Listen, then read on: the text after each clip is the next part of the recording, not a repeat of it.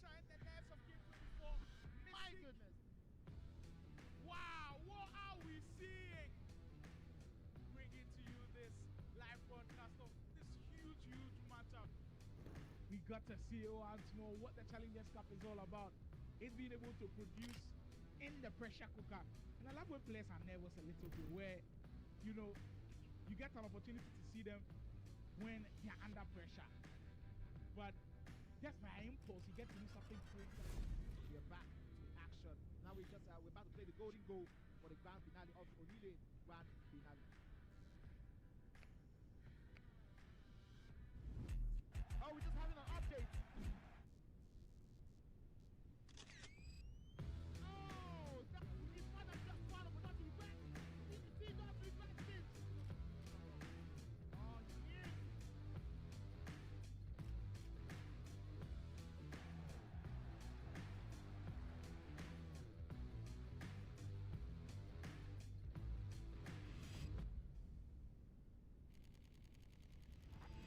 Really tossed up, and now Konx, right from that one, turns around to get himself a lead for the very first time in this game. And he will be feeling so unlucky right now. Very unlucky. On one end, you look like you're about to go up. There is more or less like a goal line clearance. On the other end, on that same possession, it sometimes does really hurt. And I know if you play FC at any capacity, whether pro level, casual level, I mean, you definitely agree with me that that one is definitely going to hurt. And credit to Konx, a little bit of the mind games, but immediately that ball got to Shelling's feet. He knew what he wanted to do with the build-up. So beautiful. Look at that cross pass from Caroline Sega. One touch into Shelling.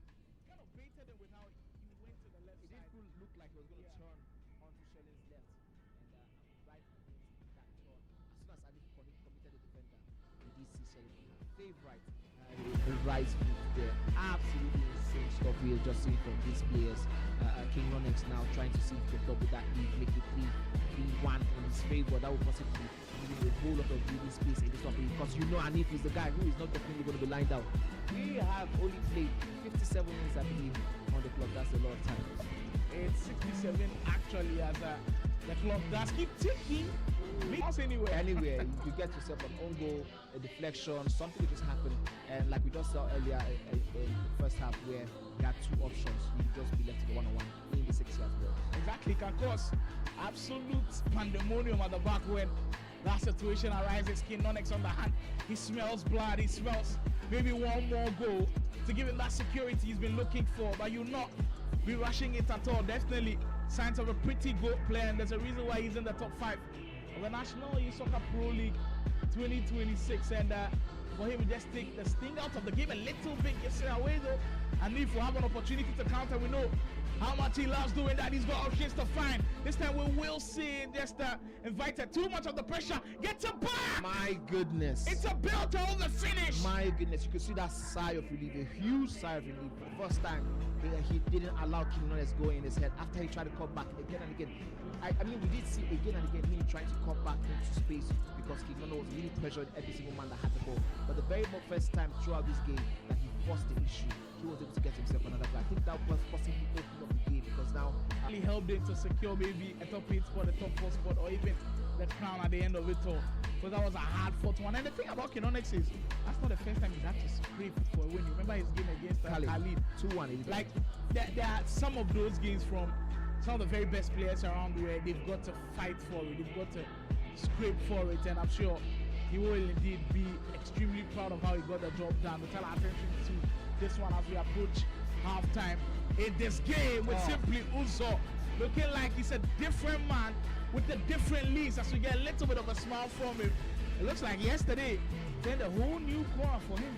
Yes, I mean a lot of confidence boost that came together to draw against you and get it in that kind of fashion. It wasn't a ball draw, it was a 2-2 or 1-1, it was a 6-6 draw, which tells you that man, he scored a lot of goals, he took the fight to you, and then got that also, I think, high scoring encounter against, oh my goodness, that one's an absolute fantastic goal from Baluke. Baluke is refusing to go without a fight in this one. I think there's still so much game to happen in this particular match. We're going to see a whole lot of goals, possibly the same call we did see in the game between CPUs and Khaled.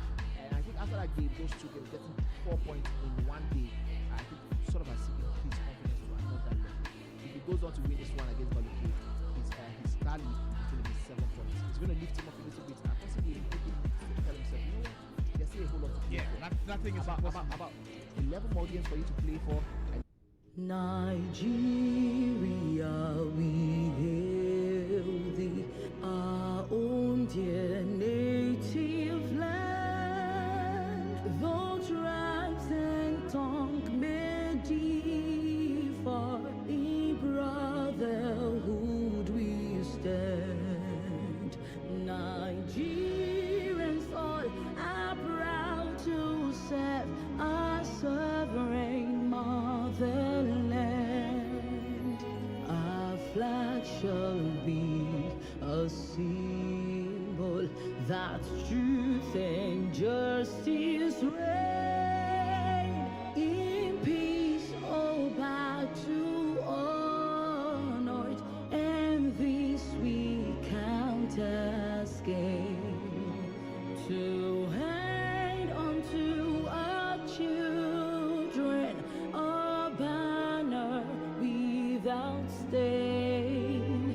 O God of all creation, grant these our one request. Help us to build a nation where no.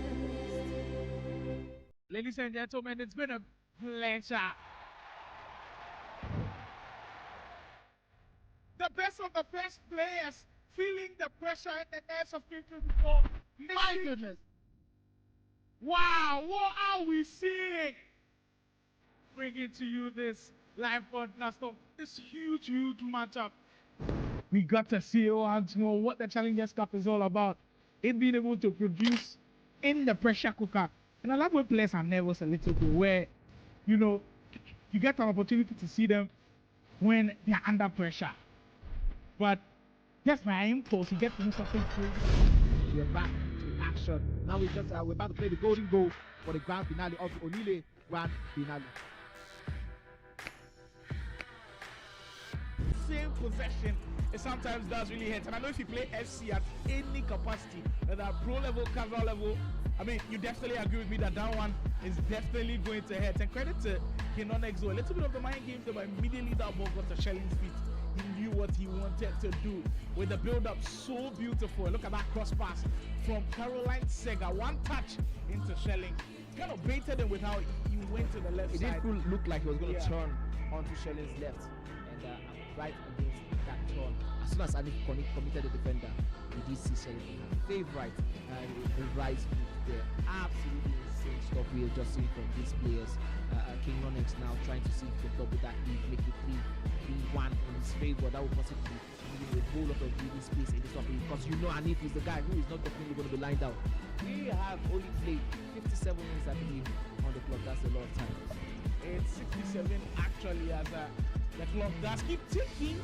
I mean, Konx are kind of redefined the corner kick technique. Because usually what we saw in the first 2 weeks was down back and using the finesse going. But this time he's actually knocking it inside, right in front of the goalkeeper, and not a lot of people are kind of tracking it.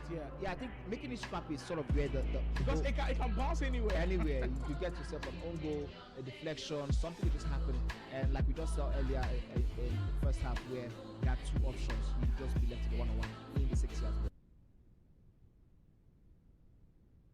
Welcome back to today's live event. It's going to be the biggest one so far, I believe, because every single week we have been on our telly, every single week we have been on the screens. We have had a week that has been better than the previous week. My name is Big Chief Manny, and I am here with Sly Mo all the way from Ghana. We are going to be walking you guys throughout all we have for you today. Don't forget, this is National Esoccer Pro Leagues, and this is coming to you straight from the Game Evolution Studios in Lagos. It brought to you courtesy of Kade Esports and all of our partners, Esports Federation, Esports News Africa, Gamers Pride, and every other person who has put together this one to make it.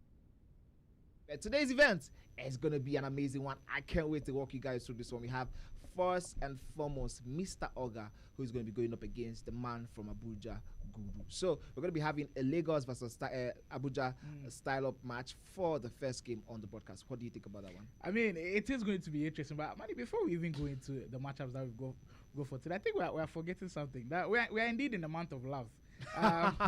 For we're in the month of love. There's love in the air. I'm so, not a picture of I love. mean, today the message is simple. I know people want to be wicked with their controllers, but show some love. Show some love on the controllers.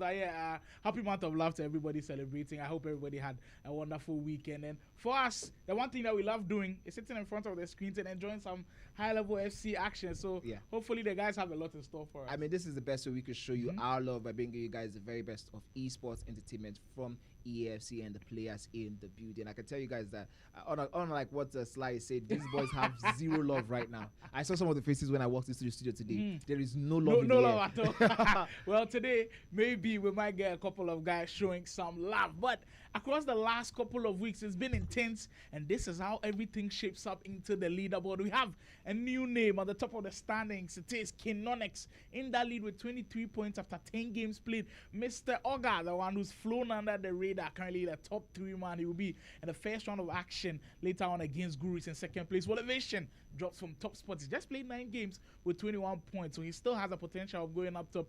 KK is the man to watch for me. With just 8 games played and 19 points, he's the most deadly of them all. He's got a big game against Konx today, which should definitely be watching out for that game. Guru, strong start, has kind of faltered a little bit. He's in that big game against Mr. Oga, currently sits 5th position. Son of God with a little bit of rejuvenation into 6th place with 17 points. I think maybe we might see a couple of changes because he's already played 11 games, and it might be a little bit of trouble for him. Rhymes needs to pick up form, currently in 7th position with 16 points. It follows with Tactical with that massive resurgence, also on 16, and Yemoli and Dracaris sharing 9th and 10th position respectively with 15 points. Yep, a whole lot of top of the table clashes happening today. I believe at the end of this match day, we're going to be having a whole lot of changes. But also, if you're looking at the second half of the table, I mean, with just 3 points separating 16th and 11th, that tells you that the action is very, very vital for today.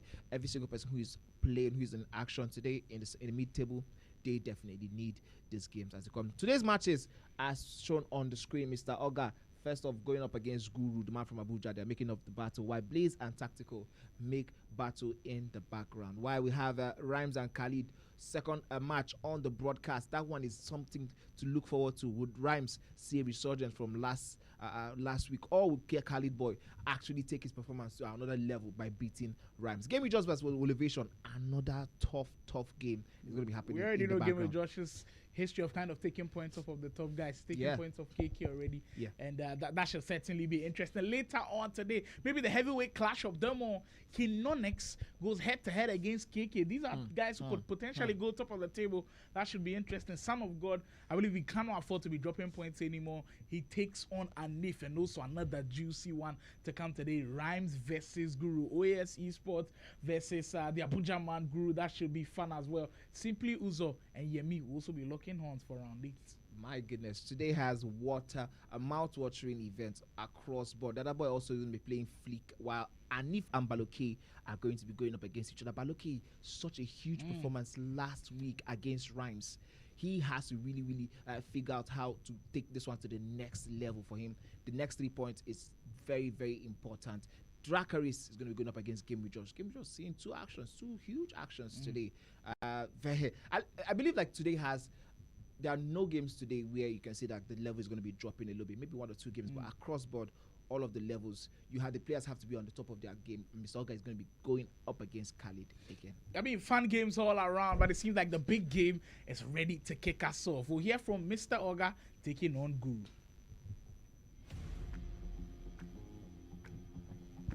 Sunday, I'm also playing Khaled Doy and Guru. Will be interesting matches also.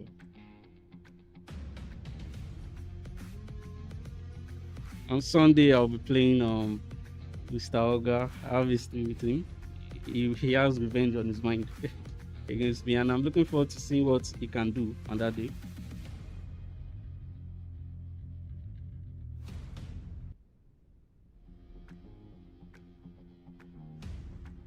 On Sunday, I'm going to be playing with Blaze. I'm looking forward to winning that match. Yeah, let's go.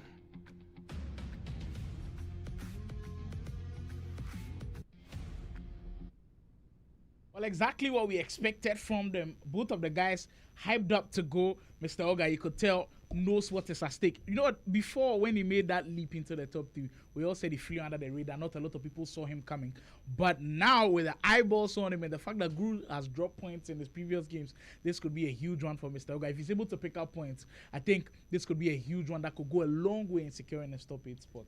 Yep, yeah, very huge day for Mr. Oga. Interestingly enough, I just pointed that one out to you. He's going to be starting and ending the stream for us today. So I believe when it comes to performances, he's one we know that when he's at his level, at his best, he can match any single FC player in Nigeria. So for him, we can no longer say under the radar, but all eyes are on him. Can he prove it in such a moment? I think that's what we need to see. Look at how the head-to-heads look like right now. Mr. Oga with 7 wins against Gurus, 5 wins. The draws are where also we can see some huge differences. 1 draw as against 3 draws for Guru. 1 loss for Mr. Oga as against 2 losses for Guru. That's pretty impressive from Mr. Oga. The fact that he's played 9 games and he's Only just 1 lost loss. once, drawn once. That's really, really impressive. You can see how spread out it is for Guru. And I mean, with the win probability, I totally agree with it, especially with how close it is. And maybe some might disagree. Okay, Mr. Oga currently at second position. You'd expecting him with a better win probability. But the fact is, every single big game of Guru's, he's not lost. Do you remember him losing any big game? No. But His play Konx ended up in a draw. I remember him beating Son of God as well. Like, there's just been so many scenarios where Guru has just performed in such big games, so maybe that's what goes into the win probability. Well, we did say there has been a little bit of the change in the draft. This time, we are going with a coin budget, 7 million coin budget, and this is how Mr. Oga's draft is looking like. Not too many changes. He has indeed completed that 30 SBC, so he's in the squad with that finesse plus and the incisive plus playing that midfield. Patrick Gojaro will play as another midfielder for him. We haven't seen too much of her card during the games, and it's basically routine. We haven't seen too many changes from Mr. Oga's squad. I'm sure that 4-3-3 will definitely change in game because these days we see a lot of 4-5-1s and the 4-4-1-1s to go with it as well. We get to see how the Abuja man lines up too. For him, he's paying crazy attention to what is coming in the subsequent weeks. You know the new promo that did come out last week. Now, of course, we've gotten a new one. But the Future Stars promo, you see the one on the right-hand side, there's a little change. No more Olise for Guru. He's gone for Odobe.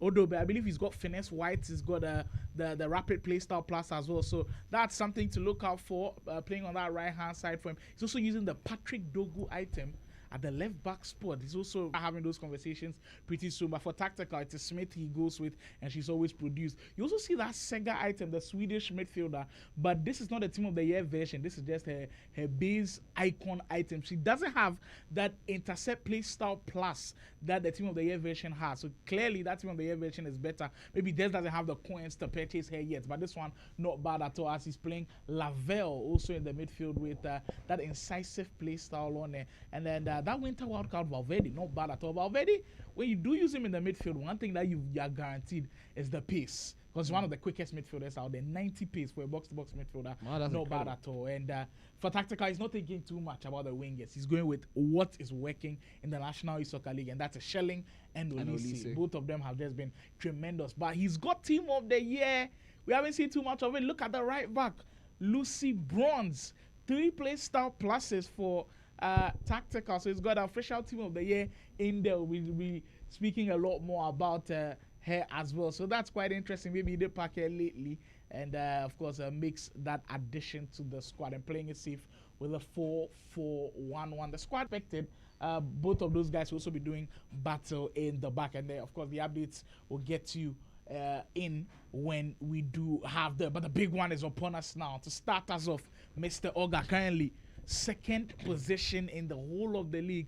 Guru has dropped off to 5th position, and for the first time we see Guru with the coach. I believe Gozi has come all a long way from Abuja. Exactly, come a long way to help Guru out in this one. Maybe he has seen the latest dip in form from Guru and said, no, there's no way I'm allowing my boy go through this, and possibly be a helping hand to him. I mean, I think that's incredible to travel all the way from Abuja to just show some love, support for Guru. And I think that's what we're talking about earlier in the broadcast about the Abuja boys really, really doing better in terms of their structure, the way they structure themselves together, the way they're able to pull up, that support for themselves in-house. For Gozi to do this, all the way from Abuja to show some love and support Guru, I think that's a whole it takes it to another level in terms of support. But I was just going to quickly notice something before the game started. The pre-match ritual from some of the players is actually very interesting. If you notice Mr. Oga, he always does that thing with his handkerchief and wiping his face. It's always interesting to see. That's something that the content team has to look at. Maybe the rituals add to the successes that he's been having so far. He's been incredible. But we are underway for this game. Welcome to another weekend of brilliant SC action here on this bright Sunday inside Lagos, Nigeria. We started off with a top 5 clash. Abuja's Guru taking on Lagos's Mr. Oga. I believe Guru wanting to start strong in that white kit early. Could that be the finish? This man has mastered the art of starting the first 3 minutes with a goal. And that's one thing that his opponents have to start figuring out. At the moment you're able to, sort of withstand that pressure in the opening 3 minutes, possibly you have a chance, because as soon as he does this, it takes a huge psychological effect on his opponent. But let's see how Mr. Oga is going to be able to survive that one. Talking about surviving this one immediately from that kickoff. There is Mr. Oga sort of getting that crazy cross into the 18-yard box, but he's still holding on to this one. And this time around, Guru survives. I mean, well said. If you've been noticing how Guru has been playing, he's one that comes out of the gate pretty early. Within those first 5 minutes, if you cannot contain him, you will be found wanting. And I believe Mr. Oga has been, he's been warned of what Guru can do in the early stages. An incredible start from him. Just 6 minutes in, you can tell the settlement pretty more or less like the same as he always does. Every time starting well and making sure he puts pressure on his opponents. And I think one thing that maybe we might see that might change from Guru this time is managing games. I'm not sure he enjoyed how he managed games, because there was a couple of games last week where he gave up leads, he didn't control games, and I'm sure that's what Gozi is here to remind him. You have to control games in order to pick up maximum points. I totally agree with you, and I think that's one thing we were always talking about throughout last week, and even throughout the rest of the week while I was going through some of the games, looking at some of the players. I just noticed that he was in a whole lot of winning positions. He dropped a whole lot of points last week from winning positions down from losing positions. So I believe for Gozi, it is his duty, it is his job now when he is in that coaching seat to sort of tweak what is going on in Guru's mind every single time he's in a winning position, just to be able to ensure that he has Guru knowing what to do, when to do it, and how to do it exactly well. Well, it will be something to keep a close eye on, what the coaching impact does. So far, I would say coach of the National Esoccer League has to be Boyd. Definitely. I think he's coached the most wins so far, so maybe we'll see a battle of the coaches soon. Across board, he did coach some great wins, great results from Bright, and also King Konx, who has been fantastic. Here is Mr. Oga sort of holding on to that ball. That close control there, absolutely incredible from Mr. Oga. That one definitely getting him that goal. If he had rushed that one, he definitely would have lost that one. So kudos to him for holding on to that ball, close controlling it properly. Exactly. Wow.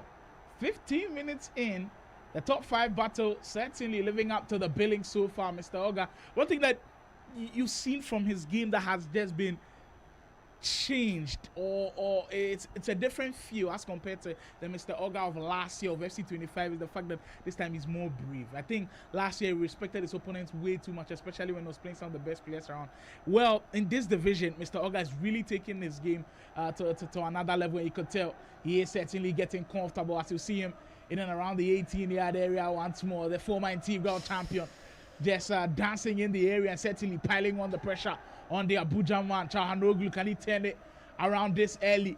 You can already tell the confidence he's playing, and that's the way to do it. Yes, I totally agree with you with him being a little bit not taking the risks last year in the elite leagues, but also I think now he's faster. His decision making is, I think it's sort of up to speed with what is currently available and attainable in FC26. Every single installment of the FC game requires a different level. Some of the games require you to be possession based, some of them require you to be very, very fast with your decision making. FC26 sort of favors the people who make the fastest decisions and who take the most risks, and I think he has sort of figured that one out, and that is currently giving him a huge lead in this one. Yes, so much still to play for. 20 minutes in this one, and Mr. Oga sort of recovered from that initial going down to Guru, where he conceded the first goal in probably the 3 or 4 minutes in this game. I think that's what has done him the most good right now, recovering this one with 2 goals in. Here he is. Good passing. We talked about that one. Decision making. He's so brave. The twists and the turns, the close control from him has been at another level today. And this time around, Guru very, very quick to find out what Mr. Oga was going to do. But talking about how he was quick to do that one, lost that one out there.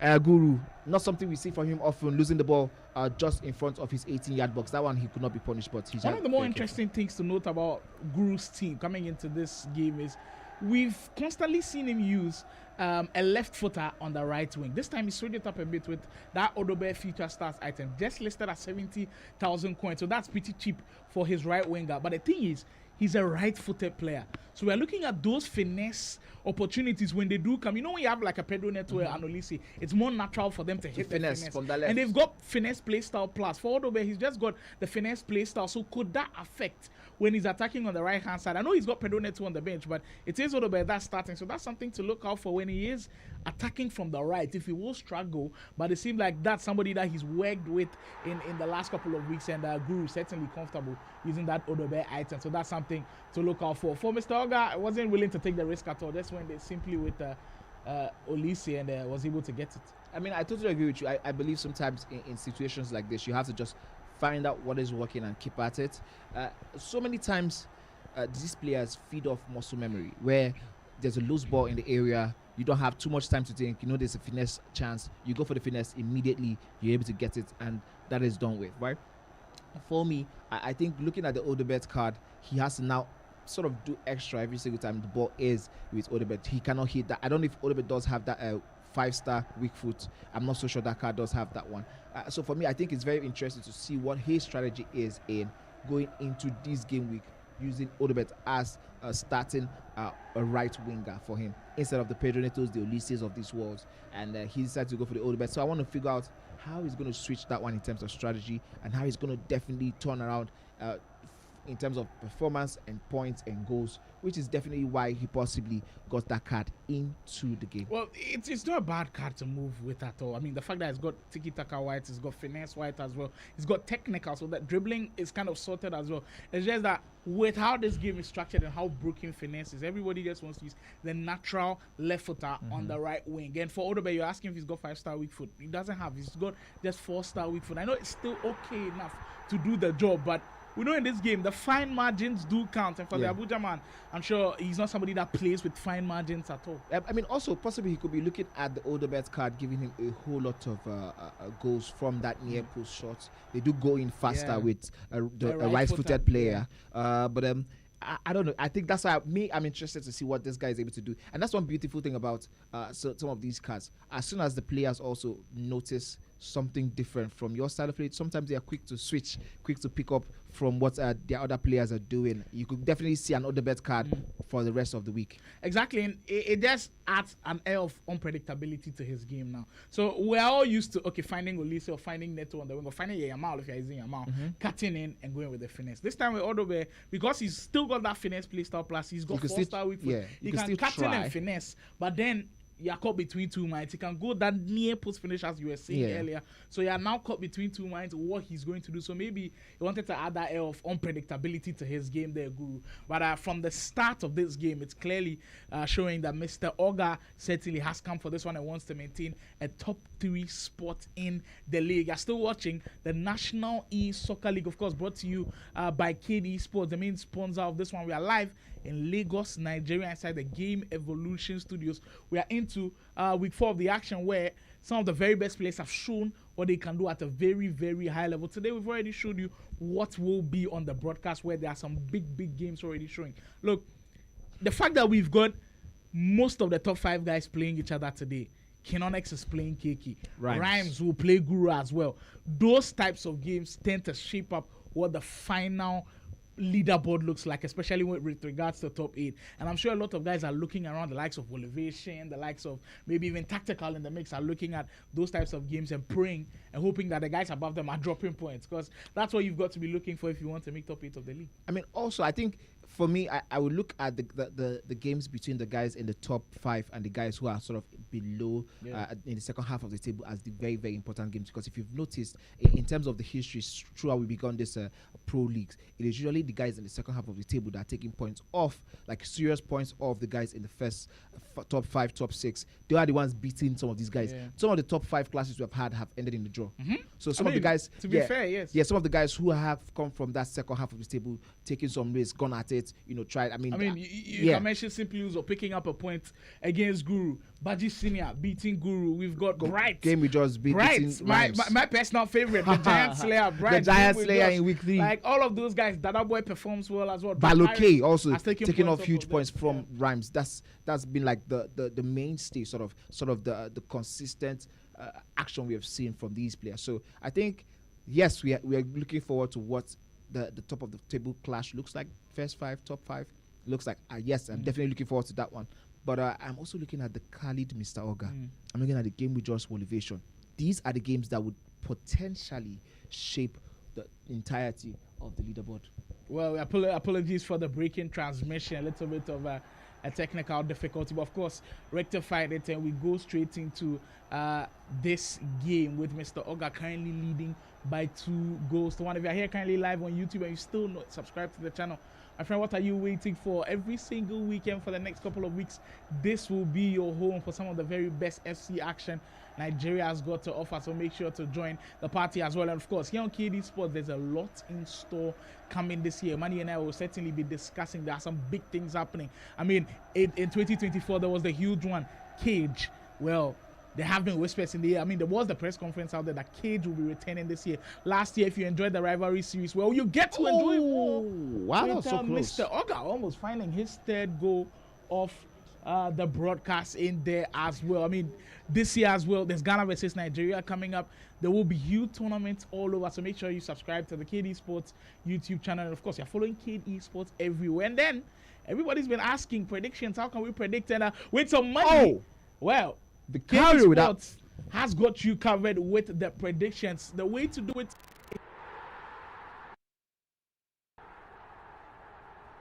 There's a difference between just following the Instagram as Guru gets back on level 10. There's a difference between just following the Instagram page and then joining the channel. You've got to join the channel, post your predictions there now, and then you stand a chance of winning about 30,000 naira, 50,000 naira. Ahead last week, somebody won 50,000 naira. I was like, how? Last week. I mean, we had some of the craziest. We had Baloke Rhymes. I mean, who's going to definitely predict that one? We did mention that some of these guys need to start coming to predict our futures and all of that. But I don't think we've seen anybody coming to take a credit for that one. But fair please, head on over right now to Instagram. Head on to the channel, follow the channel, and be able to make your predictions as this game continues in full effect. Here is Mr. Oga again with that near miss.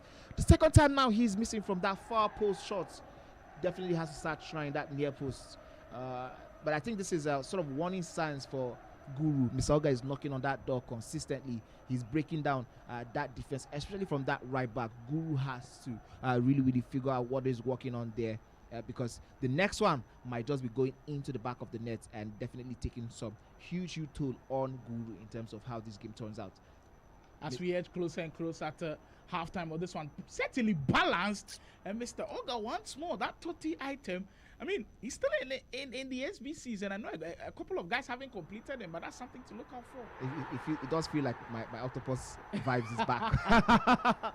It does feel like that one, but I think it was pretty obvious for me that particular right back, right centre back pairing has not really done the job for the players. I would say for Guru's players, it's not really done the job. That's where Mr. Oga has seen so much joy. I think so. For me, he has to really look around and figure out what is actually wrong, what is going on. Again, you see him going through that. He has figured out that this is sort of the weak point, and he's sort of trying to overload that particular part of the pitch for Guru. This time around, Guru survives by putting an extra man in terms of the DM.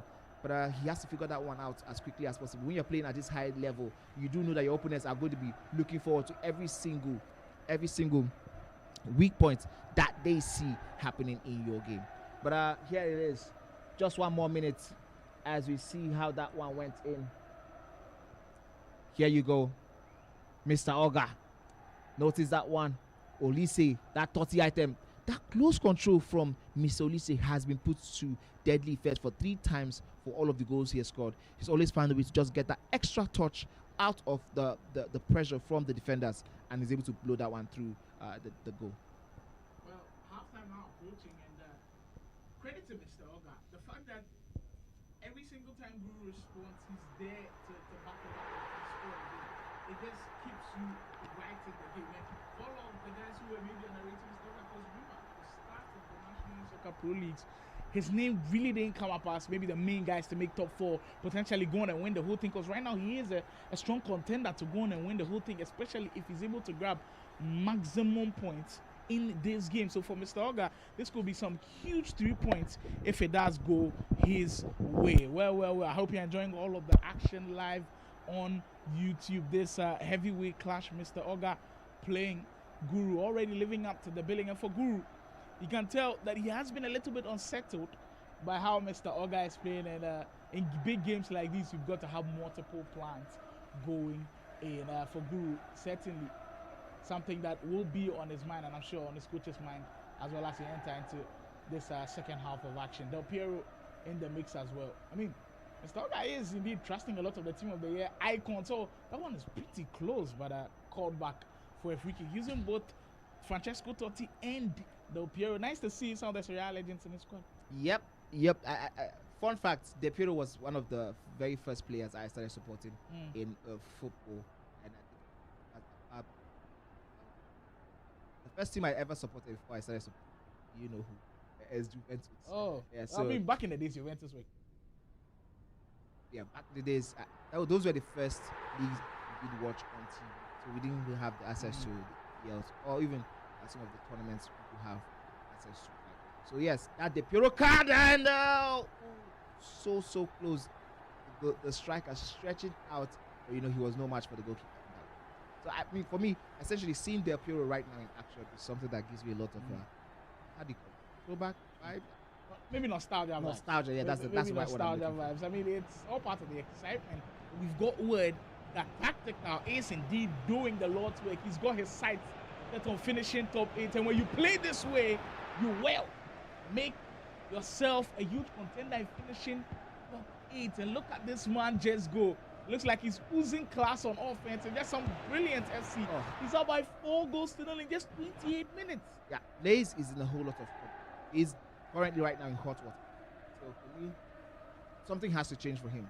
This is possibly the worst performance we have seen from someone of his caliber, and we did have him ranked definitely in making the top 8. So far so good. This is definitely not the performance you want from someone who has top 8, talking about that top position. Mr. Oga gets himself another goal that possibly gives him a huge breathing space in this game. For all of the good work Guru has done, Guru has not yet stamped his authority on this game, and I think that is currently the reason why Mr. Oga is taking this one on a huge run. Mr. Oga has had, as soon as that first goal, even for the first goal, as soon as that one went in, Mr. Oga has stamped his authority on this one and had that one win. Exactly. Look how decisive this goal is. It just took 3 touches. One long ball in behind, which Olise did well to latch onto.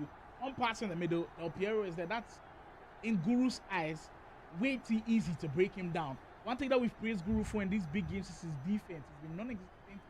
Because if you go back and look at the tapes, what Guru has done better than everybody else in big games is being the best defender. Yeah. But today, after 55 minutes, conceding 4 goals, not something that he would be happy about.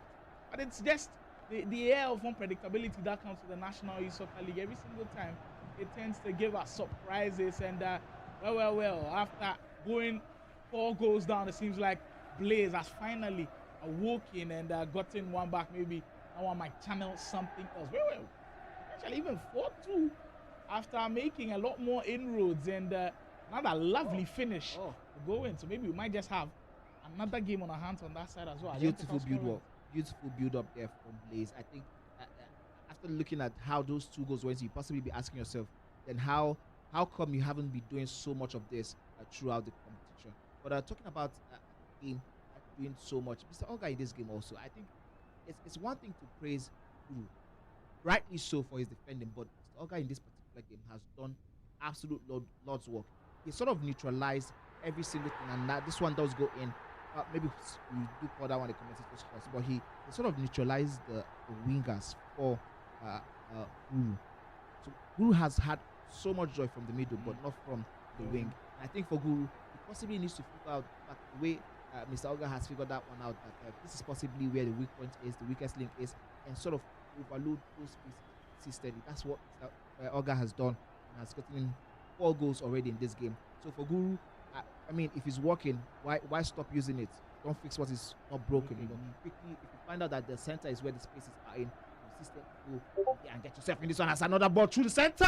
This time around, Vicario steps up with that far reach.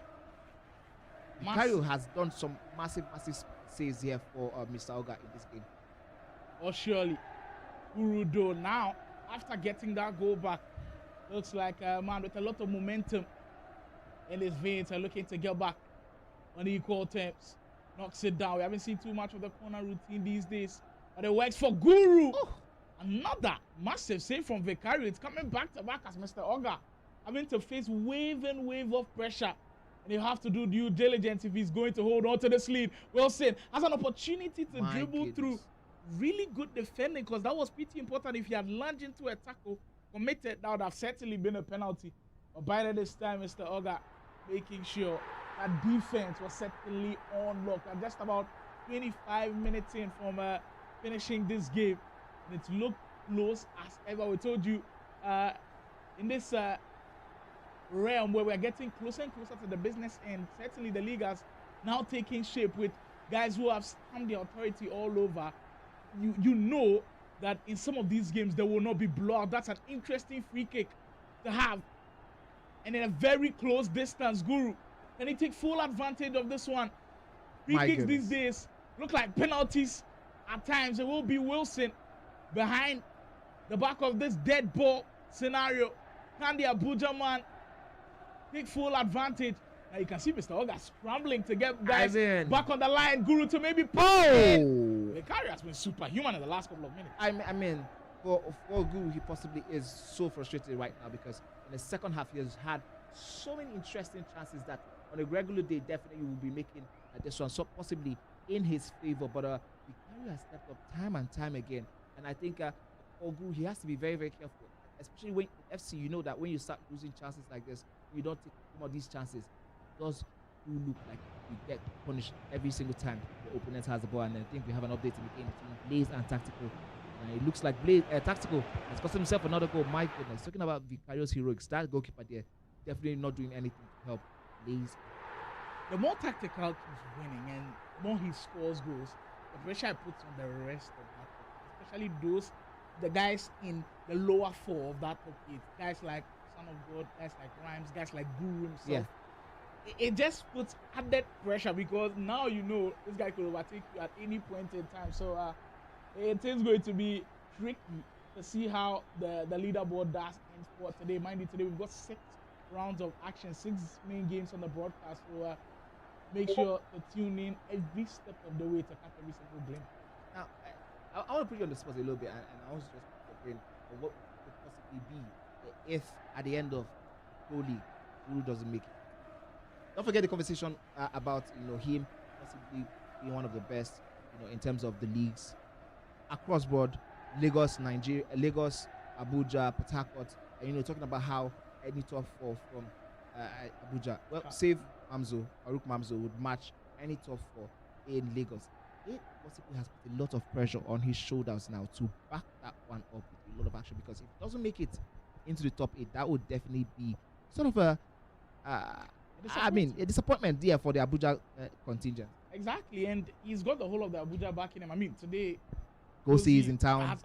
Has come into town to help him with all of this. I personally think he would make it, but if there's the scenario that he doesn't make it, then there is indeed trouble. See, you guys are also chiming in with your thoughts in the comments. This one from Mr. Obaro says, Mr. Oga, slow tempo, build up your attack from the wings. A little bit of advice. And I think an advice, for Mr. Oga. And I think he's kind of taking it as well, especially with how he's played in this game, especially neutralizing the threat from Guru. But I mean, just even thinking about the fact that potentially Guru might not make top 8 is actually crazy. But then that's the insane thing about the National Esoccer Pro Leagues. from the very get-go, the people who we did have in our top 4 are nowhere near the top 4, well, possibly except KK, who we expected. KK possibly and Konx. These are the only 2 who we expected. Okay, definitely. These ones are the ones we definitely want to be seen, and we think we will be seen in the top 4. That's what the craziness does bring, and the unpredictability, as you mentioned earlier in the day. Here is Mr. Oga trying to make inroads there, but the strength from the defender there, sort of neutralizing all the threats. For all the conversations and all the facts and all the lost chances Guru has had, he has really, really done so well in the second half. It's just not been converted into the goals that he possibly will be looking for. Talking about the goals, he does get it this time. 4-4. 8-goal thriller. We promise you we'll serve you with a banger, and this one, surely, it's looking like it will be an interesting one going into the final 10 minutes of the game. Highlight of the day has been that Odobe card. He's coming clutch for this goal. It had to take a patient build-up from Guru. He didn't have to rush it at all. Baited him a little bit with the player lock. But that touch from Odobe right there, that's the unpredictability I was speaking about. Because Odobe can shoot with his right foot. Yeah. Mr. Oga was thinking, okay, maybe he's going near post to this one. And then quickly switch that one out. Inside the left foot, finessing it into the back of the net. This gives Guru that important space to be able to work with. We are back where it all started. 4-4. Mr. Oga certainly not happy about how things have gone. It does seem like every single time we have a Mr. Oga on the first game on the broadcast, it will be a great week. And I think he's currently following in that tradition of 4-4 thriller right now. It's about 20 in-game minutes to still play. That tells you all you need to know about how this week will definitely be going. Also, don't forget, he's ending the stream, the game against Khaled. So that one, if you're just joining us, you're here on the stream, definitely know that you have to stay with us till the end of the stream, because there's so much action from now till we're going to be finishing this broadcast. The game is on just 10 minutes, rather 10 in-game minutes. But if there's anything I've noticed about the game between Mr. Oga and also anytime when Guru is on the broadcast, so much can see happen in the next 10 minutes. Essentially, there is always drama surrounded around these 2 guys. Both of them are not new to this scene at all. Both of them have basically been FC professional players for quite a while. I mean, Mr. Oga, we've sang his praises multiple times, being integral champion and all of that. So it is indeed pretty interesting to see it go. Guru, shit! Oh! And could that be the goal that has importance written all over it? Big goal in the context. Shelling buries it into the back of the net, and huge Guru goal. finding a way to lead after him going a goal up earlier on in the first half. This is the first time he's leading once. Yeah, and the comments right now is something that I love from Michael Kwashi 7740. I think he also seen that one. Wing play versus central drives. Interesting. And I think that's sort of what has given us the jitters in this game. Sort of has given us the goosebumps in this game. Both players trying to utilize each other out by doing absolutely different things from what the other player is doing. It's been attack versus defense, center versus wing play. It's been, long balls versus short build up. And right now, Guru currently is in the lead. Now the question is, can he maintain the lead? We did see last week that he struggled, but we go see in the coaching booth right now. I don't know. Do you think he will be able to hold on to this lead? I mean, with Gozi by his side, you're expecting him to be able to hold on to it. But it's much easier said than done. Manny and I can say it all we want. Even Gozi can tell Guru all he wants, but it's all about the execution. About the execution, here is Mr. Oga against himself, the equalizer. For the first time he went down, right from kickoff, he did show a whole lot of intent to get himself back in the action. And we have seen that a lot of the top 5 clashes have ended in draws. Could this be another one ending up in a draw? But I did tell you guys, with 10 minutes to go, there was so much action to see happen. Yeah, we probably have about 5 minutes.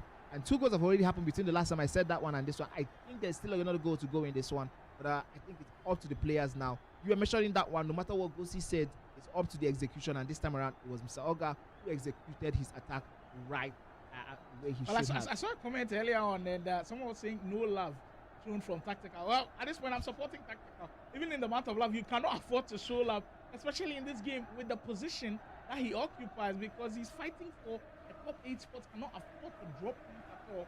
With 9 minutes to go, he is in a healthy position, currently leading by 6 goals to 3 as he goes on.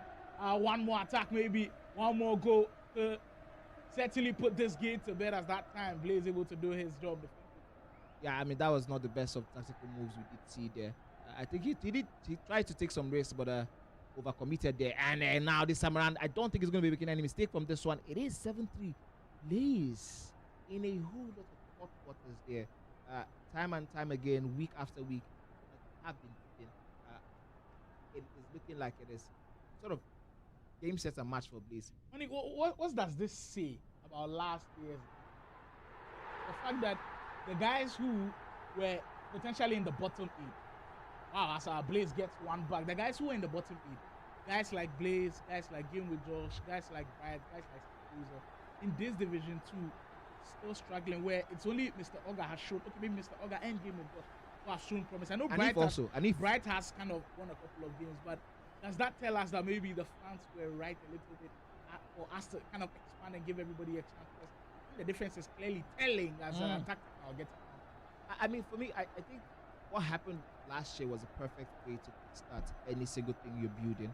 You know, we did start that one out with what everybody thought was, okay, these are the best, based off the competition where everybody who made it into the elite participated in a competition. I believe in Cage across the Onile tournament, across Cage and 4, and then of course we did see them in that action, and I think that made a lot of sense. Okay, these are some of the very, very best we do have currently right now. And this time around, now Cade Esports says, you know what, let's give you guys at home another chance.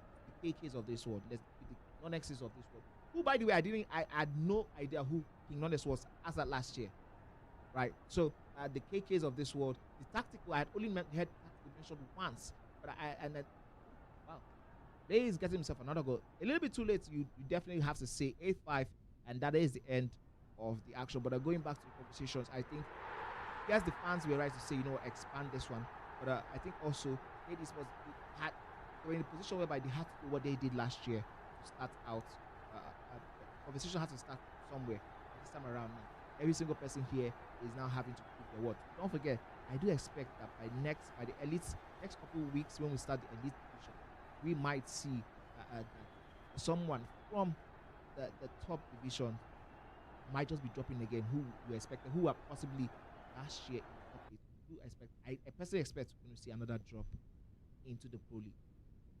Well, that's a bold prediction right there from Manny, but it seems like that's first round of action done. Mr. Oga and Guru, I believe, sharing the spoils of that 5-0 draw definitely was entertaining right to the finish. And tactical, taking maximum points from that game was going to be important for him, and he has indeed done the business. Keep the comments flying in, keep the predictions flying in. You could stand a chance of winning some cool cash if you're able to predict rightly. Mind you, first come, first serve basis. Get it in now as we head on to the next round. I mean, next round of action also looks pretty interesting.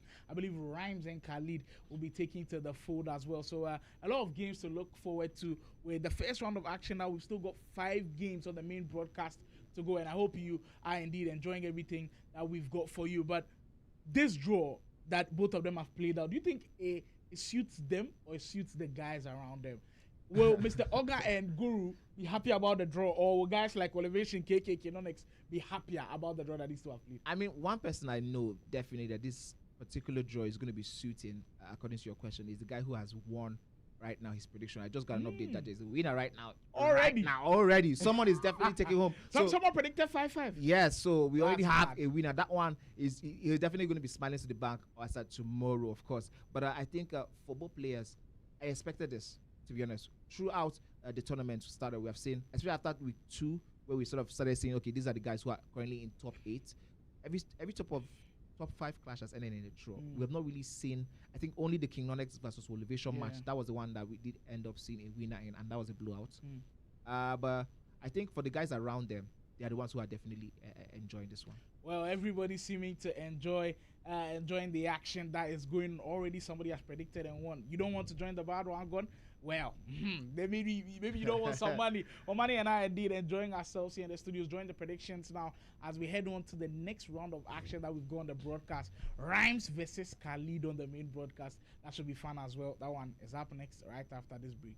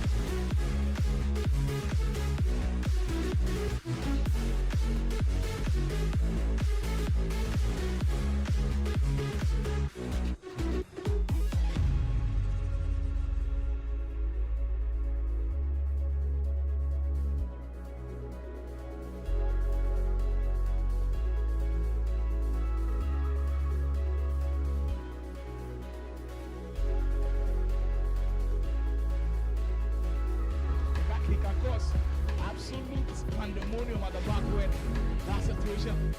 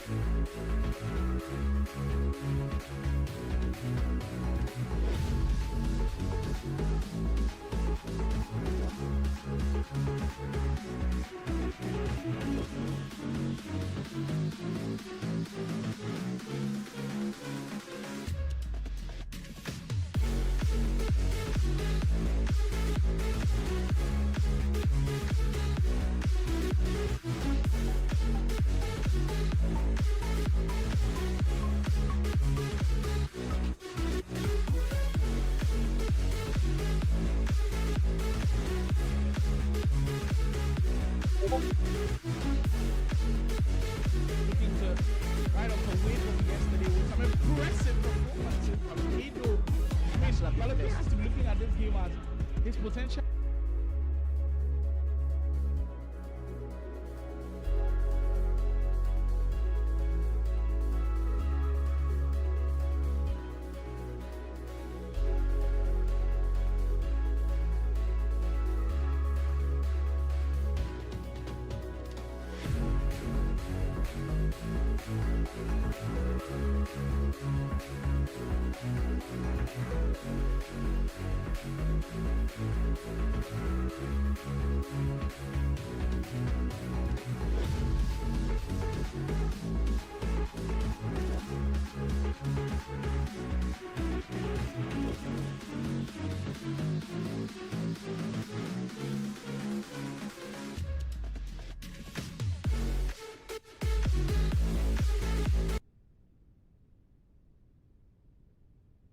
News, ladies and gentlemen, we are about to go to the next level.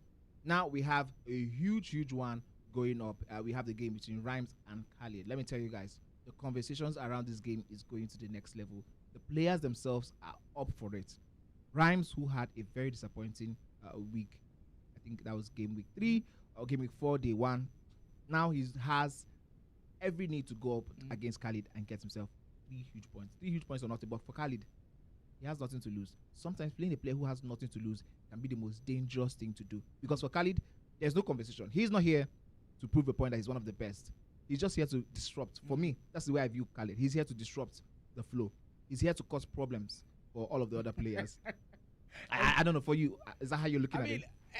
The thing is, it's quite interesting because for him, he was playing casually, being a streamer, maybe on his TikTok or on his Instagram live, he's playing and he's enjoying himself. Then, of course, his community just keep pushing to him that, come and play in the league and let's see what you've actually got. Because we see you some of play the best rivals, guys, yeah. you play weekend league, you play well, play against some of the very best. And maybe it's not gone his way. But the thing is, he's shown glimpses of a very good player. Yeah. I always reference back that Konx game. He should have gone on and won that game because Absolutely. he played extremely well. But for Rhymes, he's playing with a whole lot of pressure on him because we're already surprised that he had dropped down to this league, and the fact that he hasn't really started well. There's been games where he dropped over the weekend. That lost to Baloke. I'm sure it's still ringing in his mind, and it's quite crazy how things are going. And if you look at how close they are, look, I know the positions say they are far from each other, but you look at the statistics: 5 wins for Rhymes, 3 for Khaled. There's 1 draw for Rhymes, 2 for Khaled as well. And of course, the losses are also kind of going hand in hand as well.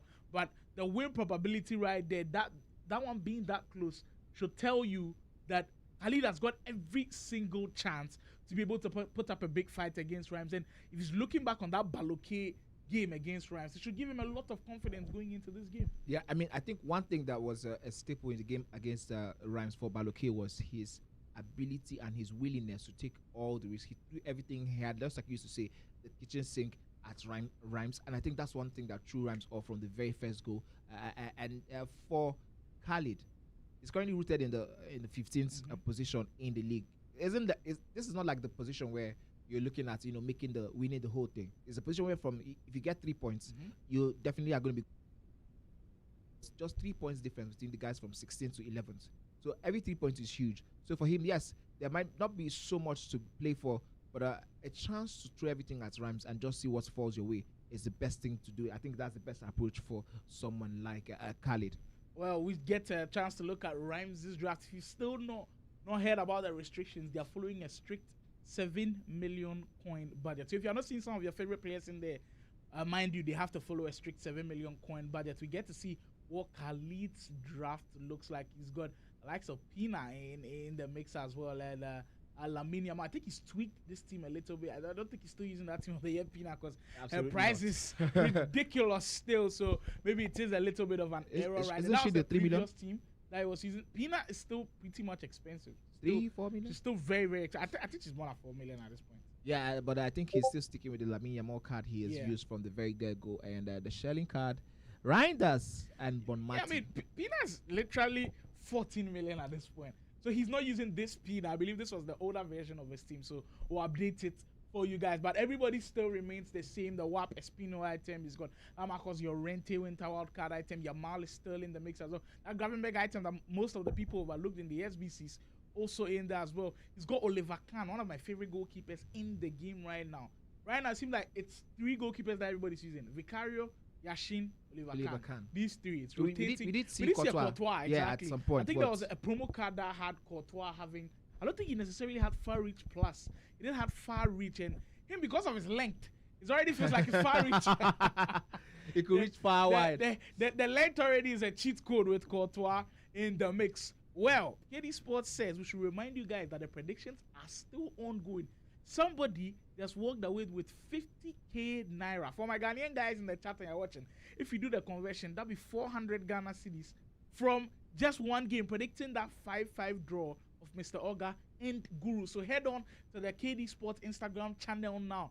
Tell us who you think is winning that game. It's the game on the main broadcast, Khaled and Rhymes. If you predict rightly, you stand a chance of winning some cool cash. The other game that will be happening in the back will feature the man who a couple of weeks ago was unbeaten, hasn't had a single draw, but still proud of those 7 wins. It's Elevation taking on Game with Josh. Game with Josh himself has kind of been a giant slayer lately. You see that position there from Elevation, 3rd in the league, and he'll be looking to march on, while for Game with Josh currently sitting 11th position. The win probability also quite close between very, very close. Those two. Yeah, I mean, absolutely. it clearly tells you that these types of games should not be taken for granted at all. Well, before we get into those games, we hear what the guys have to say about the big games coming up.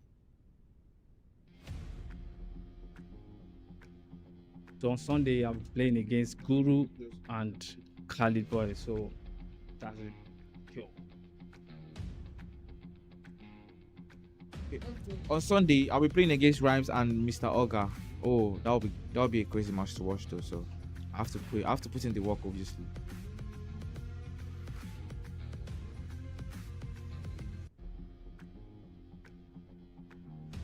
Next week I'll be playing. I don't have any match on Saturday, but I'll be playing Dracaris and Elevation on Sunday. So you guys should tune in.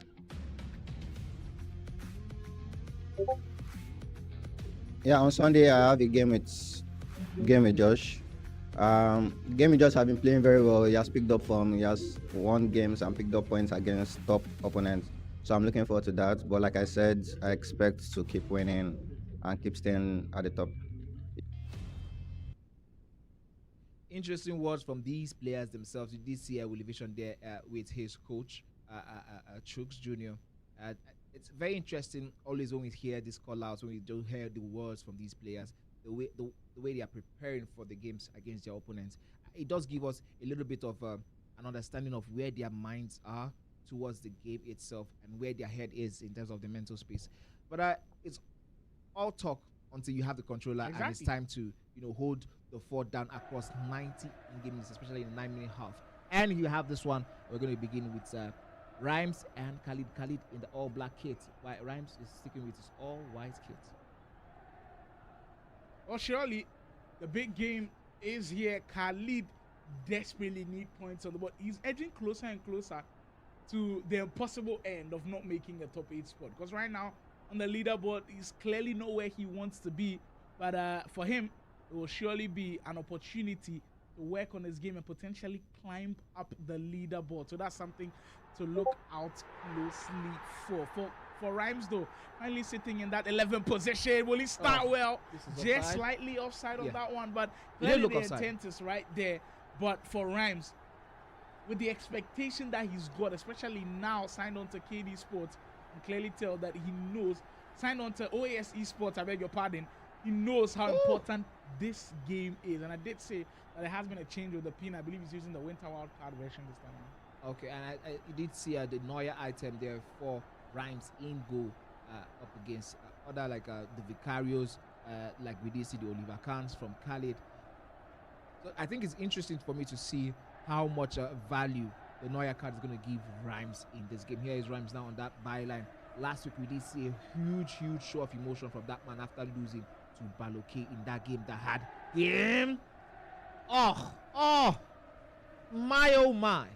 Close control. Filthy goal to start us off with, and that's some confidence level of Rhymes, and he needs to get back that mojo. When he's playing with that type of confidence. In fact, when you're even watching Rhymes' context, he tell you, he's back in the mix, and this is more or less like the Rhymes that we are used to seeing. If you can get back that mojo, you certainly cause Khaled a lot of problems. Really good start to these first 10 minutes. Rhymes, the OAS man, looks like he might be just settling into that awesome groove once more. There he is on the right-hand side. Sega this time around. If he can get one more finish to go down, that'll do him so much good. Scott will find Shelling this time around. Khaled bulldozing his way through and working on his game. Look, I think if you look at the transitions from the guys who clearly are at the top of the table, they're having a lot quicker as compared to the rest. And that's what Khaled has maybe struggled with. It needs to be consistent. There have been moments where he's quick, but sometimes I feel like he relaxes too much, where he takes some of his attacks for granted. He needs to put purpose behind every single one of his transitions that he orchestrates. I mean, I agree with you. I think that's what shows the reason why he is currently where he is in terms of the tables and league standings, where we have the King Nonexes, the Wolivacious, who are very quick counter transition players. Also, Anife, let me just put him in the mix there. He's one who is always very quick and very decisive with every single pass, every single move, every single attack is not taken for granted. I just like the fact that you highlighted that not being taken for granted word. But whatever the case is, he has to really step it up a notch if he decides that he wants to take this very serious and find himself in the elite division that is Khaled for this slated later for this year. Well, Khaled pushing man up front. I believe Yamal is on, and he's on fire. Where Darko? It restores parity early on in this game. Khaled has shown clearly, and it's that quick movement of the ball. He committed 3 bodies forward. All of the 3 frontmen are just that movement, passing it quickly, kind of confuses Rhymes as to where the final pass will land. Well, it seemed like he was planning and plotting for it to land on Yamal's stronger foot, and it did, and it has been converted into a wonderful goal for Rhymes, for Khaled, as he's back in the mix. Also, you do realize, remember that last week we did see a whole lot of a little bit of change from the EFC in terms of the finesse, but this week we have heard from EFC that they have sort of fixed that one as Khalid is going to be going on another one. This time is slightly offside. A huge bit of relief for Rhymes there. That one definitely could have given him a different ball game in the opening stages of this game. But the finesse changes have come back into the action, into the mix. And I think that sort of changes the way these players are going to be approaching this game, because early on in the first 2 weeks, 3 weeks of the game, we did see a whole lot of finessing from outside the 18-yard box. But after last week, we have not seen still a whole lot of those outside box finesse. I think they are still getting used to the fact that it is back in the mix, and the strategy from last week where there was no finesse was always getting into the box and possibly do your finesses inside the box. Now we're still seeing that one happening. Do you think that the fact that those two changes came in between those game weeks sort of affected the strategy? Yeah, it affects how you play, because before you had set up patterns for how you score goals, then all of a sudden it changes, then it's coming back to the old form. It will take them some getting used to, so it's not surprising at all that we are seeing this style of play from some of these players. But it's another thing to highlight with Khalid's attack. He's playing the shelling item, he's playing Pina and Yama. One thing that you've got to notice is that all his frontmen have one play style in common, the tiki-taka play style. And that's why I was speaking about the quick passing where he was zipping it across all of his attackers. That is what you require to be able to do those types of passes. And that is why in transition, he's as deadly as ever, because every single one of them can pick out a pass. And he's playing Wilson right in the middle of them as well. So that's a good choice of attackers to play. It does look like he has structured the team for fast counter transition style of play. So it's now up to him to now actually activate this one in game and then sort of use these players to their fullest potentials. Talking about using them to their fullest potential, he didn't lose the ball there in that area this time around. Rhymes does survive that one. Rhymes has to really switch this thing up a little bit. He's sort of playing to the gallery in terms of what Khalid loves doing. That ball should definitely be going over the top. It didn't go over the top this time around. And I think the thing for Rhymes is he's not the fastest transition player in this game, but he does know how to do. And this time around, he does force it over the line. I was saying Rhymes is trying to go band for band with Khalid, and I think that's a huge mistake and a huge flaw. Khalid has sort of mastered his style of play. Rhymes has to figure out how to go back to his own style of play. That is the only way where he can get himself something out of this game. Interesting. Well, for Khalid, he had to bundle this one in. He'll take that all day long, and he leads for the very first time in the game. I mean, I think this should be a massive signal to all of you guys watching in the comments that the streamers you see who play casually, they've got some game to them. It's not only in rivals and champs and pro competitions as well. They can really play. So you know what? This is a little bit of an exercise that I want you guys to do. Shout out to every streamer in the chat right now that you know can play well in these pro scenes. Let's get them motivated up. The Nigerian streamers that you watch. I've seen a couple of Nigerian streamers that watch. If you guys can let us know in the chat who you feel a Nigerian streamer that could play in this division right now and play well, you can let us know what you guys think in the chat. We'll discuss all about them. So if you've got a Nigerian streamer in mind that you feel like, you know what, if he plays in this league, he could really show what he can do. And I mean, Holistic agrees with me. Khalid has certainly improved. If you were joining his stream back in the days, you could tell, okay, maybe he's not one of the very best around, but constant playing of the game, constant practice has certainly got him where he is today, and certainly he's showing that he can get to a level above the rest. I also want to say shout out to Kate Esports, because there's something about having to be in tough competitions like this that sort of, you know, forces you to find out the very best of your abilities. The man was asked lots of questions after the first opening 2 weeks of this competition, and then now he's beginning to give us answers. So a huge shout out to every single person that organized this one. I'm talking about Rhymes, just finding all that tiny pocket of spaces to squeeze the balls in and get himself a huge goal. I hope you guys did make your predictions earlier. We did mention that you have to go to the channel, which is on the Kate Esports story on Instagram, and make your predictions. I did make a prediction, and so far so good. Like, I have to tell you, this one is definitely looking like something I might be walking away with tomorrow. Money, maybe a couple of money, I'll be back into the mix. But another one of those close, tight angles from Khalid working for him, and it seems like Rhymes maybe has turned the corner a little bit. I believe his attempt comes off the block. But we're speaking about players being multi-talented, and that's what you've got to have to be able to function within our part here in Africa if you are connected within the esports space. Look, that's maybe a little bit of a disadvantage that we've got. The fact that because we are in this part of Africa, it's difficult to take esports as like a full-time job or a full-time business. Yeah, So yeah. you've got to be multi-talented. Absolutely. I've been following Rhymes' account on Instagram, and I've seen him drop a couple of bars, a couple of music here and there. It seems like he is a Wow. rapper on the side as well. So, I mean, the fact that all of these guys that we are seeing are multi-talented just goes to show you what Africa has got in store. The fact that they can play at such a high level as well. I mean, Khaled also being a streamer, being a part-time pro player as well, makes it so fun. And I'm sure there are a lot of other guys that are doing so many things and are able to juggle it well when it comes to the pro life scenes. I mean, we do hear this saying over and over again about how pressure do make diamonds, you know, and I think that's one thing where we can always turn disadvantage into advantage for us over here in this part of Africa, where, you know, sometimes when you are a little bit at a disadvantage, it forces you to find out that nitty-gritty, that grit in you as a person. So for me, looking at this type of thing, I think some of the streamers who haven't really taken EFC seriously in the past couple of years will look at this, look at Khaled, and say to themselves, you know what, this is absolutely interesting. I could do this. You know, so for some of them who are also here, Elevation also is a full-time, I would say 9 to 5, right? I mean, I believe he does a lot in IC space. Some of these players have actual jobs outside the Mr. Olga, for example, outside the EA scene, but then they're able to come back here quickly and also always give us the very best of their abilities. And I think this is where we can turn disadvantage again into advantage by taking all of this on board and, you know, working with what we have to get to where we want to be. Exactly. We are certainly on the road to get to where we want to be. Khaled, just certainly disappointed after giving up that lead, and we see you guys agree with him. I mean, it seemed like he was giving the ball away cheaply. Yeah. The last comment Yeah, did say that, where he's not holding on to possession. You've got to make Rhymes work for it a lot more. I think Rhymes was getting back possession way too easily, and that's something that somebody picked out. I think I would be a little bit fair to Khaled, because going up against someone like Rhymes in this position, you definitely have to know that you definitely face a whole lot of press from that man. Yes, you do.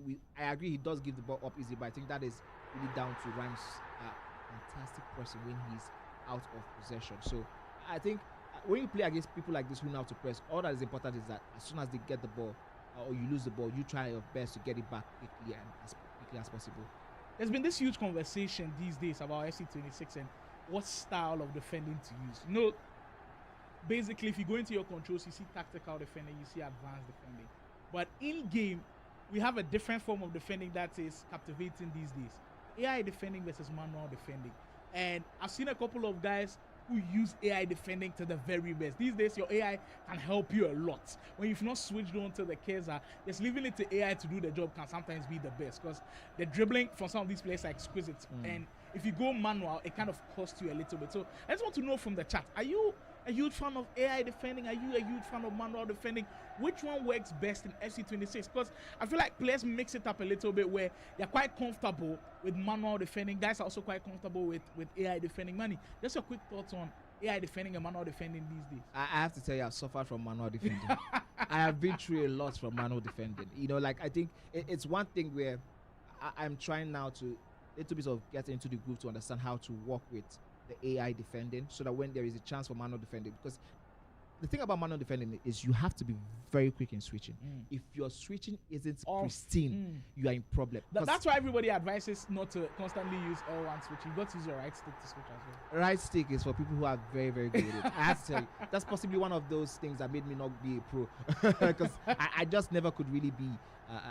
Now, Omar Sita is the king of AI defending. Exactly. He's the name that comes to mind every single time here on the Lagos server when you speak about AI defending. I know Omar Sita, one of the Nigerian guys that's pretty good at the game as well. When you watch him play, you can tell he uses the AI defending pretty well. So he'll use his DM as the manual defender, but all of his center backs controlled by the AI, and you make sure that you cover the spaces with it. So he kind of baits you into thinking, okay, I'm about to switch, but it's still AI that is doing the work. And of course, I'm sure a lot of guys are maybe learning from it a little bit. I've seen multiple times where manual defending has cost players. I think Game with Josh is a perfect example. Yeah. In some of the games where he switches too early and then he brings a center back out of position and it causes him problems. So Game with Josh versus Elevation going off as well. Elevation leading earlier on, but the aforementioned Game with Josh back in the mix, back in the groove as that one currently at 1 goal apiece. Yep, and Talking about some of the. Oh my goodness, that one could definitely cost him. What did the goalkeeper just do there? That is the most incredible mistake we have seen ever on the live broadcast. And Rhymes is in absolute disbelief and shock. There is absolutely no reason for Neuer to do that mistake. I think that sort of gives us an understanding as to why some of the other players haven't really been using that Neuer card consistently. Wow, I'm quite shocked myself. And Rhymes' reaction is all of us in the studio. I My thought the goodness. goalkeeper coming out was coming to claim that easily, but fumbles it, and for Khaled, it's more or less like a gift. Maybe Neuer is indeed in the month of February with love. But let's talk about Maybe that showing some love. first time true How pass. do you fumble Oh, this? How do you? My I think he goodness. went for a punch and it kind of missed it a little bit and gave it away. Khalid will take that one any day, any time. Maybe twice we're in on the Sunday. month of love and Neuer showing some love to Khalid. Oh yeah, my goodness. I'm not sure Rhymes will approve of that love at all. Absolutely not. That is definitely not the type of love Rhymes would definitely be preaching about after this one, especially seeing if this one would cost him in the ultimate picture in terms of the results for today. Here is Khalid now. This time around, he's forcing the issue. And that's what happens every single time you score a goal. You force your opponent out to come and and sort of it gives you space to attack on transition. And that's what the beauty of scoring early on, especially in high-stake games like this. Force your opponents to make mistakes by committing mini ball bodies, and that's the best position Khalid could ever be in currently right now. Look at how he quickly switched defending into attack. And talking about that quick passing, he I think he's on it today because we definitely saw him turn this one around with just 3-4 passes in and around that 18-yard box, and he definitely gotten a huge goal. Khalid now in an advantageous position, hasn't led by 2 goals in this game with about 35 minutes to go. I mean, Rhymes will be feeling hard done by, especially with how that third goal went him so cruel. But we've seen multiple games where players make huge comebacks, and there's still some time to work with for the OAS man. He's got to channel it and find a way to break down this Rhymes defense. Oh. Oliver Kahn on the other end, able to push that ball away. Corner kick comes in. The finesse certainly. Wow. This time a defender coming in with the clearance. I mean, the combination there by Oliver Kahn and that defender was just enough to cause that one to just be a chance and not a goal for Rhymes, as Rhymes is still knocking on that door, trying to force the issue. My goodness, this pass is absolutely insane. Wow. He will also be feeling so hard done that one didn't go in. There's so many good things he's doing, but it's just not working right now for Rhymes. And it does sometimes happen in FC. So it's all about how you're able to come back from these moments where you're doing so well, but it's just not working for you. How do you survive some of those moments? It's tough. It takes a lot of mental, it takes a lot of discipline. This shouldn't be a mental discipline. The fact that you know that it's not the end of the world, but it's just devastating to concede in those ways. And for Rhymes, you have to find a way of sticking in this game. Unfortunately for him, if he concede once more, it could potentially be the end of the game. And Khalid looking like he might be confident on that one. Rhymes will win back possession of the ball. There goes Scott through the Yanni this time around. My goodness, this one might be a problematic one for Rhymes, and this time around, precision shooting does let him down. This is not the first time we're seeing him that show of emotion. He cuts a frustrated figure right now, and it's quite understandable. But he's got to pick himself up, because for Rhymes, the position that he's in, I don't think guys understand where Rhymes is right now. The position that he's in, he cannot be dropping points at all. The fact that he's around that 8, 9, 10 position where it's just 1 point separating both of them, and the fact that Tactical has also won today, it is very, very crucial for them to take note of. And it seems like Elevation versus Game with Josh certainly going off. Game with Josh, we've called him a low-key giant slayer, and will he be on his way? Wow, to slay Game Elevation earlier on, but it seems like the man at the top of the table fighting his way back in the game, and that one settled at 2-2 now. Elevation, we speak about how basic his game plays are. Every single time you see Elevation go, you're like, okay, this is simple FC, basic, not too many crazy things. He's just going about his business and making sure he does the business. We're speaking about Mano and AI defending, and this one for now, Mr. Barrow broke it down perfectly. He says a good hybrid of Mano and AI defending works well in FC26. To cover your wings, focus your AI on the full back while manually defending with your CVs and your CMs. Well, Mr. Barrow's taking us to school there. Yeah. We salute you for that one. Thank you very much, Mr. Barrow. But I think The only thing I possibly would not be taking from that one is when you're manually defending is I probably would be using my CDMs because every single time I manually defend with my center backs, I am always in hot water. I think that's just because I have not been able to figure out how to do that possibly and properly. And I think for the guys who have mastered that art, what he just said there is the one-on-one on how to use hybrid of the manual and AI defending. But talking about the defending, Khaled, it would be very interesting if I find out that someone predicted this particular scoreline right now. My goodness, 4-2 for Khaled as it currently is. Action is really heating up. The last 7 minutes of this game will definitely define who will be going home with the 3 points from this top clash. Yes, Khaled now. He might just be forcing the issue. Decides to go for the first time pass. With 5 minutes to go, we've seen crazier things happen in the National Esoccer League. If you're in Khaled's camp, absolutely no reason why I'm going you've got to be praying that he can't hold on to this lead, because for Rhymes, he's always dangerous. Another opportunity he's had. Major opportunities to work a comeback in this game, and he's just not been able to take them. Now Khaled on the break, and now he gives it away again. I mean, it is very dangerous with how Khaled is playing. Yeah, I think that's one thing where you do look at a player and say this player definitely needs a little bit of coaching on how to win games, because I mean, you're 4-2 up, it's 5 minutes in. All you should do is manage the game for the next 3 minutes, 4 minutes, and that way you possibly are guaranteed by a miracle of taking that 3 huge points in the game. But I think he's not going for that one. And with the way Rhymes is playing, it doesn't look like he might be in so much trouble of letting go of this lead. Rhymes have really done well here for me today, but he has just not converted some of these chances. And I think it's not really. I'm looking at Rhymes' conversion rate. I'm like, you know what? This definitely will be going in any other day. And as you look at elevation, I believe he's got one back now. Rhymes, our main focus on that big game with just a minute plus added time to go. Look, if Khaled drops points, in fact, if he draws in this game, he will be disappointed in himself. He's led for about 20 straight minutes with 2 goals, and he's had the cushion, but just that he's not been able to hold on to the lead. This time, Rhymes wanted absolute precision with this goal. Took his time, turned back with a lofted pass into Wilson, and he slotted that one home perfectly with just a minute plus added time to go. I'm sure Khaled will try to hold on to the ball, but we'll see a full-on press from Rhymes. I think it does look like he possibly has gotten that huge win. It does look from his reaction. But there's absolutely no reason to put yourself in these positions. We did mention that. 4-2 win. 4-2 the scoreline was at about 86 minutes. There was absolutely no reason for that attacks he was going with. Every single player who is at this level realizes that it's a league format. So you need every 3 points. It is very, very huge. This is not a knockout format where, you know what, you can just concede one more and then possibly go on to, you know, round it up. Okay, I think we still have 1 more minute left in this one. 1 minute plus added time. Basically, just a couple of seconds with 1 minute of added time. That's not good for Rhymes at all. For Khaled, I'm sure he'll be smiling, but he's just got the ball to hold on to and, of course, to settle this one. And I believe he's done enough to put the 3 points in the bag. That's massive for Khaled in this big game, and you could tell with the reaction as well. He needed this win to keep his hopes of finishing top 8 alive. I know it's still a long way to go, but if he had lost this game, that's massive trouble. Now, speaking of somebody in trouble, Rhymes. Yeah, I mean, huge trouble. Personally, I'm happy with the fact that he has sort of moved on from this loss, because you can see the competition happening between him and Khaled.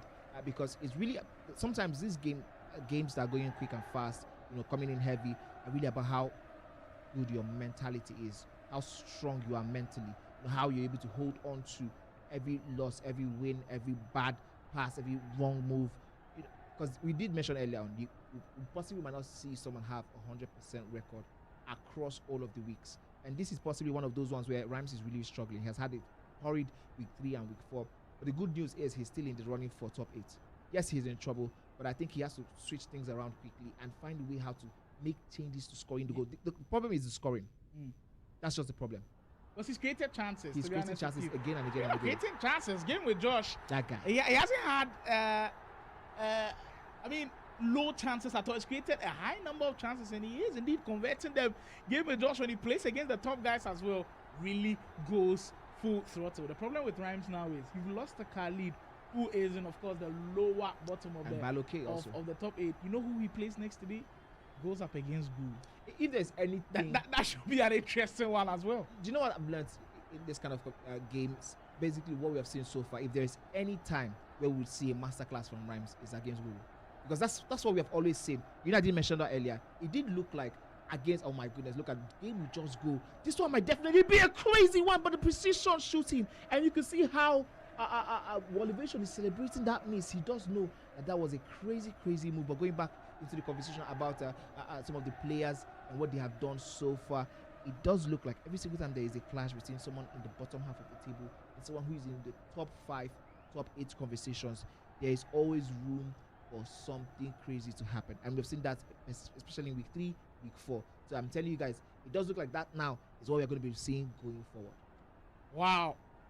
This one, I mean, it just showed a lot of potential. And the thing is, money's been right in the last couple of weeks. When we do have a game between maybe somebody like a game with Josh and a need for a Bright against the top guys in the top 5, it always produces a banger. Yeah. I mean, think of Bright versus Wolivation, Bright Bright versus versus Guru. Guru. We've Simply got game Solo with Josh versus Guru. KK, Simply Uzo versus Guru. Like, every single one of those games has produced a banger in where, if you look at the win probability, you don't give those guys a chance, but they always produce. I mean, look at this one currently. We are looking at a game with Josh versus Wolivation, and it has been end-to-end, banger to banger. What a cross that is. Out wide game with Josh. Definitely not scared of taking this one to Wolivation. And that's the main thing I love to see. Especially when you are down and out on your luck. That is the best time to take those risks. That's the best time to throw everything you have in the kitchen sink at your opponent. Because what else are you playing for? You're currently 18th, 15th, 14th on the league table. You're playing someone who is in the top 5, top 6. You definitely know you can make do with definitely going all the way out for it. And I think that's one thing the players are sort of taking on board in the past 2 weeks, and has given us maximum and premium entertainment going forward. Here's the game with Josh. Ball is still in the danger zone. The way he's been playing this particular game is sort of different from what I've seen from him so far. There's been a very matured approach to the game in terms of the passing. The defending has not really been the best I've seen all around, but the passing have been crazy. That one must have been, oh wow, that's precision letting Wolivation down there. Well, immediately Team of the Year ended, we kept asking ourselves if we'll see a couple more Team of the Year items in the squad. And we've seen a couple of Team of the Year icons. I believe Sega has been constant within these squads.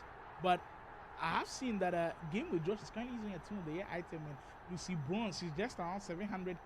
That's quite interesting at right back as well. Another Team of the Year item that could potentially be in a lot of squads will be the striker Alessia Russo, just listed at 1.2 million. So that's also another one to look forward to. With just about 30 in-game minutes to go in this one.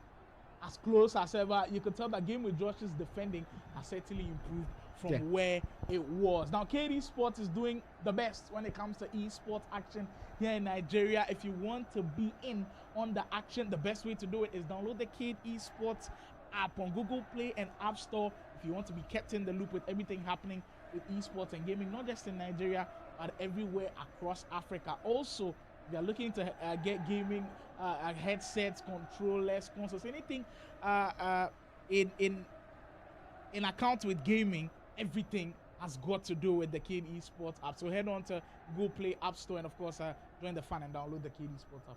Yeah, I was also going to go back into the game, and I'll just point something out. Very, very interesting to me. This is possibly okay. In the first few weeks, we did see a very calm, reserved, composed Wolivation. But I mean, after the events of the past game week 3, game week 4, we have seen a little bit of an animated Wolivation every single time he's on the broadcast. It's a different man altogether, and that's one thing I think is really, really interesting, because it does look like the pressure is finally getting to the man. Yes, he did have that huge time when he was unbeaten, but after that event where Game with Just now might just look to power this one down, but my goodness, the cutback. Game with Just has really been taking this game to Wolivation again and again. Every single time we see a huge chance, it is Game with Josh really, really doing something very crazy and trying to force the issue. And I think he'll not be happy with himself if he doesn't get at least 8 points. Manny, we've been speaking constantly about the guys who were relegated from last year. And if before the start of the National Esoccer Pro League, if we had asked anybody who's your money on from those guys relegated last year to come back to the Elite League, I think everybody would have said Rams. And I'm sure he's still in a really good position. Right now, Mr. Oga is in a better position. If I was to ask you now, how many players can you say from the relegated 8 will go back into the Elite Division? There's Game with Josh! He's turned this game on its head in a matter of minutes. He's been knocking on the door consistently for the past throughout the second half, it's been a game with Josh show, and I'm so glad for him that he's finally gotten himself that goal.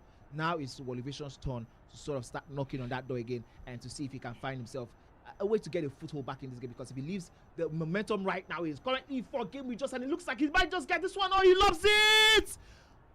Wow! Huge performance from that man in the second half. Gets himself 2 huge goals. Can he maintain that lead? That will be the question on everyone's lips.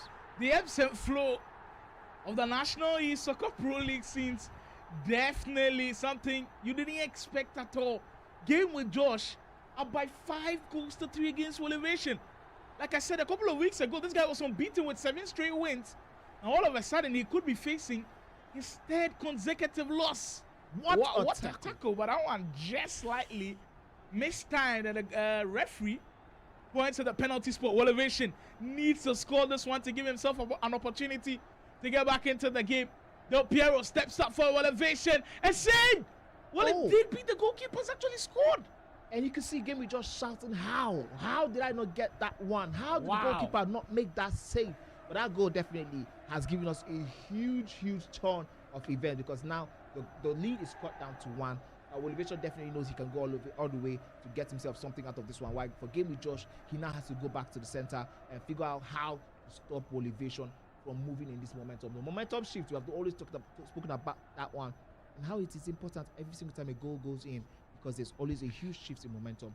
For Game with Josh now, I think that the job will now be to stop Elevation from getting a hold of the ball for the next couple minutes, to sort of allow that momentum die down a bit. Money, back to that question. Yeah. How many players do you think from the relegated 8, and if you could mention them, would go back into the elite teams right now, from what you've seen after 4 weeks of action? I mean, are we setting on Mr. Oga? Yes, definitely. I think Mr. Oga. I think it's one of those ones here that sort of cemented it. Yeah. Except to see an absolute meltdown over the next couple and that would be weeks. crazy to see from a really experienced player at that as well, in that commanding position. But for Elevation, almost getting back on level 10. Game with Josh has got to be careful. The time that stayed a little bit too. We're setting on Mr. Oga. Are we setting on Rhymes? I'm looking at Rhymes. For me, my question about Rhymes has never been about ability. It's always been about mentality, and we did notice that one in the elite leagues last year. I think pound for pound, talent for talent, he's one of the most talented players in Nigeria. He knows how to get those wins. He knows how to play the FC, and it's obvious when he's in his free flowing form, I would say. But for me, it's always been about the mentality. So yes, I'm going to question the mentality a little bit, and I'm going to ask myself, does he have what it takes to get himself back into the winning phases, as a game we just will try that shot, doesn't get it this time around? And I think I'm not so sure about that question. I'm not so sure, but I think he's one of those who I would have to give I have to give that chance. Sort of, I have to just, you know what, let me take a chance on him. So I would take a chance on Rhymes, although deep down I don't think he might be able to make it in. I'll take a chance on him. Elevation fights back heavy, and that's his 5th. We are back where it all started. 5-5 game with Josh just giving up a 2-goal lead. I mean, it's also been something that's kind of been haunting him a little bit in games where he's led. He just can't hold on to it. And you see how excited Elevation's coach Chooks Jr. is. Elevation also knows that he cannot afford to drop points in this game as well, because the Sharks are circling around. The Konx's, the KK's, the Mr. August, they're all around looking at this game as a potential way to leapfrog him right at the top of the table. Interesting stuff ongoing here. But I mean, Money couldn't answer the question clearly. It tells you that it's a difficult one. What do you guys think in the chat? From the relegated 8, guys like Game with Josh, Anif, Simply Uzo, Rhymes, Mr. Oga, who do you think is making it back into the elite division? I do think if we're looking at an outlier, I'm looking at an Anif, because but the problem with Anif is he's very inconsistent with his performances. So when I'm looking at, I think I will only take the Mr. Oga and Rhymes. But outside, honorable mention will be an Anif. A honorable mention will be an Anif, because if he can get himself 2 crazy game weeks again, he might just get himself into that top 8 position. And here was the goal that sort of gave Josh the first lead, and this one made it 5 for Game with Josh. That good ball over the top, and I love the way he loved this one. Absolutely nothing the defender could do there, and that was the one that we did think was going to switch this tide in favor of Game with Josh, up until this tackle that was deemed unsafe. Okay, this is the one that went in as L4. I was expecting to see the penalty, but I think we're back in the action now. 5-5. Game with Josh, Exactly. Elevation. Just about under 10 in-game minutes to go. It's a crucial one now. If you're in game with Josh's booth, are you going for it after losing a 2-goal lead, knowing how well Elevation is playing and the fact that momentum is on Elevation's side? Because for Elevation, we know one thing is on his mind. He doesn't want to draw this game. He wants to win this game. So are you going to capitalize off of that, invite the pressure, hit him on the counter, or you hold on to the ball, frustrate him a little bit and settle for the draw? Well, for game with Josh, I don't think 1 point is enough. For Elevation, 1 point is enough to still ensure he's in that conversation for the top 8. For game with Josh, 1 point doesn't do him as much justice as 3 points possibly would. I think he has a little bit of a breathing room in terms of where he is currently on the leaderboard and where the others who are behind him are. So I think if he does his job well, he possibly could go on and try and get himself 3 points. 3 points would definitely take him above someone like the Son of God, who is currently in the top 9, top 8 conversation. He currently has, I believe, 15 points, and Son of God is currently on 16 points. I mean, especially with Rhymes losing now, the next 3 points is definitely going to do him a whole lot of good. And here is Elevation. Triggered runs, making inroads. He has just about 1 minute plus whatever it is we're going to see on extra time. Can he get himself this goal? I possibly think he's going to be holding on for the last attack. And my goodness, the defender stepped up really pretty well to try and stop Elevation there. Now it's a chance for Game with Josh to sort of turn attack, defense into attack. And he gets himself this crazy transition. What a pass there. Oh, what a huge goal from that man. Game with Josh. I did tell you, 3 huge points for Game with Josh, and Elevation doing his absolute best to play for last attack. I don't think he expected to lose the ball where he did, and now he's been punished by a quick transition from Game with Josh. That was a cracker of a goal. You looked at the run from Vitinha. It came from deep in the midfield, and he found him with an excellent pass. It's massive, and it's the excitement, just the competitiveness showing all throughout. It seems like Holistic agrees. He says he's enjoying the Division 2. It's the type of competitiveness he wants to see. He doesn't want to see a 2-horse race in the Elite League. But we'll go back to that one with just a minute over that time to go. It's now or never for Elevation as he gives the ball away. Game with Josh about to pull off another big win, and the final whistle will go. Oh, Game my. with Josh, another big 3 points in the mix. And the emotions all over. Wow. You can see how big this win was for him. Very huge win for Game with Josh. And I think by the time we're going to be looking at the leaderboard at the end of the day, especially if he's able to get himself another point today, 3 huge points, it will definitely propel him into that top 8 conversation. I think now possibly we might be looking at Game with Josh as an outlier to making it into the top 8 division. Well, that's just a little bit of the glimpse of some of the players and the fans enjoying the action live inside the Game Evolution Studios. And I'm sure Game with Josh. He's calling all his family members. He's calling everybody. We've done it. We've had 3 We've made points. Maybe even his mom. Mama, we made it. Oh, Mama, we made it. We got 3 points for Elevation, but 3 huge points for Game with Josh there. So a huge shout out to him. That performance. But that last pass, something he has to teach me. I think it's something that, you know who this reminds me of? Anif. Oh. Triggering deep from the midfield. Vitinha was making the run.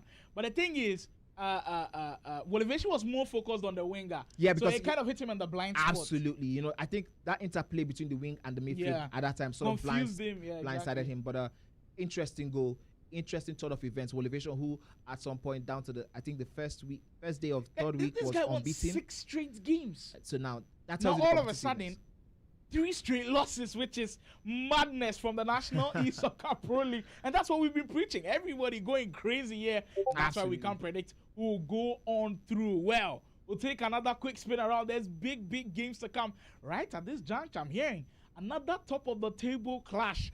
Next up, KK versus Konx. And I hope you're as hyped as we are in the studio. So when we come back, that big top of the table clash will be on your screens. Don't go anywhere.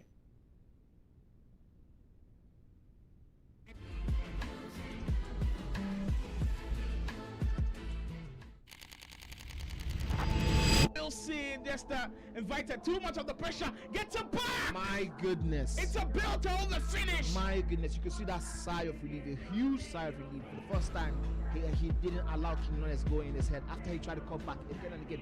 I mean, we did see again and again him trying to come back into space because Konx was really pressuring every single man that had the ball. But the very first time throughout this game that he forced the issue, he was able to get himself another try. I think that was possibly opened up the game because now I need to be looking at this as a different level. You say, you know what? If I can be able to force the issue, maybe I might get himself some well-desired performance or goals there. With 15 minutes to go, this one, you definitely have to call it a close shave, a close battle. It has been end-to-end so far. I mean, I'm sure many will agree with me that it's difficult picking who would go on to win this game because both of them have had very good opportunities to go on and win this. But in transition like this, and if it's a different beast, look how quick the passing is coming, and he could have found space. I think it's not next to, didn't panic at all, held his own and really crammed out the space as Anif unsuccessful on that attempt. Listen, I'm not even in the cockpit. I'm not even the one with the pad, but the pressure is getting to me. The intensity of the game is just rising a little bit. It just at another level. Players are switching, taking their 1-2 passes. It is so quick. The hand-to-brain coordination right now. I can only imagine what it looks like for all of the players. The one defending and Konx and for just the organization at the back from Konx, I think, has been very good. You look at his switching as well. Not as many times would you see that there's a 1v1 situation between a center back and an attack. I mean, we saw that scenario yesterday with Jim with Dutch's game, so he was kind of struggling with it a little bit. He sneaks one past a pool of defenders at the back, and no matter what happens in this game, he is defending. If you notice yesterday.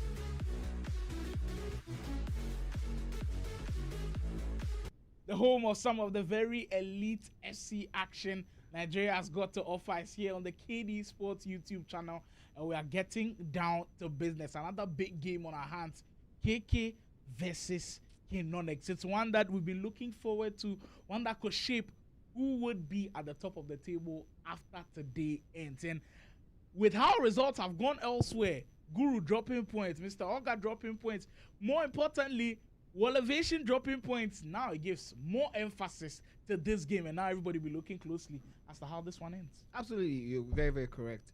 Not just the fact that this is a top of the table clash, this one might potentially, derail the odd. This is like a 6-pointer for me. This is one of those games, as you can see on the leaderboard. Konx currently, after 10 games played, is 23 points. But the interesting thing for me with KK is that he has played only Just 8 games. So if he wins potentially the 2 games he has built for today, he possibly would be topping the whole thing, and that would also affect Konx's rise. As you can see now, Mr. Oga has completed his 10 games and is currently on the same points with Konx. Conceding goals and then possibly losing games for Konx will not do him any good. Elevation still stuck on 21 points after 10 games. It's crazy that we are even talking about still stuck with that amount of points he has. Yeah, and then Guru also has 19 points. On 4 position, Tactical 19 points on 6 positions. You can see three of these players are on same position, 5, 4, 5, 6, while Son of God is on 17 points. The head-to-head currently looks so close. Konx, I think he has played 2 more games than KK.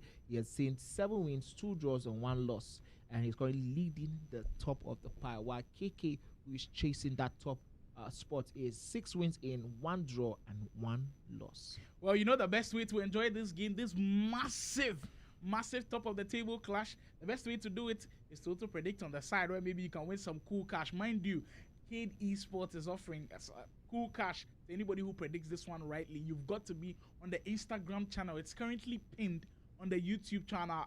Our moderator is pinning the chat right now, so you can just click on that link. It takes you straight to Instagram. Go on there, predict now before the game starts, so your prediction will be rendered valid. If it's too late, it's invalid. Don't say I didn't tell you. Head on there now, join the Instagram channel, predict now who wins between KK and Konx. We want correct score and correct score only. This is the draft of KK's team, and he's using basically players that we've seen throughout the whole of the day. I mean, one that pops out, certainly Shelling, Olise, we've seen them so many times. Sega, we've seen her as well. Smith is also pretty popular these days among the strikers as well. But that centre-back pairing, both of them with that intercept play style plus PT important. But also Scott, I haven't seen so much of Scott, the Future Stars item, playing at the right back with, I believe, intercept and also quick step in her Arsenal. And everybody on the Rose Plus also plays a pretty important role. You're speaking about Courtois. Well, there we have that man there, Courtois. Even if he doesn't have far reach, that length alone, the arms alone are far enough to reach anymore. Absolutely, this Courtois is deadly. Yeah, I mean, this one is going to be a huge clash, and I'm already getting all of that pre-match feelings when you know this one is definitely going to give you so much to scream about, so much to go aghast about in terms of the reactions, in terms of the players. The qualities I don't think is undoubted. You can't doubt the qualities that both players are bringing to the table, but 90 in-game minutes is all that separates us right now from the amount of points they're going to be taking home after this one. Well, certainly, I believe same centre-back pairing as well for Konx, trusting that team of the honorable mentions Pacho and the Champions League item Militao. You play Kawok at the right back, and that Kawaka card is one that I've been eyeing, that WAP item. I mean, I've been trying to get him since, but I've not been able to get my hands on him. But you look at that bench, he stacked it. The newly released Future Stars items, I've seen Ali Kuche, we've seen Victor Reyes in the mix as well. Philo Jean also in the mix. He's using Alvaro Carreras. And the thing is, the crazy thing is, using a team of the weak item and a gold item in your squad as at February is crazy. It tells you how cracked they are. But Mati, she's still one of the very best camps in the game. I know most of you would like to elevate her to the team of the year version, but mind you, they are following a strict coin budget with that 7 million coin budget, and that is what Konx has got to work with. Elsewhere, which will be playing simultaneously, Anif taking on Son of God. When we're speaking about the top 8 players, we're saying a Son of God could be at risk of not making it. He needs to pick up wins, and he needs them now. And he's facing somebody who's been facing the big dogs and really taking points off of them. Anif has been incredible. You look at that win probability as well. It's also pretty close, but I'm quite interested to see why Anif has a higher win probability than Son of God. I mean, his performances lately haven't been the best. It's obvious that there's quality there. It's just the decisiveness to win these games. That grit. I didn't speak about that earlier on. And I think that's what's lacking. I think that's the similar thing between him and Rhymes. That's for Son of God. Son of God and Rhymes also, you have that little bit of issue where they don't sometimes find that relentless ability to win some games and, sort of dominate and end the games from the very get-go. But for Anif, the thing about Anif is he blows hot and cold. We could see the very best of Anif today, and we could see an average Anif tomorrow. So we don't know who's stepping up to the plate today, but whoever he starts with, that's who he usually finishes with. So let's see what would happen in the game between him and Son of God. Well, Anif's team also looking pretty good. I'm always quite intrigued when guys have got Rodri in their team. I believe there's actually another upgrade with the Knockout Royalty promo coming out. Manny, I was praising the fact that this Rodri has 82 pace, but the Knockout Royalty actually has 85 pace and similar playstyles as well, and even better. And I believe it's around 1 million coins if you're able to coup him. So if you have that Knockout Royalty Rodri, kudos to you. But right now we're working with Thunderstruck Rodri, and that's what Anif has got in his draft. Now for Anif, look out for the runs from deep from Bonmati, because unlike other people who play their Bonmati as a cam, he plays his Bonmati as a CM, but then always triggers here from deep. And we'll see those passes break through the defense. So if Son of God is going to win this game, he has to be able to stop some of those runs, or he could be in trouble. I mean, if Son of God is interested in getting anything out of this game, he has to be as active as possible, because those runs are definitely going to come. You're playing an Anif who is in that when he's in his free-flowing state, the runs coming in from deep down to those wingers, they're going to be coming from different angles, from the left back to the wingers, from the right back to the wingers, from the middle of the pitch, from the craziest of places. And we did see how effective that one was when the game we just borrowed a leaf from Anif's play to get himself that final goal against Wolive Shot, the one that got him that huge win. But let's hear from the players, and then we'll be going straight into the action.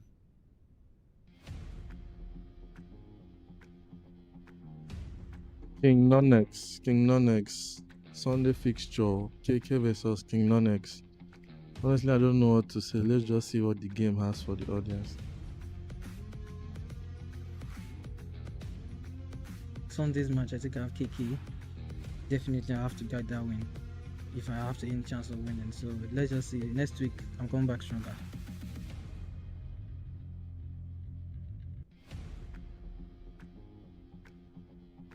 Sunday, I'm playing with Anif. Funny story, it was Anif that introduced me to this scene, to this gaming scene, since way back as 2019. But this is my first year competing officially. And it's going to be a match going against Anif, because we've played a lot. And I think I should come out bigger person if I play at my best.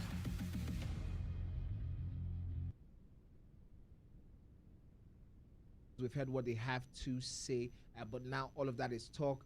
Now we're going into the action part of the game, where they're going to have to prove all of that talk in terms of what they do in game. 90 in-game minutes is what separates these players from the points. This is one of those clashes whereby one of the players have to definitely play for a win, because in and around them there's so much action happening also. What do you think? I think one interesting dynamic about this is if you watch every single KK or Kinonix game where they win, they usually dominate possession. Absolutely. And now both of them love to have the ball.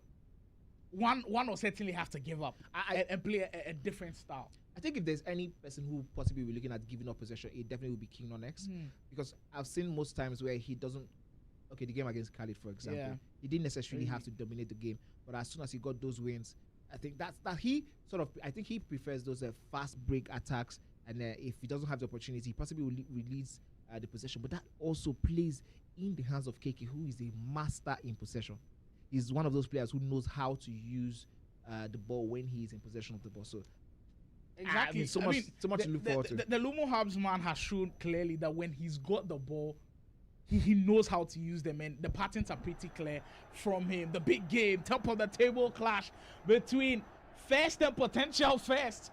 Kid Nonex taking on Lumo Hubs KK. Just a little bit of context so you guys understand the magnitude of this game. KK is coming into this one as Challengers Cup champion. If you still don't understand what the Challengers Cup was, before the start of this Division 2, KD Sports put out the word, everybody is involved, and it was through the Challengers Cup, and that's how come we selected some of these players who are playing in Division 2. And mind you, it was KK who put on an absolute masterclass of a performance to win the Challengers Cup. And speaking of KK, who opened the scoring, just can't find the back of the net with that one, and it's a big save from the goalkeeper early. So that's KK, who's the Challengers Cup champion coming into this one.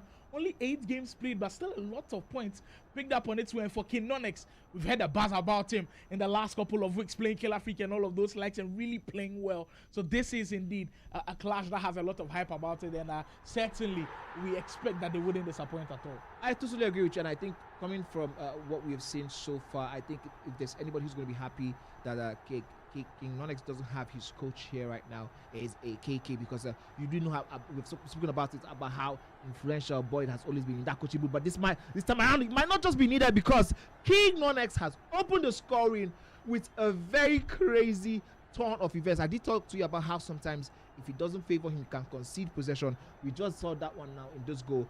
As soon as he got the ball from that corner routine, 2 passes got him into the 18-yard box, and that was all he needed. Here's that pass. First time as he triggered that ball, KK had no idea where this one was going on, and then as soon as that ball got that first touch, man was able to bury this one beyond the goalkeeper, and it does look like KK has responded immediately. Whoa, band for band, we say. Aura for aura, because both players, I did tell you about that off stream, where we're talking about how many goals we're expecting. We did have a prediction poll happen on YouTube before the game started, where we're talking about, is this going to be an over 5.5 goal game? I mean, some of them put over 7.5. I mean, to me, that's definitely that's more like it in this game. Now here is Konx. He does know how to get himself those goals from those tight angle, low driven shots.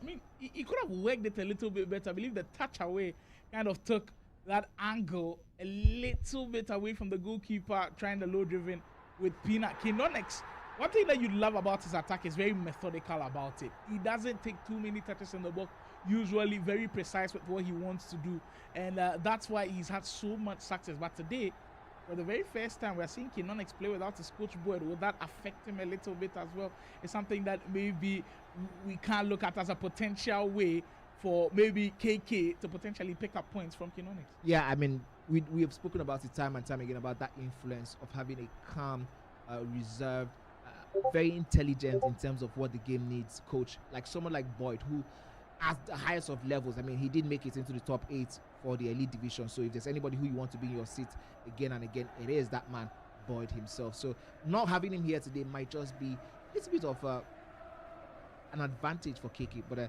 ultimately it depends on how KK himself is able to take care of his chances and bury them beyond Konx. Here is KK now talking about burying those chances this time around.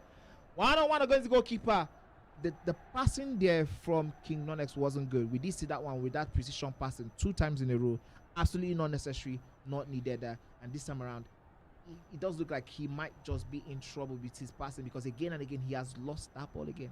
Well, just like you said, him losing possession in the midfield, and it's cost him dearly. And that time, it's just a simple 1-2 between Smith and Shelling, as KK will get back his lead. One thing that we've got to say is both of them have been extremely clinical. 3 chances, 3 goals. Absolutely. The consistency is up there with the very best, and that's what you'd expect from some of the very best players that we've got in this division. Konx, once more, giving the ball away cheaply, something that hasn't really helped him in the last couple of minutes. Could he maybe suffer from this a little bit? That's one thing that maybe KK would benefit from a little bit. When he's winning that ball in the midfield and he's using it to his advantage in transition quickly, it's kind of hurting Konx early. I mean, and that's one thing. It's not just about hurting your opponent. It sort of affects your opponent's psychology going forward, because now, just like this goal goes in, every single time he has the ball, he sort of second guesses every move. Second guesses every decision making he wants to do. Like he puts him in a very bad state, and KK really walking all over Konx with this one. He has got himself the 3rd goal early on in this game, and that's a good way for him to start this game. As you can see, Konx quickly heading to the pause, trying to calm things down as possibly switch things around, and that's the best thing you can do for yourself if you ever find yourself in this type of position that Konx is in any given time. As soon as the ball goes off, sort of go into the pause, tweak things around, the formation settings, player settings. Something might not be wrong, but the passing has not been the best from this man. As you can see also in the game, in the background, Son of God and Anif. That one is going crazy right now, but it does look like Son of God is the one who is currently leading that one. And 2 goals to... Well, he needs those points, Son of God. I don't know how many times I can reiterate that he needs those points. He needs maximum points to stay in the running. Back to our main featured game on the broadcast. And what an incredible start for KK, who would definitely be happy about how things are going for him.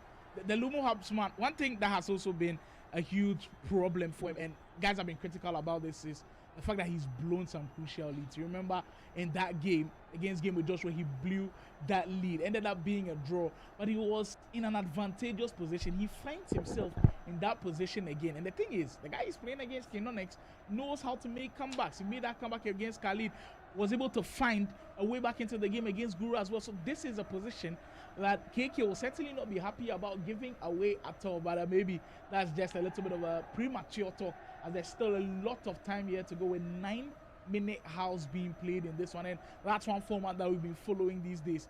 The fact that it is 9-minute house, it just changes the whole of the dynamic. I mean, Manny, back to those days when it was always 6-minute house, where you know when you're up by 2 or 3, guaranteed win. These days, not the same. Exactly, especially if you are in a winning position, you also know that it's not over. There's so much action still left, and like you see, just as we're talking about that one, Konx gets himself. It's very scrappy goal, if I must say, this one, and it does look like at some points KK is in the full control of the ball. All of a sudden, one goal goes in, and now might just be going back to the drawing board for both players. One thing about that 9-minute half I like is that it gives both the winner and the loser an opportunity to make something different happen, as we get another goal in the game between Anif and Son of God. It does look like Son of God might be running away with this one, but we did just mention right now that in a 9-minute half game, it's not over until it is over. And that man, as you can see, very calm, very reserved, very relaxed today. I mean, guys have been asking a lot of questions as to what the calendar year looks like for an amazing 2026, as Anif is able to get one back. And for all of those of you guys in the chat asking about what the KD Sports calendar year looks like, I hope you're following the social media platforms on TikTok, on Instagram, on X as well. It is clearly laid out that this year is going to be an amazing year, right from this division heading into the elite division. You've got to take note, right from the elite division, that is when one of the more anticipated battles comes off, the repeat of the Ghana versus Nigeria battle. Yeah. We will see it yet again, and I'm sure this time Nigeria are ever confident. I mean, Money, if you have to pick anybody from this division to feature KK in the Ghana versus Nigeria, you pick KK. Wow. I mean, guys, let me know what you think in the chat. Money says you'd pick KK from this division to feature in Ghana versus Nigeria. Are you guys comfortable with it in the chat? And if you've got anybody else that you want to put in there, who do you put in? Personally, I would say... for the chat. For you, said KK already. For me, KK. Yeah, and wow. my personal reason is simply because of the maturity of his game. You know, it's easy to score goals. Well, it's not easy to score goals. But I think it's... The game sort of favors people who take risks, but to be able to turn around and control games you are winning, it's a different ball game altogether. And I think that's the difference between where we currently have KK right now on the game and Konx. As you can see, from the start of the game, there were a couple of times where Konx was misplacing passes. We don't really see that one from KK. No matter what is going on, we don't see that much, as you could get Oyerinde Samuel saying Konx is going to come back. Well, I do expect something to see happen in the game. There's so much action still left to play, but I'm talking about control. I'm talking about stamping your authority on games. He's the man who have seen the most from that. I mean, look at where he is currently with just 8 games played. That tells you the level of gap he has from every other player that we are seeing in the Pro League. Oh, interesting. Manny says he's picked KK from this division to potentially face... Who would you pick? Nigeria. I mean, no, don't do that. My bias will not allow me to pick. But you know what? If I'm to pick anybody that I would be confident in to maybe take the competition to another level, possibly, who would you be looking at? Overall game on his day, I think I'd pick Guru. On his day, wow. Defensively, because against the Ghanaians, you need somebody who is very sound defensively. On his day, it's just that. Listen, lately Guru maybe hasn't shown the level that he's shown. I disagree. I disagree. For me, I'm going Guru. I think the bias is there, but it's fine. It's fine for me. Yeah, but both players, incredible players. They have the capacity, the quality. But for me, I think I reiterated earlier on why I look at KK just as I'm talking about that. Here is KK turning things around, shoots this one, and as soon as he had that ball in that moment, you did feel like something was going to happen. The beautiful thing about watching KK play is his ability to stamp his authority on games consistently. He knows when to step up. He knows how to step up, and he does know how to control these games consistently. Konx is in hot waters right now, and he's trying to respond immediately. Just doesn't get it. Should have been able to find the back of the net with that one, but the conversation's still ongoing. Let us know in the chat. This one, especially to my Nigerians, of course, if they're Ghanaians in the chat as well watching, who from Division 2 do you think is good enough to be able to make top take the 4, competition to the and next of course, level, and then play maybe against the Ghanaians? Because you know how the structure works. From Division 2, top 8 goes into the Elite Division. Elite Division, it's top 4 that will be facing Ghana.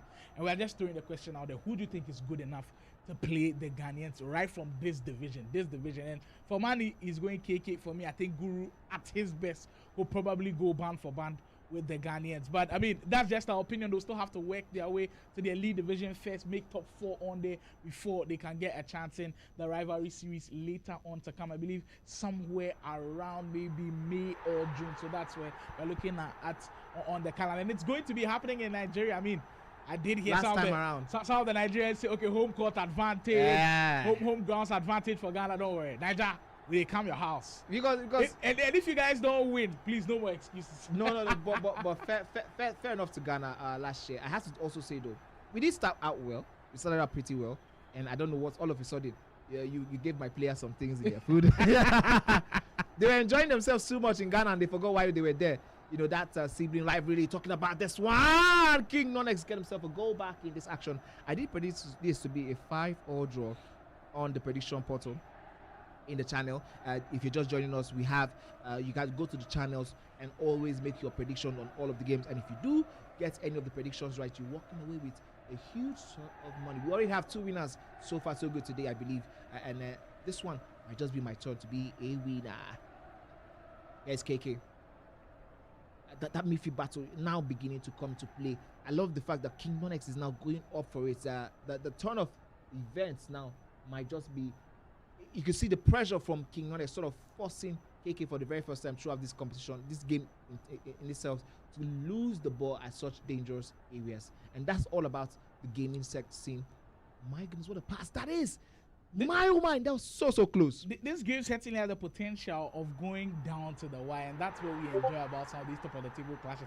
And I know Manny maybe hasn't been a huge fan of all of these draws happening at the top of the table, but if they're entertaining draws, we don't mind it at all. And Absolutely right now, not. it's gearing towards that entertainment side. That's one thing that we promise the National Esoccer Pro League, the entertainment that will always bring in these types of games.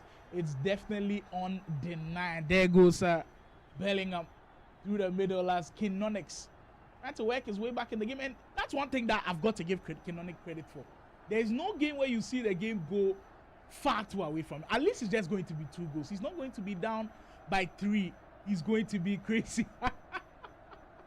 That comment right there just finished me. It's just like more of a Nigerian than a Ghanaian, please.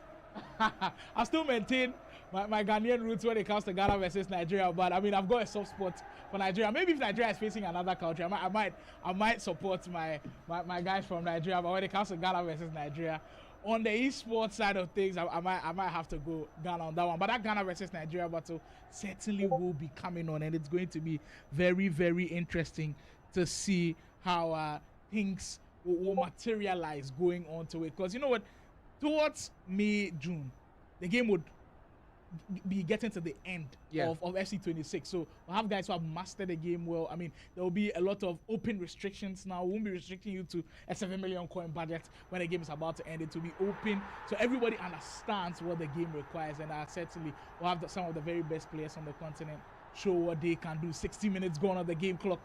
Konx building up some momentum. Sega in space as that Courtois item proves to be unbeatable in goal. I think he did rush that one, definitely. He did have enough time. With the quality he has in terms of scoring of these goals, he definitely could have gone in and possibly used a driven shot finesse. But whatever the case is, that chance is on, it's gone, and now he has to walk around, get himself back into this game. The next goal will be absolutely crucial. Again, I do think this might go down to the wire, and we possibly might see another draw, as we have seen consistently in all of the top of the table clashes. I think for King Konx, it will definitely pay him a lot if he gets this draw. A draw to King Konx here might feel more like 3 points than for someone like KK, who will be looking forward to climbing that top of the table and getting himself all of those points. As you can see, Son of God sort of running away with this one. If he gets himself this second goal cushion, he does get it, and Anif in a whole lot of trouble there. I mean, I was looking at Anif and saying he's one of those players who you never know the guy you're saying.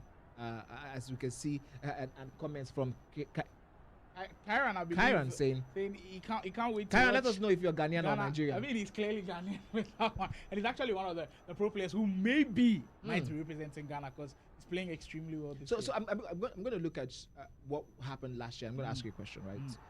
The top four that faced Nigeria last year, with what you've seen so far from the pro leagues, are you sticking with that top four? Do you want it has to change. It has to change. There's been too many new names when it comes to the Ghana esports scene, and it's going to be interesting. And mind you, the VGA grid also coming up shortly. Konx comes out with the equalizer.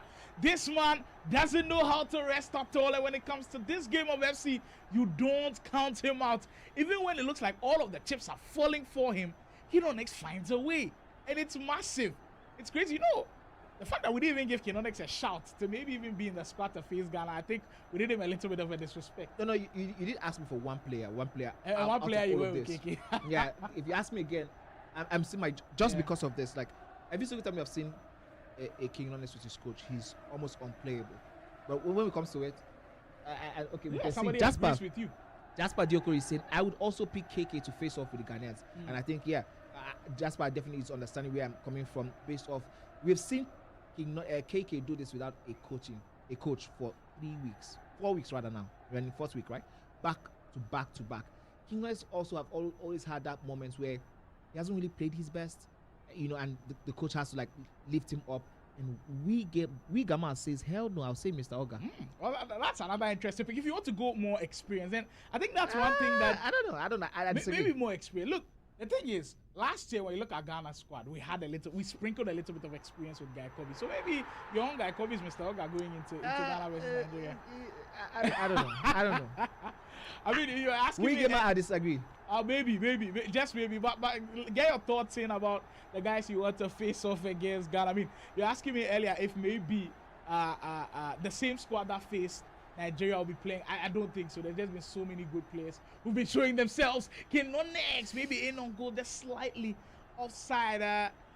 This comment believes that Konx is indeed at the very top of the level. He's the only player on the level. I disagree with you. I disagree with you because if you've actually watched what KK has been doing, is a madness. KK has possibly had some of the biggest names played already. KK hasn't played names like I don't think he has played like a Khaled yet.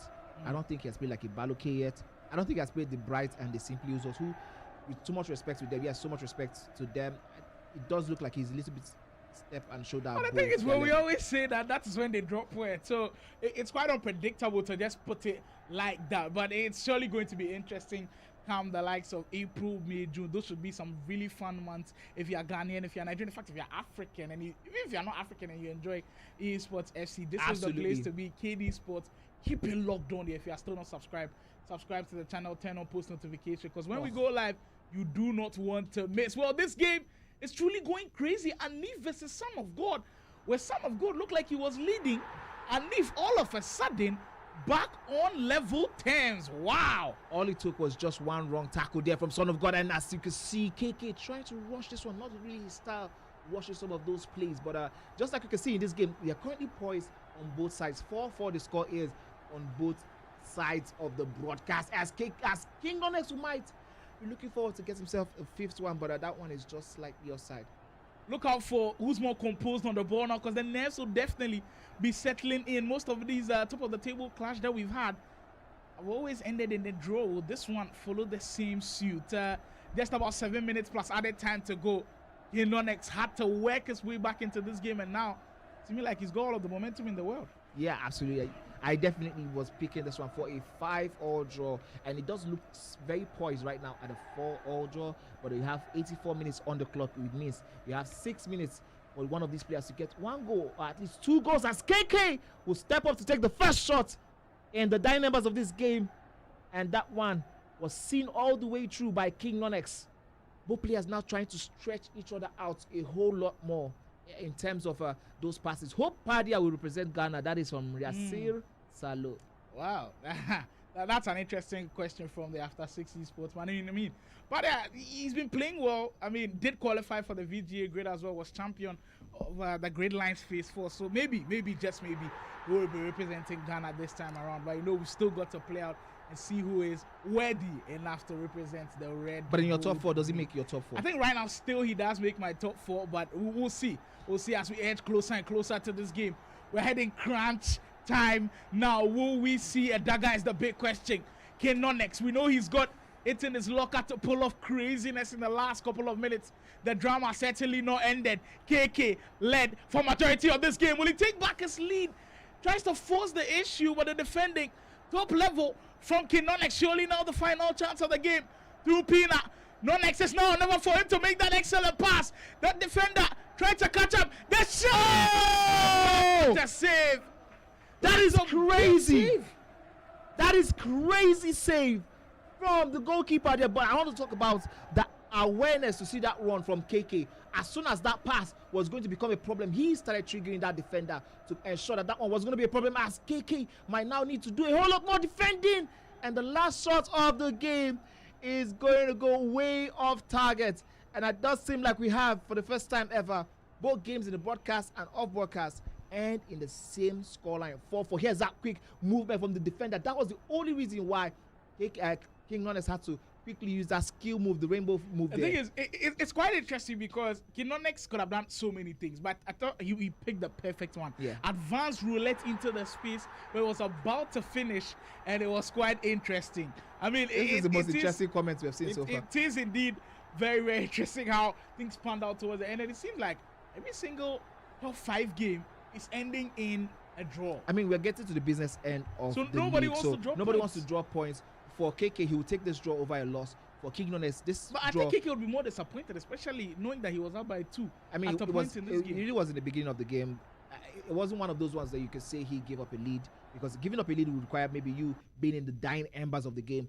From the game was poised at 4-4 from over 20 minutes of this game, so they were going back and forth, end to end, chance after chance. I think for both players, they deserve this 1 point. This was one of those games that deserved those. Huge credit to a guy like Konx. I think one thing that he's done better than everybody is, even in the games where he doesn't play well, he somehow finds a way. How he does it is incredible. Maybe we'll speak to him about it, but you're getting the closing shots of that heavyweight clash. Konx able to salvage a point in that one, as that one ends 4 goals apiece. We are at the halfway mark of today's broadcast. There's still 3 more rounds of action to go, and it could be huge. Next game up on the broadcast, another big one. Guru's second game of the day, and it comes up against the OAS man, Ryan. So we'll be right back after this break.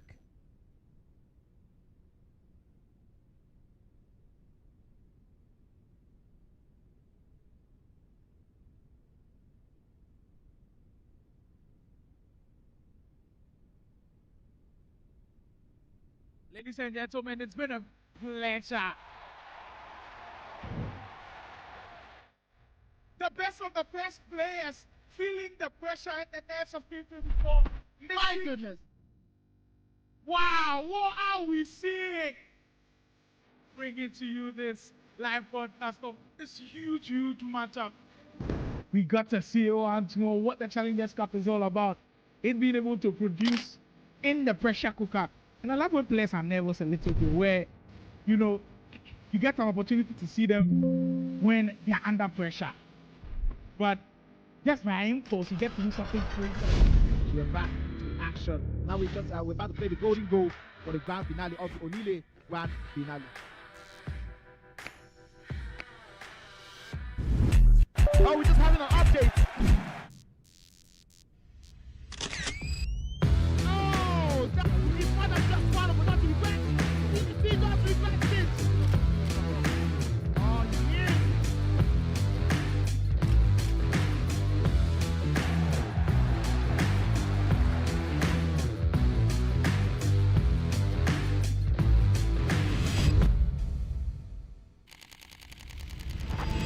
Really tossed up, and now King Konx, right from that one, turns around to get himself a lead.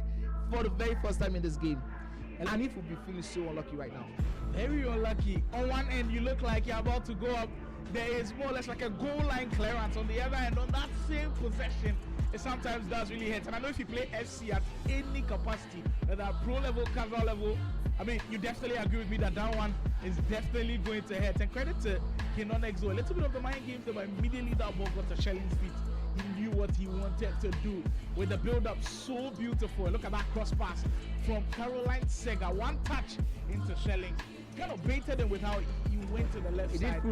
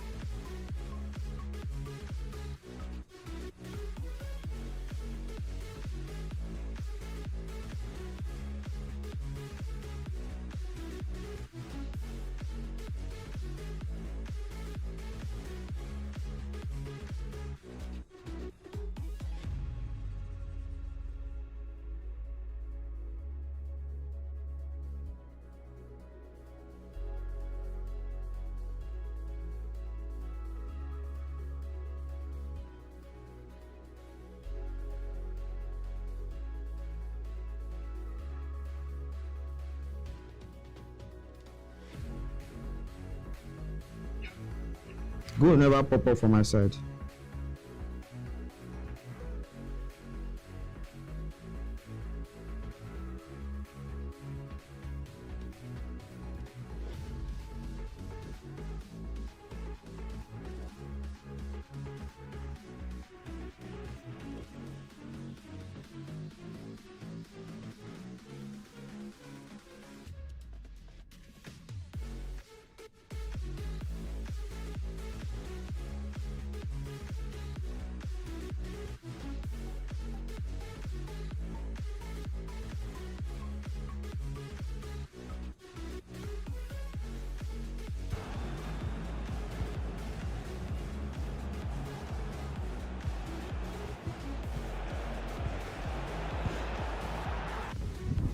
Hi guys, it's Datuga here once again, and I am going to be analyzing 2 goals that I handpicked myself.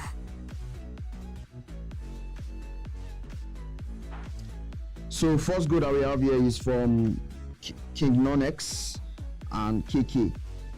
So we look at this goal. All I want to analyze here is just the quick combination play between Aitana Bonmatí and Claudia Pina. So let me take that back a little bit to where it all started. Yes, thank you. So you can see he tries to make a pass to his attacking player in this position here, and then it was intercepted by Sergio, this player. And then after Sergio intercepted the ball, give the ball to Shelley, one time pass to Bonmatí, and then quick combination play with Aitana here. You can see that just by one pass he has beaten this defender and this defender, and then Claudia Pina is strong. And then we have the beautiful Trivela finish from Claudia Pina. We all know Claudia Pina has that play style in her, the low driven game changer and all. So yeah, beautiful goal by Konx there. Moving on to the next goal.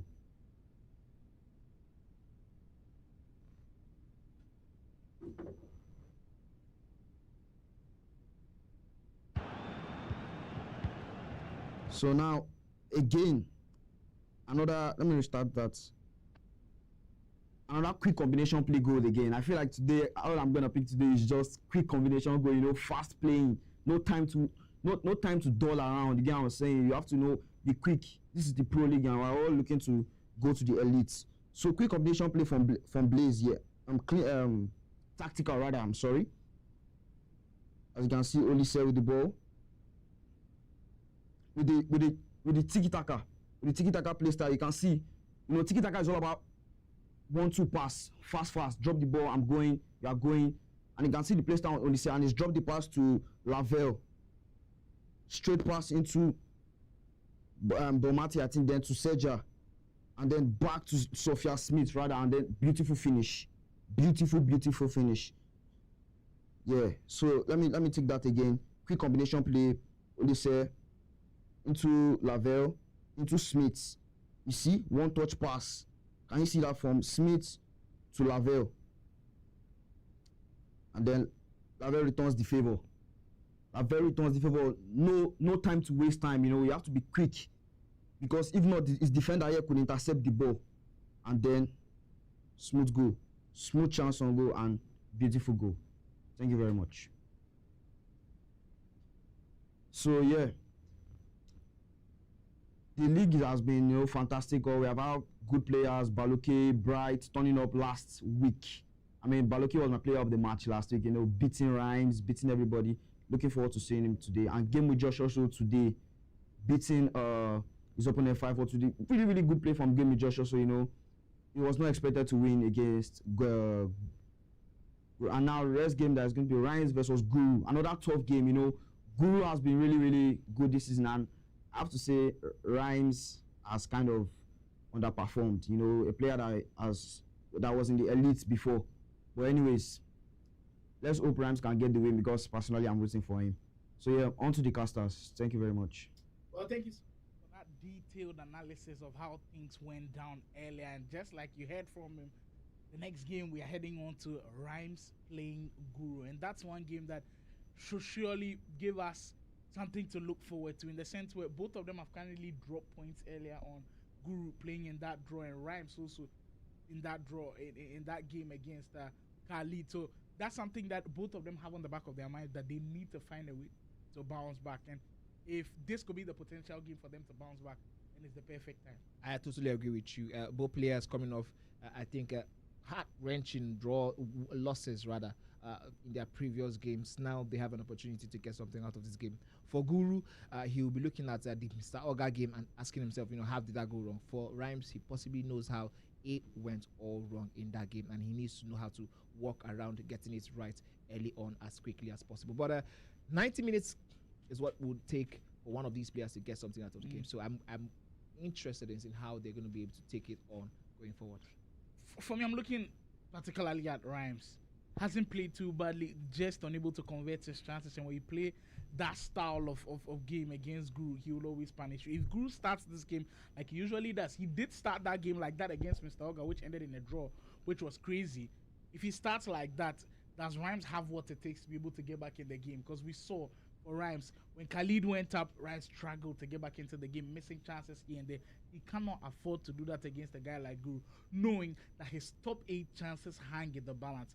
Guru, maybe he can afford to just lose this game or pick up a point.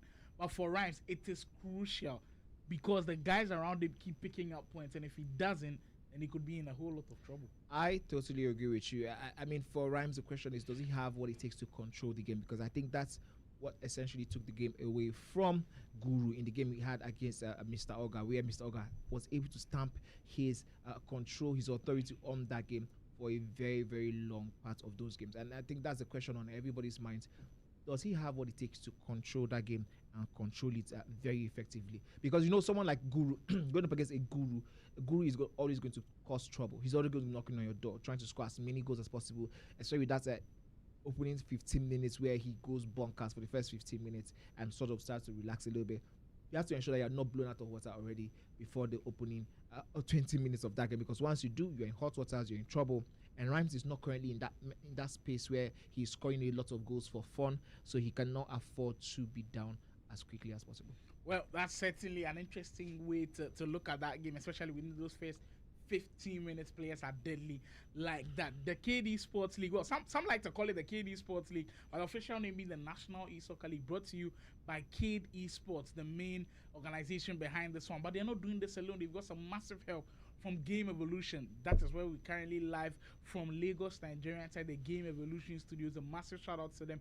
Game Pride IO, they've been a crucial help to making this one possible. Esports Africa News partnering with them to be our media partners has just been a blast so far. Also, we couldn't have done this without the Esports Federation of Nigeria. Their blessing, it was pretty important to us as well. So massive shout outs to all of our sponsors for making this one happen. And you can tell clearly that the players are taking these ones serious. And when you have a clear structure like this for the upcoming months, for the upcoming years, it is definitely a benefit to the growth of esports when it comes to Nigeria, and not just in Africa, not just in Nigeria, but in the whole of Africa as well. But as we are getting closer and closer to something that we call where the league will certainly take shape, people start taking notice of some of these players, because for some of these players, not everybody knew them. A guy like Tactical, not a lot Khaled. of people knew Tactical. Guru, even for Guru, I mean, it was mostly the Abuja guys, but now his name has just been elevated because of playing in this league. It's a great platform for players to really Baloke show also what they can in that do. mix. Baloke, Son of God, all of these guys now are introduced to the bigger spotlight, and hopefully they're able to use it to their advantage. Hopefully they're able to take on this platform and go to the next level. Yes, at the end of this league, we're going to be having 8 players promoted to the elite divisions, while the remaining 12 players are going to be going down into the bottom feeder. But that's how this one is going to be set up for now. Well. We're getting closer and closer to that start of that game. Rhymes taking on Guru, and we see a little bit of the squad draft in the mix as well, with the likes of Claudia Pina in the mix. We've seen him also use pretty good, interesting midfielders as well for Guru's draft. I mean, it stays the same. It's still that one change from that right wing. We'll see if he still uses that Odobe item. It's something that you should be focusing on. Odobe, you saw he got a really important goal for him against Mr. Oga. But not the best performance for me. Not that particular card, yes, did get one goal, but it wasn't the best of performances. Just like you have every single time you have an Olise card, which other card is very, very the Pedro Neto as the well. Pedro Neto, Yamal. the Lamine Yamal on those angles. There's always this danger the way they are cutting in. You know, it's always dangerous. You could go low driven shot, the finesses from outside the 18-yard boxes. He did go and go, but I don't think for me the experiment is really worth all of the hassle. Interesting. Guys like to kind of chop and change a little bit, and sometimes it kind of works for them. Well, we'll see if all of those chop and changes do come in clutch for some of these players as we do begin this one. Rhymes playing Guru. Both of them in that top 80 mix. Guru drop points in the last couple of games. Could this be the massive turnaround that he needs? And that's an early cross, which caused problems. And Rhymes looking to force the issue early. Well, that's the first warning shot sent to Guru. I mean, usually we see Guru is the one who is always getting himself in those positions early on, but this time around, is Rhymes taking all of that to him. So I think early warning shots, this one is definitely going to be one for all of us to see, as Guru will start out this one just like he likes on that byline. Here's Odebat, turns back. Wilson should be in the midfield, should be in the middle of that attacking trio, but Guru now forced to go back to almost the middle line and sort of build up again.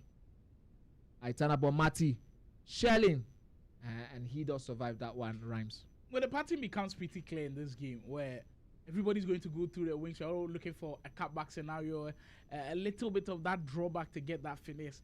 It becomes predictable, but what the very best of the players do is they quicken it up. So even if you're able to read what they want to do, because it's so quick, it still becomes extremely unstoppable. But you've got to have players with the right play styles in the right positions. Your tiki-taka play style to be able to play those types of passes, the finesse. So when it sets up there, you don't have even a glimpse of missing that opportunity. So it's pretty important that you're using the right players in the right positions, and if they do convert, it does do a whole lot of good for your game.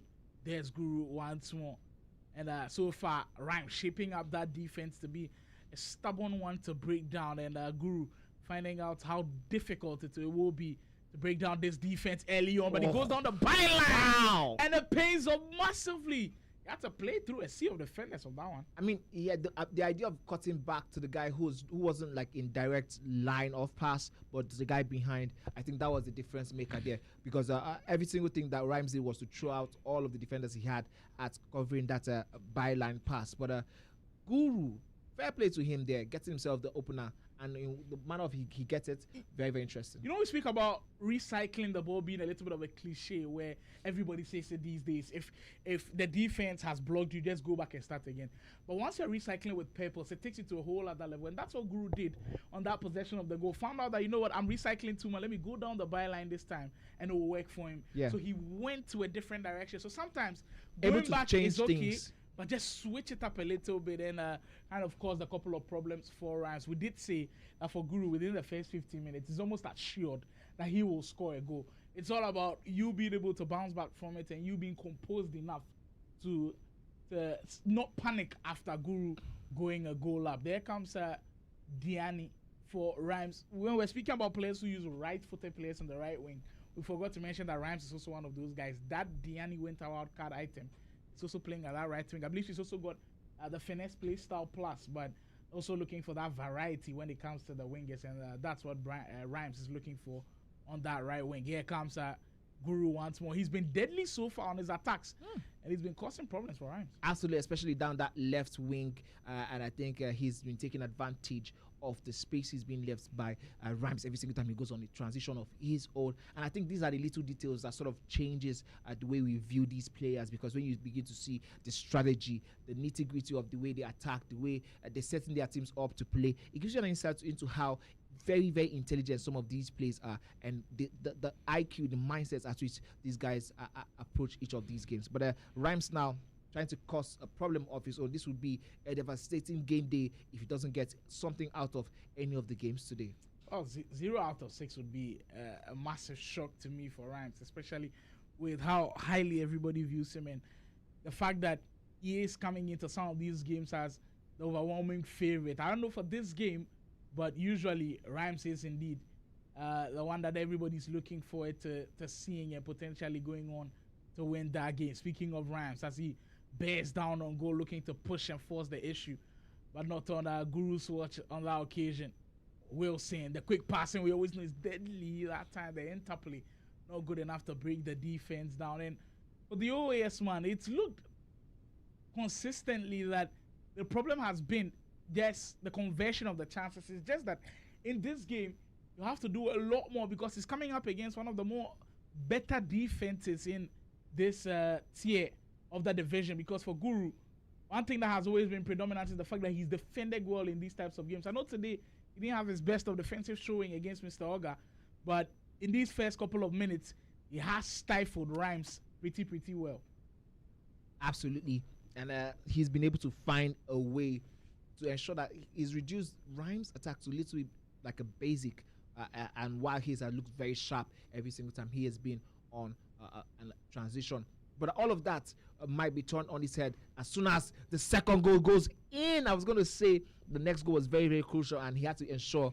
But it did look like he took the words right out of my mouth, and he was getting himself One impressive thing about that goal is the press. You know, when you're attacking and you lose the ball right on the edge of the 18-yard area, your ability to win it back in seconds helps you so much. Yeah. And look, he loses the ball. Rhymes is going, gives the ball away, immediately pounces on that opportunity. Wilson with some very good dribbling. Oh, that was the ball roll scoop turn, I believe. And I think he's the only one who has done that. Because I think the angle was pretty tight. It did look like that to me. It looked like technical dribbling in that close angle, maybe controlled sprint dribbling with that R1, with that tight angle. And you know, with that Wilson item, she's got the first touch play style plus. So when you pass the ball into her, she can still find a way to beat the defenders with just that touch. Guru showing up and showing out against the OAS esports man who has had a disappointing game week 4 last week. Game week 4 day 1 wasn't the best this time around. Also, he looks like he's struggling, as we would see. Rhymes tries and see if he can get something out of this one, but Guru doing so well defensively and insisting to stay on top as we go into 33 minutes into this, and Rhymes sort of taking himself out consistently. Sly rather.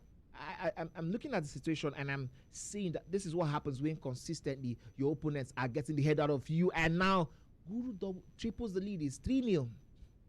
It is 3-0. Every single time Rhymes gets himself into a good position, he overthinks every single action. He sort of second guesses himself. And that's what happens when you're not getting wins, when you're not scoring goals. You begin to question your decisions. You're not able to get yourself into those free-flowing states. How would he be able to get himself out of his own heart? Well, it's tough when it's like this. 85 minutes in, down by 3 goals. And that's the danger of always playing with Guru. And I think Manny and I have highlighted that several times, that the fact that he scores first helps him a lot. Yeah. But if you let the game get away from you this early, you're in trouble. And I believe Rhymes has to find a way to salvage it, or after the first half, if he's still down by 3 goals, it's going to be difficult for him to come back. I know it's 9 minutes half, but the fact that Guru is this logged in, it's going to be tough to knock him off his perch. And right now, all he sees is some food right in front of him, and he definitely wants to take full advantage of the best attempt. That time stopped in the strikes. I was looking at the table once more. Rhymes currently was sitting in, I think, 6th position. He had only played about 9 games, and we're praising that, okay, he's played 9 games with 16 points. That's pretty good. The next goal was the next maybe win. Now, if he's playing 2 more games, that'll take him to 11 games. With 0 points end from those games, that could spell trouble. Because now, Tactical has already played, so Tactical has leapfrogged him. Yemi hasn't played. Yemi could also leapfrog him because he's just played 9 games. Dracarys is also in the mix. Son of God also took a point earlier on today. Game with Josh's win, after those 14 points, will mean he'll now have 17 above Tactical with 16. I mean, that's the beauty of the games we have seen so far consistently. Every single action, every single win, every single move by these players results in the bigger picture being changed again and again. I did tell people, I think I was talking to someone off stream earlier today, game with Josh might just be able to get into the top 8 if he's able to get another win today. I think he's facing another tough opponent in the next round of action. We'll find out who that one is before it happens. But all of the players around Rhymes are busy gaining points. Josh, I believe, plays Dracarys. Absolutely. Now, see, that's another one that would definitely be looking forward to say, you know what, if he's able to beat Dracarys, he definitely has announced himself into that top 8. For the very first time, that means 20 points. 20 points. That would be massive. That would be massive. That would be close to elevation. Points being 25 to 30. So exactly. So getting closer every day. And as it stands right now, it's looking like that 25 might not be enough. I don't think it's enough. I don't think it's enough. This is 11 games played, 25 points. So possibly we're looking at 32, 30 as being like I a think cutoff. 30, you'd be safe. But you'd still so? Battle it out, right? At I the mean, bottom if of that game with Josh, after, I believe it would be 12 games played, gets himself 21 points. And there are about 8 games left from his angle. you're looking at it and you're like, you know what, 30 is not enough. Possibly 32. You know, when I mentioned 25 earlier on, everybody, it did feel like that was a whole lot. But with the competitiveness we have seen so far, there has been no blowouts. Unlike the Elite Division, where we did have almost like at some point a 6, 7 points, 8 point gap between the guys who were on 9th position and the guys who were maybe on 10th position. Yeah, because it was the don't forget the challenge was really between the 1st position to the 9th, I believe, position, where Emerson, I think, was that Emerson?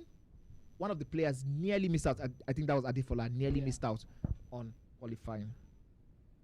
It is indeed proving to be a tough time for OAS Esports Rams, and it would be crazy to think that he wouldn't qualify back to the Elite League. But I mean, there's still a long way to go, and I'm sure some of his fans are certainly not giving up on him anytime soon. There's still a very quality player in there, and there's still time for him to salvage this whole thing. Guru, on the other hand, though, has just one thing on his mind, and it's clearly finishing in the top 4. I think for him, finishing in the top 8 alone will not be satisfactory. I think he wants to be able to finish in the top 4 and say, I might be in. Oh, that's quite unfortunate for Rhymes. He needs all of these ones to be going in. And that little smirk on his face tells you, it's just been an unlucky day from him where he's created. I remember that game against Khaled. The chance creation was there, but he was unable to take them, and he maybe might be punished. On one end, it looks like you're coming back into the game. On the other end, it's 4. I mean, wow. These are some of those things that sort of make you feel like the game is It's out to get against you. Because, I mean, any other day, that ball was going in off the upright of the post. But right from that action, Rhymes is being punished. He gets concedes the 4th goal against Guru, now making his job harder to get anything out of this one in its entirety. But if he gets this one in, talking about the man, you see, that's the thing about when you're playing the game and it's not working for you. Every single action you do, it's not free flowing anymore. You're second guessing yourself over and over again, and that's the perfect. Look at this finesse opportunity. You're expecting this one to bulge the net. Unfortunately for him, comes off the post, and look at that same possession where Guru uses it to his full advantage. Quite unfortunate for Rhymes, but people just take advantage of your misfortunes, and that's what Guru did. They were able to take full advantage of it and turn it into a goal. I mean, you look at that figure right there, Dongozi, just by Guru, and it feels like they've been in conversation throughout the whole of the game. Yeah. Every single thing, it seems like it has been worked out by Dongozi and Guru, and it's taking full effect on this game, and huge credit to maybe the coach coming in and, of course, stamping down that authority for Guru. He has been in winning positions multiple times where he's kind of giving up the lead. I know he was in a winning position earlier on today, but you could clearly see Dongozi's imprints written all over the way Guru is playing these days, more calm, more composed, taking control of these games. And I think it's telling you how important some of these coaches are. Because I've said time and time again that, look, it's not always that you need a tactical coach who always has to say, okay, switch up formation, do this and do that. Pass An the ball. emotional coach can be very important. Knows when, what and what it is to tell you in those very moments. Because sometimes your player might be heartbroken because he has missed an opportunity or because he's conceded a howler of a goal. But if the coach is good enough to calm him down, in those moments, he has done the business, in my opinion. It doesn't always need to be tactical as a Guru with another opportunity. That's a howler we're talking about. What is happening to Rhymes today and giving up these crazy goals? You know what? Talking about it, I'm going to go back to the elite divisions, and this is literally what we did say. It's like a story repeating itself again. The man obviously has talent. The man knows how to play the game. He's huge on getting himself huge performances, but there's always this moment where it does feel like everything goes against him, and he's not able to do what we did praise King Konx for doing. Be able to find a way to win when it goes against you in game. Now talking about, look at how this one went in. After such a huge good defense there, deciding to pass back right where your opponent is crazy. And I think we might just say this is a 5-star performance from the man Guru today. Full domination, total domination. You know, I did mention earlier that for Rhymes to win, he has to have control. I mean, yes, we might talk about the game going against him, the howlers and all of that, and not being able to score some of the chances, but he has not had control. there's not been any imprint of Rhymes on this game. It's been Guru from the very get-go. And after that first chance from Rhymes in the opening stages of the game, it's really been Guru all through. Oh, certainly. Right from the get-go. Like, in those first 15 minutes, look, at this point, I think it's evident that Guru will start strong. It's how you weather that storm that is always going to be in question. And Rhymes just wasn't up for it. And with still a lot of time to go, you feel like Guru will still even be pushing for more goals in this type of scenario, especially with how today has been. Maybe didn't start the way he wanted it to, but this could be some huge 3 points in the context for him as he still carries on with the battle of potentially making top 8 here inside the Pro League. There goes Rhymes. Maybe one back to give him a little bit of confidence going forward. That has been the story of the day. Absolutely. And the thing is, Rhymes has created some opportunities, but those are just like half chances, and it causes a lot of problems. So it seems like they do agree with me. Tahir Bello agrees with me heavily. Says the goalsy X factor as the coach is showing. Like, we saw it when Boyd was coaching Bright, when Boyd was coaching Konx. They're just a different player. And in the moments where you expect players to break down, they intend to perform well, and you've got to give credit to the coaches. A massive hats off to Gozi and the type of imprint we are seeing on Guru's game right now as Guru. Another opportunity, and you take it with both hands. How did that one go in? It's absolutely crazy. Well, it seems like now we're having the double drinking of water. Before, it was just Guru, but it seems like the coach also joining in the fun, and Tahir Bello certainly agrees with us. But earlier today against Mr. Oga, we didn't see Guru take a sip of water at all, because that one definitely that was hot. I think he was in the kitchen. And very it hot. was a different story altogether, but now I think he has a lot of time to cool down, relax. It's 6 up, and I don't think there's anything out of this one for Rhymes Dan, just to go home and figure out how this one ran away from him, as he might just try to get himself a consolation goal. That would be, but even Guru refusing to let him have any sort of consolation. It's been a difficult week for Rhymes. Picking 0 points from today, I wouldn't have expected it at all, especially in that Khaled game. Look, this game, okay. Look what he scores down. Rhymes able to get one, but the most difficult one, that's the one that he gets to go down, which is insane. Petition to get OAS Sports to get Farouk Manzo in the coaching booth for Rhymes. maybe for the last couple of weeks. Maybe to do some magic. That would have definitely. Because I think it would help. Yeah, at some points I thought about it, but I think also the fact that I'm looking at that crucial point in the Khaled game. Where I think his goalkeeper gave away that cheap ball where Khaled scored. You saw. Right after that possession, he conceded possession again, and then Khaled went up 4-2. Absolutely. And maybe there's a coach in that mix. That can remind you to relax. Okay, down, you know what? Let's go back. Let's recircle possession. Let's hold on to the ball. Let's try out the right back situation for Khaled. And I think it would make a lot of sense. But looking at the logistics required, the OAS esports guys might just be like, okay, now he's turning up in style. It is absolutely crazy that it took this long for us to see this quality from this man, because to be able to use that L1 stop in that moment, something of that's nasty. But then that's the question, like, if any of these goals had gone in earlier on, it would have changed the outlook of this game entirely on its head. But that's the beauty of goals. Goals change the outlook of games. Well, certainly. And it's just come a little bit too late for Rhymes as we get into the last final 10 minutes of this game, and now you're seeing Rhymes maybe commit a little bit more bodies up front, but just time not on his side as we speak. It's just been a difficult week for the OAS Esports athlete. It's just tough. You know what?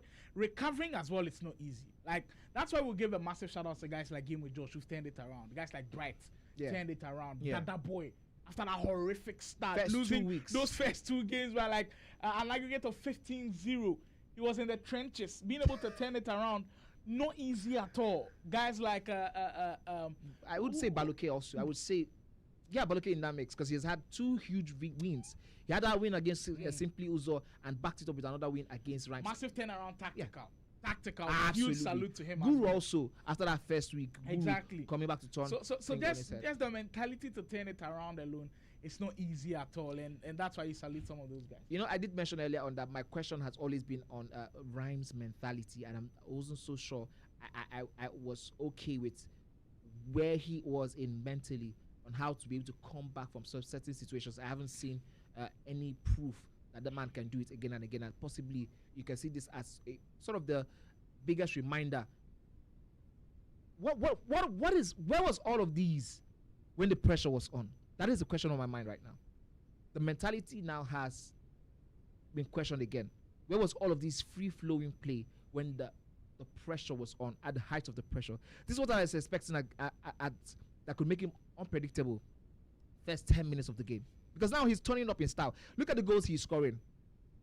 I mean, he's doing the L1 stop, the fake shot cancels. I don't know what that skill is. I'm not sure I've seen that particular skill. The drag back. Oh. I mean, he does have a couple of tutorials on his channel about how to perform some of those skills. So if you don't know, you can go and learn for yourself. Yeah. Hopefully he starts getting some of the tutorials on how to get himself these very. It's been tough. And look at this figure right there. Coach, player, or if you want to say manager, player, having a deep conversation about it. But you can tell Dongozi is not even happy about the fact that he's conceded goals, because he knows how important goals will be a factor in the dying embers of this league. And that shot right there tells you the importance of how it works. It just feels like they're breaking down everything that they need to do, and some of these things could go a long way to helping some of these players. This is our 4th round of action, I believe. Yeah. Here on the main broadcast, we still got two firm rounds of action to go. I believe next game on the broadcast could be another interesting game with the likes of. Give me just, I think it's in action later today.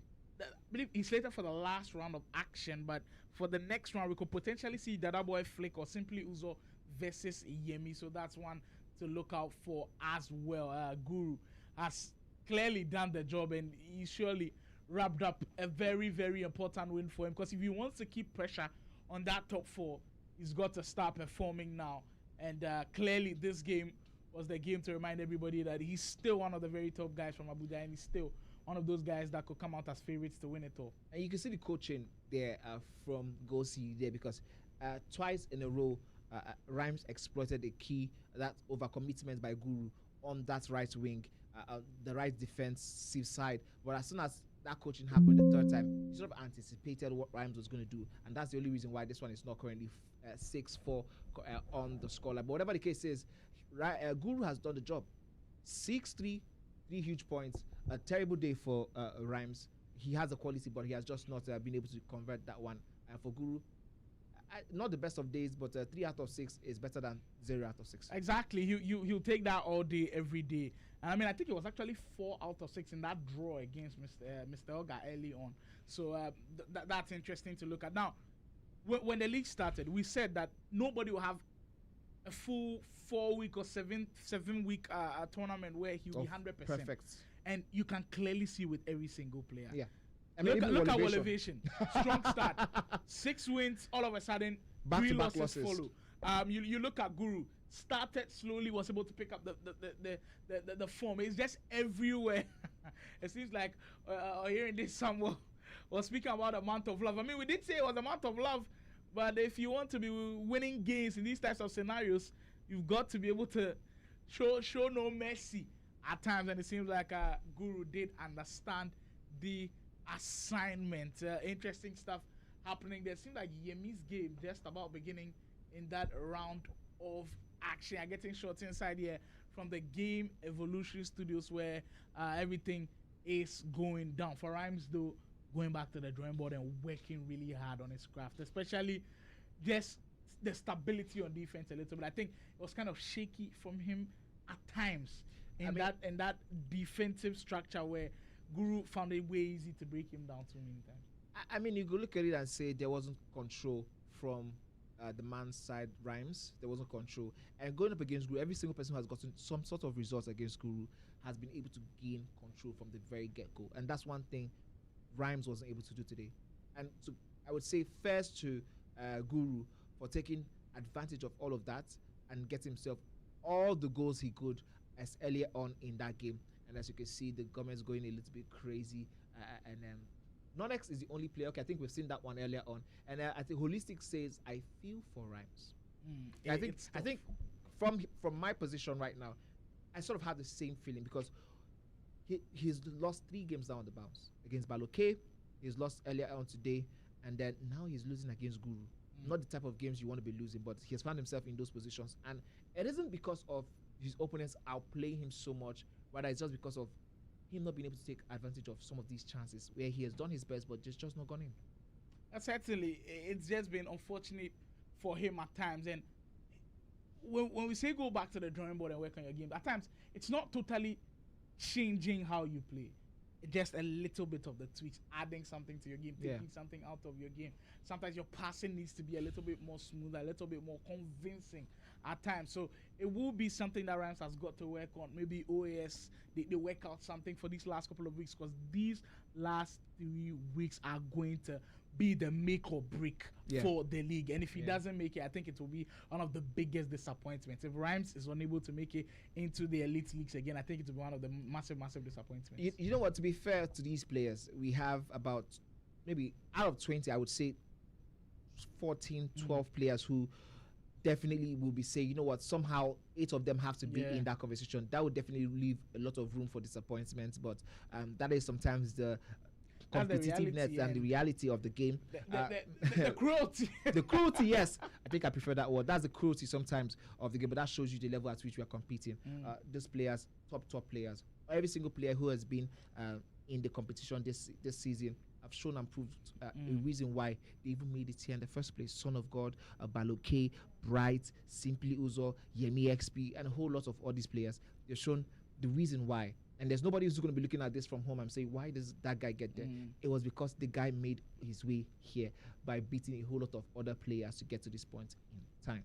Well, certainly it was indeed a very interesting game, as that one wraps up with Guru picking up all important points in that game. We'll be giving you all of the updates and all the games happening elsewhere, as well as the leaderboard does take shape. We are getting closer and closer to the last 2 rounds of the action, but at this point I believe we'll go for another quick break, get a word from the sponsors when we are back here. I believe it's more action on board, but I believe Yemi's game actually on the broadcast against Simply Uzo, as Yemi currently leading by 3-1 in this one.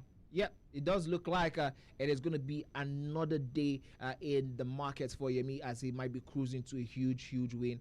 This 3 points, we haven't really seen the best of Yemi in the past couple of weeks. 3 huge points from this game against Simply Uzo will do him a lot of good, especially in terms of that standings, where he's going to be ending up as this time around. A shot does go out from Yemi, this one to make it 4. It doesn't go in this time because the goalkeeper saw that one all the way through, but now Simply Uzo has a chance. We did see Simply Uzo get himself a huge draw against Guru in game week 3. Interesting to me to see how he approaches this one, especially after that loss to Baloke. And we've gotten word that we do have a winner in the prediction polls in the game against Rhymes and Guru. Someone that did predict 60. These guys are definitely on it. Yeah, some of them at the top of the actually 2 people. One person predicted twice and he did win. Wow, that's insane. These guys should come and tell me what I should do for the future. Certainly, they've got everything on lock. We switch our attentions to this Yemi versus Simply Uzo game. We spoke about Yemi also being in the mix of guys who haven't played too many games. I think he's just played 9 games in total when you look at that leaderboard, and every single point could come in handy. So Yemi currently is in 8th position, just 9 games played, 15 points secured. He wins this. If he wins this game confirmed, he goes over guys like Tactical or Rhymes, and he'll be in that mix for finishing in the top 5 even of the league, because he's still got a couple more games to go. So that's an interesting thing to look at with the last 5 minutes to go in this game. But we know with Simply Uzo, he could cause you a couple of problems. If we are speaking about guys who can take points out of the big dogs, Simply Uzo has shown that he's got that in his locker. I mean, yes, he has shown that, but the question has always been how consistently could he do it? And with some of the way he has set up this particular game, I was expecting to see some finesses, because there was a little bit of room, I think, in the last chance there from Yemi, but we didn't see him take all of that, and he might just get punished by Yemi as Yemi turns this one around. Eddie, he makes it 4. You can see that man locked in, no smile on his face, as he tries to see if he can gain himself some more goal difference in this one. I think that's one thing also that's possibly not worked for Yemi. The fact in terms of the goals have not really gone in so far, and Simply also saw the goalkeeper move out of space, takes advantage of all of that space on the left. He makes it 4-2. He refuses to just go without a fight. You don't want players like this lurking around. Really, they get some momentum from anything that they see, they could potentially cause you a couple of problems. There's my Yulu trying to get the finesse in.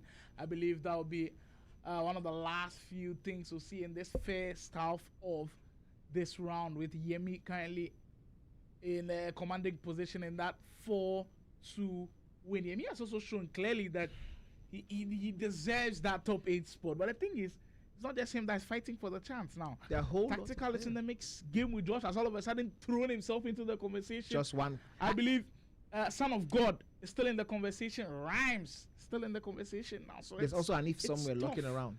Tough There's for Jack Harris everybody. also. That's why I was saying. Even that boy could make a late shout. It does look like at this point in time there are about 14 players out of 20 that could possibly go all the way to make it into the top 8, and to be able to pick out 8 players from top 14 players, it's not an easy task. But then that's why we love the way the league system is set up. The players sort of choose their destinies by their own actions. Look at how that goal went in. This one was absolutely incredible. I particularly like how he turned this one around. That turn there by that player, there was insane stuff from Yemi. And then you can see Simply Uzo quickly responding to get himself a goal back. Simply Uzo will start the second half, trying to see if he can maintain some momentum like he just started the second one. Just finds himself in space where he definitely shouldn't be in the first place. There was absolutely no reason for him to be going all the way there. Definitely should have been burying that chance as soon as he had that chance with Bomati there, or Peanut that was. Now Yemi might just punish him and show him how to use those spaces and time. Low-driven finesse. There was nothing the goalkeeper could do there. And this time around, instead of seeing a 4-3 on the scoreboard, if Simply Uzo had taken that chance, we are now seeing a 5-2. This has been a little bit of the reminiscent style or sort of performance we have seen from Simply Uzo. Chance after chance have not been taken, especially against some of the top boys who would always punish you if you ever find yourself in such situations. He has a good chance for him. My goodness, that is more like it. Lob through pass into the middle of the pitch. The goalkeeper rushing out, but he had no option there. Now Yemi is trying to see if he can quickly get himself that 3-goal lead. We've seen it again, time and time again. I and Sly on the broadcast have seen 3-goal leads being blown. We even saw a 5-goal lead being blown some couple weeks back. And now you know that as soon as possible, all these leagues are merged, and that is why Yemi is trying to see if he can get himself 3-goal lead back. Every goal counts, and Simply Uzo for him, he'll be feeling let down by his defender, which has been a little bit suspect over the couple of the league seasons. Yemi in action, holding on to the ball, trying to get this one out on the line. With Lamine Yamal, Simply Uzo now is the one who is knocking on that door. I think for Simply Uzo, the goal is to reduce the cushion that Yemi has to 2 goals at least, taking 1 goal at a time, 1 step at a time, 1 play at a time. But for Yemi, holding on to the lead and possibly taking advantage of an overcommitment from Simply Uzo would be the strategy. And Lamine Yamal gets the ball on his weaker foot. Simply Uzo dancing around in and around that area. Does go for the cutback. It is 6-4. Wow. We didn't expect, and we did say it earlier on, that Simply Uzo is the kind of guy you don't want to give a chance. You don't want to give him that smell, that scent of a comeback. We did see that against Guru in game week 3. And Yemi almost getting his 3-goal lead back. This time around, the outstretched legs of the goalkeeper just enough. As you can see, Simply Uzo quickly going into the formation settings. The momentum is on his side. He knows it. It does look like there's a little bit of a fear from the man there, Yemi, as he starts having this quick conversation with his coach there, trying to figure out what is working and what they need to make changes for immediately. As you can see, that game, the head-to-head is being shown for the game we're going to be seeing next on the broadcast between Flick and Dada Boy. This game, we do see that Flick only has 1 win, 2 draws, and 6 losses. That's why he's currently rooted to the 18th position in the league. not being the best performance for that man. 4 points, 5 points rather, out of a possible 27. While Dada Boy has had 2 wins, 3 wins, 2 draws, and 3 losses. He's also currently 16 points. He has not played the most games, 8 games only. For Dada Boy, you'll be looking at this one as an opportunity for him to get himself a huge 3 points to take his stock to the next level. We do see the draft for both players, with Flick going for that 4-4-1-1 that he has sort of maintained across board. The Carlos Alberto card is the one that is really interesting for me here. We haven't seen a little bit of that one in any of the players so far. At right back, that Carlos Alberto. Bomito card at left back is also one we did see earlier on in game week 2, but we haven't seen much of after that. Vieira card is not one you do see. We did talk about this last time we saw Flick on the broadcast, that he had some of those cards that were a little bit different from what the other players were playing, and which we did say was possibly the reason why he was not on par with what the guys were doing currently. But we're now looking at having a quick look at Dada Boy's draft, as it does look like he's maintaining some of the choices that other players have maintained. Lorente in right back, Eda Militao and Pacho, they both players, this centre back pairing seem to have been the consistent one, the most consistent one across this game week. Pacho and Eda Militao with those intercept play styles really dominating the drafts and the formations for all of these players. We have the Olise card, the Shelling, and the Sego card also in here. Well, certainly, I mean, Dada Boy's draft looks really well balanced, clearly, strictly following that 7 million coin budget. I mean, fine-tuning your squad to be 7 million at times can be a headache, because maybe you'd want somebody up here. First time we're actually seeing a different striker as compared to others where we see Smith, Wilson, Opina. He's going for the team of the year icon, Butrageno, and we know he's very quick. It's just maybe he's not got the passing play styles and doesn't have maybe finesse play style plus as others have.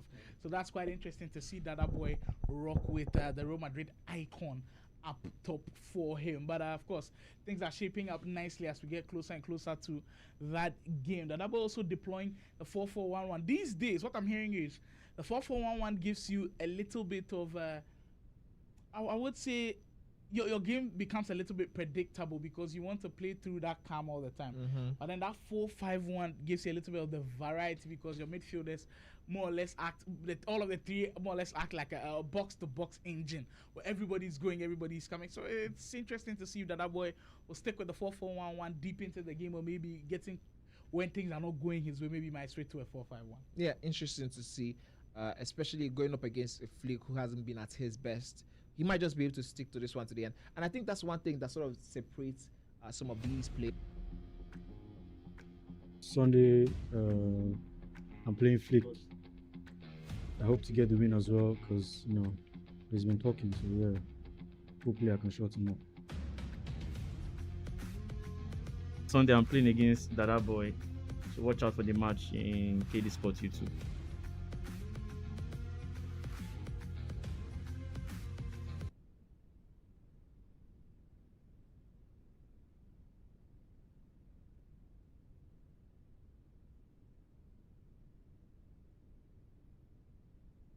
All right, we're back into the action, and as you can see, we've heard from the players who are waiting and cannot wait to get straight into the action. Flick versus Dada Boy is going up to be happening soon and soon enough. For Flick, who has not had the best of nothing at all, he has not had the best of anything. What would you consider would be the best line of action for him? I hope this last week really did him well. I hope he played and got comfortable with what was happening in champs and rivals. I hope he was able to go back to the drawing board and work on a couple of things that have frustrated him a little bit. Those things are pretty important. And do not lose control of the game in the first couple of minutes. Dada Boy, I know he's been good, but there's been moments where Dada Boy has also shown that he can have his own faults and he can have his own loopholes to exploit. And to be honest with you, I don't think Flick believes he's not as good as the rest. I think he's still got that belief in him that he's still good. The performances have just not been there. And I feel like he gives up way too early. Yeah. He's up by 2 goals. Now you see somebody who looks like he's down. He can't wait to get out of the booth. Like he's down 2, and it's not good at all. Yeah, I think especially for a player who's backed himself up consistently across the conversations, backed himself to make a huge statement. It wouldn't do him any good to finish this one without at least a last fight, a last attempt at something. The interesting thing about this competition is that we have about 8 games to go, 9 games to go for some of these players, and for them, every point counts. For players, even finishing in the top half of the top part of the second half of the table, it still means a lot. Even if you finish just outside the top 8, at least you could tell yourself, you know what, I didn't have a good performance, but next year I'm going to be building on what I just did this year. Because if you go out possibly 18th, 20th, you're not helping yourself at all. And we have a interesting comment from Emmy Kate saying, I can't wait for Division 1 to watch the bully of the big boys, Mamzo and Freak. I don't think it will be the same, especially with the fact that we have moved on from FC 25 that had so many iterations for scoring down to FC 26. That's a little bit less in terms of the iterations for scoring, the different modes for scoring. Last year we did see the Trivella. The finesse was also crazy. The low driving was there. The outside 18 shots were there. I mean, so many ways where one could score. But this time around, it looks a little bit different. A little bit. Even the finesse that has been brought back is still not as crazy as it was earlier on, because the players are not trying it from outside the 18-yard box just like they were doing. Exactly. It's quite tricky to take down. And I mean, we say maybe Farouk and Kelafik, they went unbeaten last year. Can they do it again? In my opinion, I think Mamzo went unbeaten, but Kelafik was lost on the final day. That final day. So, I mean, could they do it again? Those guys, how crazy they play, they could. But this time, the competition is a bit more difficult. I mean, if you give them a player like KK, a resurgent Mr. Oga, a player like King Konx, well, Elevation is also in the mix, even though he's had a bad couple of weeks. A player like Guru, if you give them these players consistently, I don't know. Do you see a graphic running through King Konx, KK, a resurgent Mr. Oga, a Elevation consistently? Even Mamzo, I don't see that happening, because I'll be very surprised if that happens. Who cross our fingers and see? Because I still believe that they are good enough to do it. The interesting thing is that the Elite Division is happening in a couple weeks. So, I mean, by a couple weeks, I mean less than a month from now. Right? Or at most a month from now. Plus, right? Because we're going to need to take a little break when we're done with the pro leagues, and then we go straight into the actual. So, in case you guys are wondering and you're having those questions with us, by the way, I want you guys to say that in the comment section right now. Go to the comment section. Let us know, how do you think the Killer Freaks, the Farouk Mamzos, are going to be having the unbeaten streaks that they did last season. Last season saw them go up against. They weren't beaten till the last day. Yeah, I mean, but you know, with maximum respect to the players that were there last season, we did have a Blaze that's not performing right now. We did have a Simply Uzo that's not performing right now. We did have also an Anif that was nowhere near, even very inconsistent. We also seen that right here. But that also didn't perform. Exactly. Some of the guys in the bottom half of that particular table are not even making it into the top 8. So, I mean, looking at just working off that iteration, it might just look like. And the thing is, the advantage for the guys coming up the pro league is their hands are hot.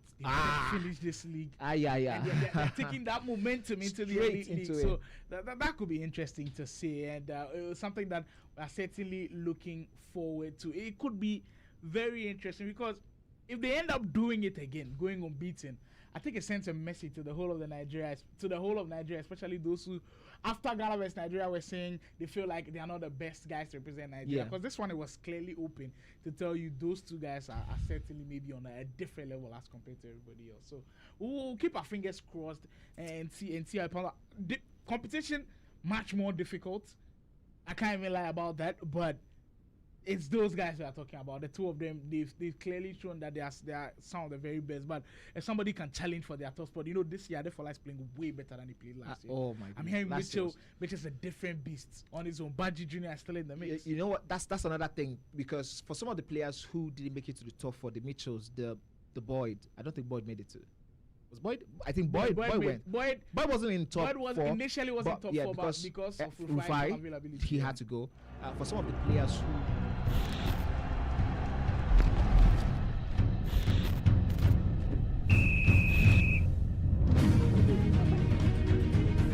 Oh, good God!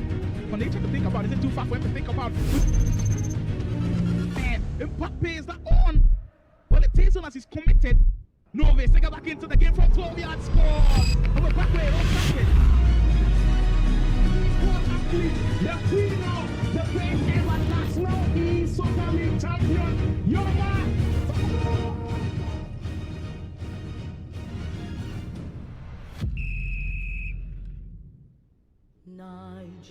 Nigeria, we hail thee, our own dear native land.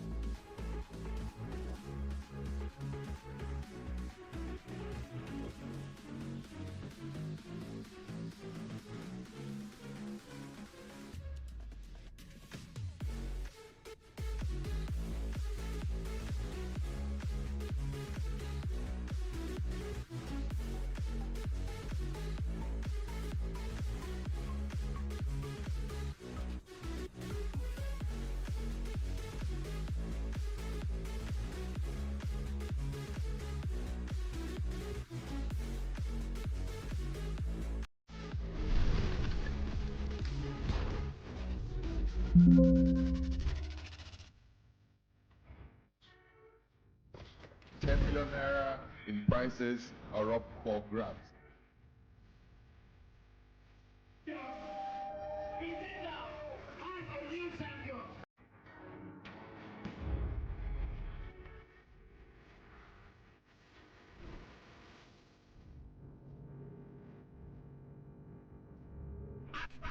On the break to possibly seal it all.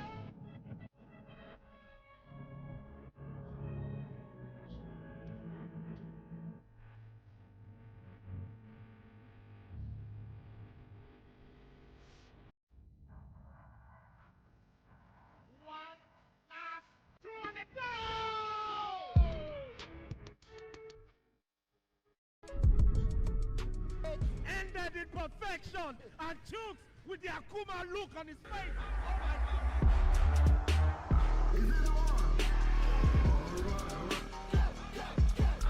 Medicine.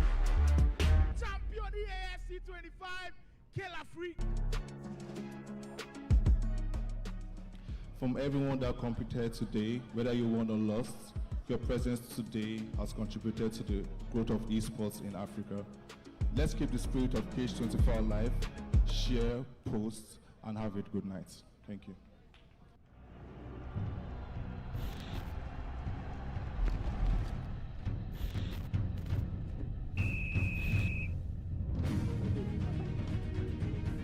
Oh, good God! For nature to think about, is it too far for him to think about? Man, Mbappe is not on. Well, it takes on as he's committed. Novis, take it back into the game from 12 yards, scores! And we're back way, The queen of the great international Esoccer League champion, Yoruba.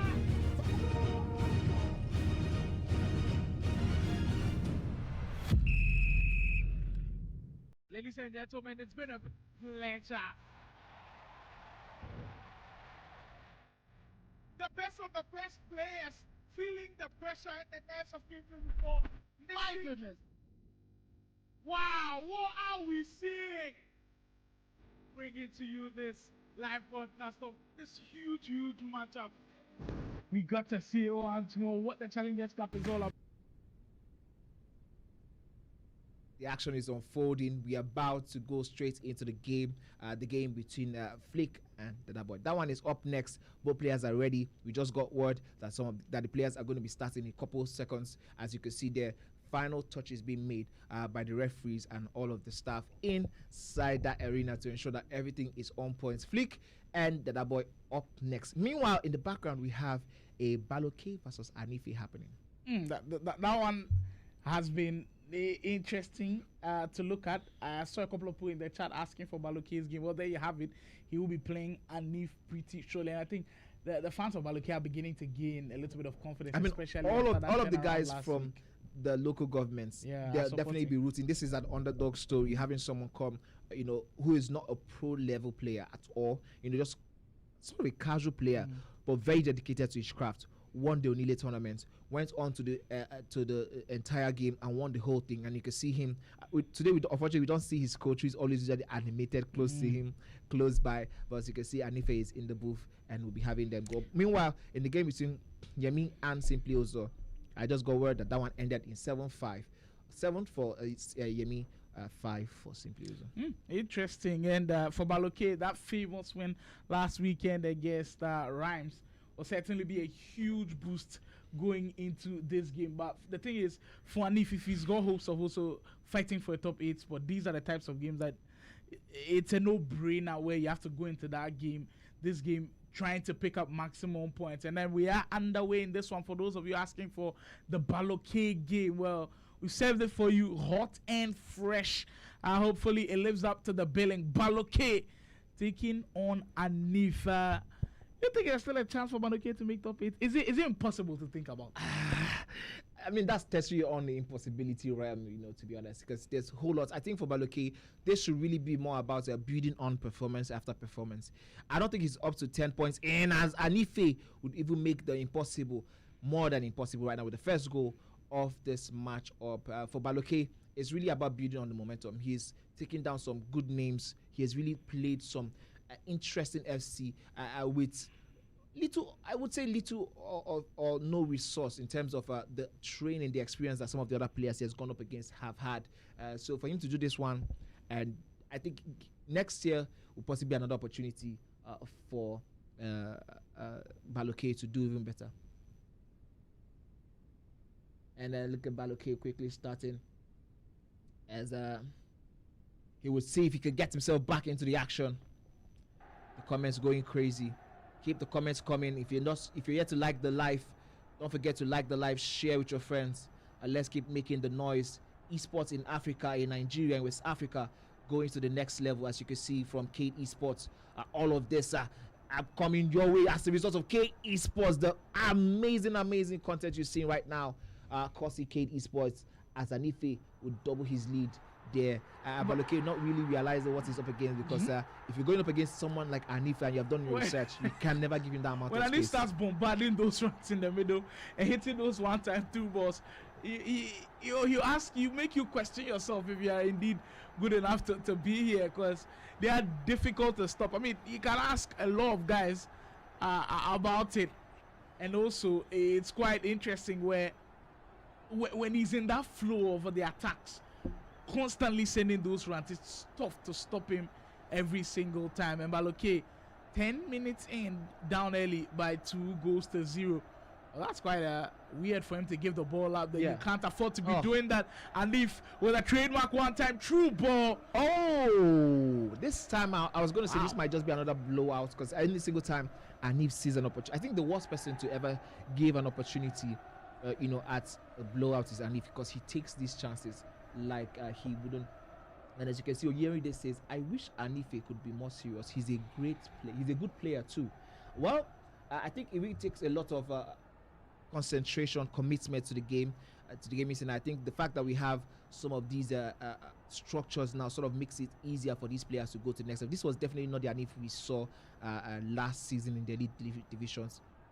Yes, he's still a little bit inconsistent in my books, but he's way more consistent than the Anif we did see last year. Well, certainly, there's clearly been a change in the attitude, the way he's playing as well.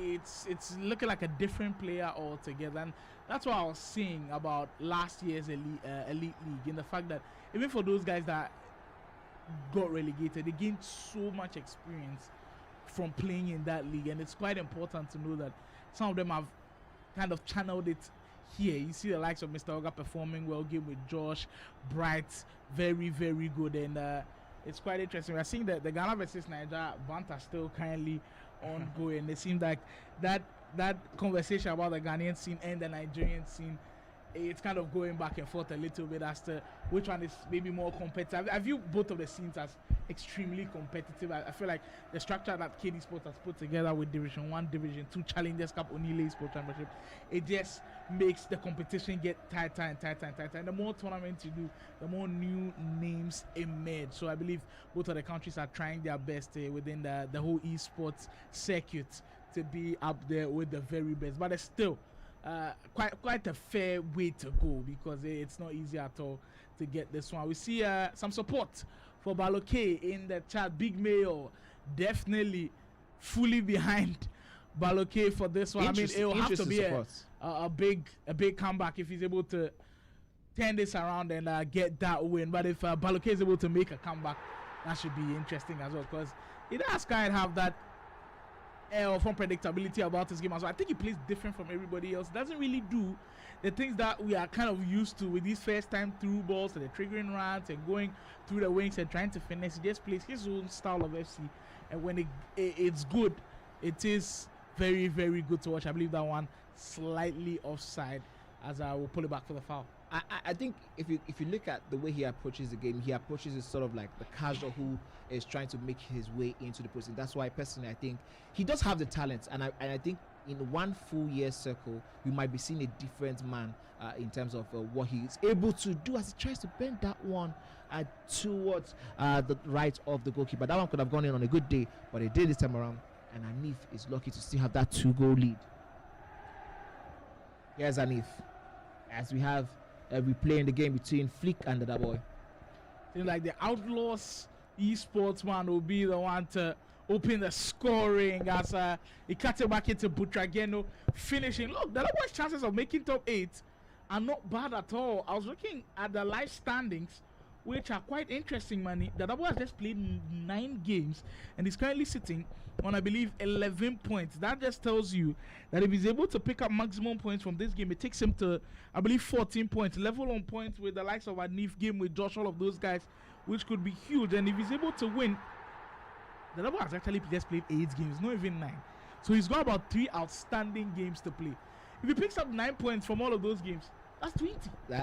Listen, let's calm down on the on the ifs, because if there's anything we've learned from what we've seen so far across board, is that picking up points is possibly one of the hardest things to do in the pro league scenes across board, especially in the business end of it. But yes, mathematically, if he does do well in the next 3 games, even if it's 6 out of possible 9, it does him a whole lot of good. And that's one thing I'm saying to you. After 11 games, we still have 9 more games to go. So it's not just a conversation of 1 week, a good match day or a good game week. It's about the next 9 games. Can we consistently have those type of performances, huge performances from these players across these 9 games left? Talking about that one, Flick, he needs a huge performance. Desperately needs a huge performance to change his fortunes a little bit. There was the space for him to shoot. Second guessing yourself in this game can be something that is overlooked at times, and immediately you miss the opportunity, you give your opponent the sense of, okay, maybe this guy's not even good enough to be here. Yeah, and I think that's one thing that happens. Not just that you lose confidence, but you give your opponents a whole lot of confidence to sort of try even more. And you can see that boy right now in free flowing state, because he sort of understands that he's currently playing an opponent who is not at his best. It sort of gives him the whole confidence to go on and try new things. And this one is definitely going to be looking like it's turning into another route. And Flick might just be the one who might, with the performance we have seen so far, I wouldn't be surprised if you see him as the person who is last on that table. I mean, with the way things are going, it's not been looking good at all. Committing in possession. I mean, the fact that he's not being able to create enough. Just like, I just keep wondering to myself, where did that Flick in week 1 go? That Flick who went toe-to-toe against Dracarys, was it a fluke week? Like, you just can't understand it sometimes. And I know that we've said that you not have every single week 100%, but you've got to be able to turn things around when things are not going your way. Yeah, I mean, if looking at the comments right now from Big Mary, say Baloke came from the Olili, which is the grassroots division, and has more points than Flick in this league. Hilarious. Now, that tells you of how much of, I would use the word, a disappointment Flick's performance have been. And I think a huge performance from Baloke, who has seen, I think we've seen Baloke with 3 huge wins. We did see him win Baji Senior. We also saw him get that victory over Simply Uzo, and that crazy one we did see last week against Rhymes. But for Flick, looking at all he has done so far, with the amount of experience, the amount of years he spent in the scene, this isn't one of those performances that we can write off as, maybe just one terrible performance. Especially in the league season, we did talk about how different it is from a league format or compared to a knockout format, where a knockout, if you have one great day, if this was just a knockout format, we might just see Flick go all the way in week 1. But across board, I think that has sort of exposed the talent gap between Flick and some of the other players in. Exactly, and right now the gap is clearly showing. Outlaws Dada Boy shows no mercy as he fires in for number 3. This man on his way to picking up 3 solid points, 30 minutes in. The storyline has just been too the same for me. That's just the word for me. Every single game that we've had flicking, it's looking more and more like a blowout every single time around. And it's got to be something that he has to find a way to change as we get closer and closer to the end of today's broadcast. And I believe that Baloke versus Anif game is also heavily one-sided, as Anif gets goal number 4 to go down. Anif, it does look like he got 5 also. I mean, he is indeed running away with it elsewhere. Anif knowing that these points could be crucial. That touch to take Sherlyn into that position where she could get that finesse is one of the little details that sometimes might be skipped by casuals, but for pro players, they understand how important it is. And this is one of those things that make us talk about how crazy it is playing some of these players. Now, for me, the interesting thing about having a Flick on the broadcast is every single person who's going to be playing Flick from now on would sort of be looking at it that, I don't want to be the guy that lost to Flick. Everybody has gone up and collected their own huge points. I don't want to be the guy, that went on and gave Flick some of the bragging history, right? And that's one of the worst positions you want to be in as a player, because now everybody will want to be at their absolute best playing you. I mean, I've got a little bit of an inspiration for Flick. That same statement that you just made, I don't want to be the one to lose to Flick, it happened to an NBA team, the Detroit Pistons. 2 years ago, they were at the bottom of the barrel in the Eastern Conference. They were on like a 14-game losing streak, and everybody kept saying in the interviews, you don't want to be the one to lose to the Detroit Pistons. I believe in the Washington Wizards, who were not good. One of their players, Kyle Kuzma, at the time says, you don't want to be the one to lose to them. Now, fast forward, ask me where the Detroit Pistons are today. They're number 1 in the Eastern Conference. That's how quickly it can turn around for you. So you don't have to down your tools. Take the positives out of the negative things that are happening. Take the fact that you are still able to create opportunities. These types of passes just not good enough. And I like the fact that I'm seeing these types of reactions, because it tells me that he does indeed care. Like when you see players who maybe show no emotion or show no reaction, where they down their tools early, where maybe we've seen those types of things from him earlier on in this league, it kind of tells you that, okay, maybe he doesn't care and all of that. But that reaction tells you he genuinely wants to change the way results are going from him. It's just that it's not working at all. And right now, Dada Boy piling on the pressure. It is indeed insane. Currently, as our first half about to come to a close, with Dada Boy up by 4 goals to 0. What an incredible performance from the Outlaws esports player. He's certainly running away with this game, as he knows the job at hand. And It's been tough. A very, very tough 4 weeks for Flick.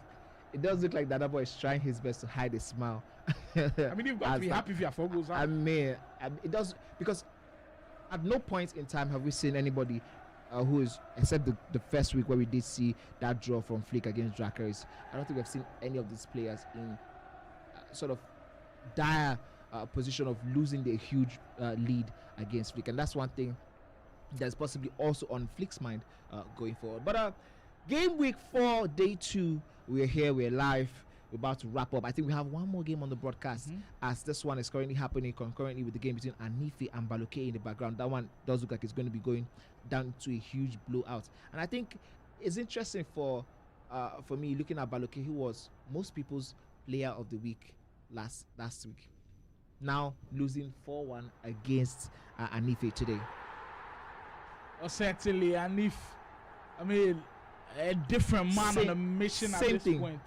Same thing for goal 5, goal 4, same goal. I mean, I believe it's currently up by 7 goals to 1. We just saw the latest updates coming. Anif is also piling on the pressure. You look at the table, Anif certainly has believed that he will be able to make top 8 as well. He's just played 10 games.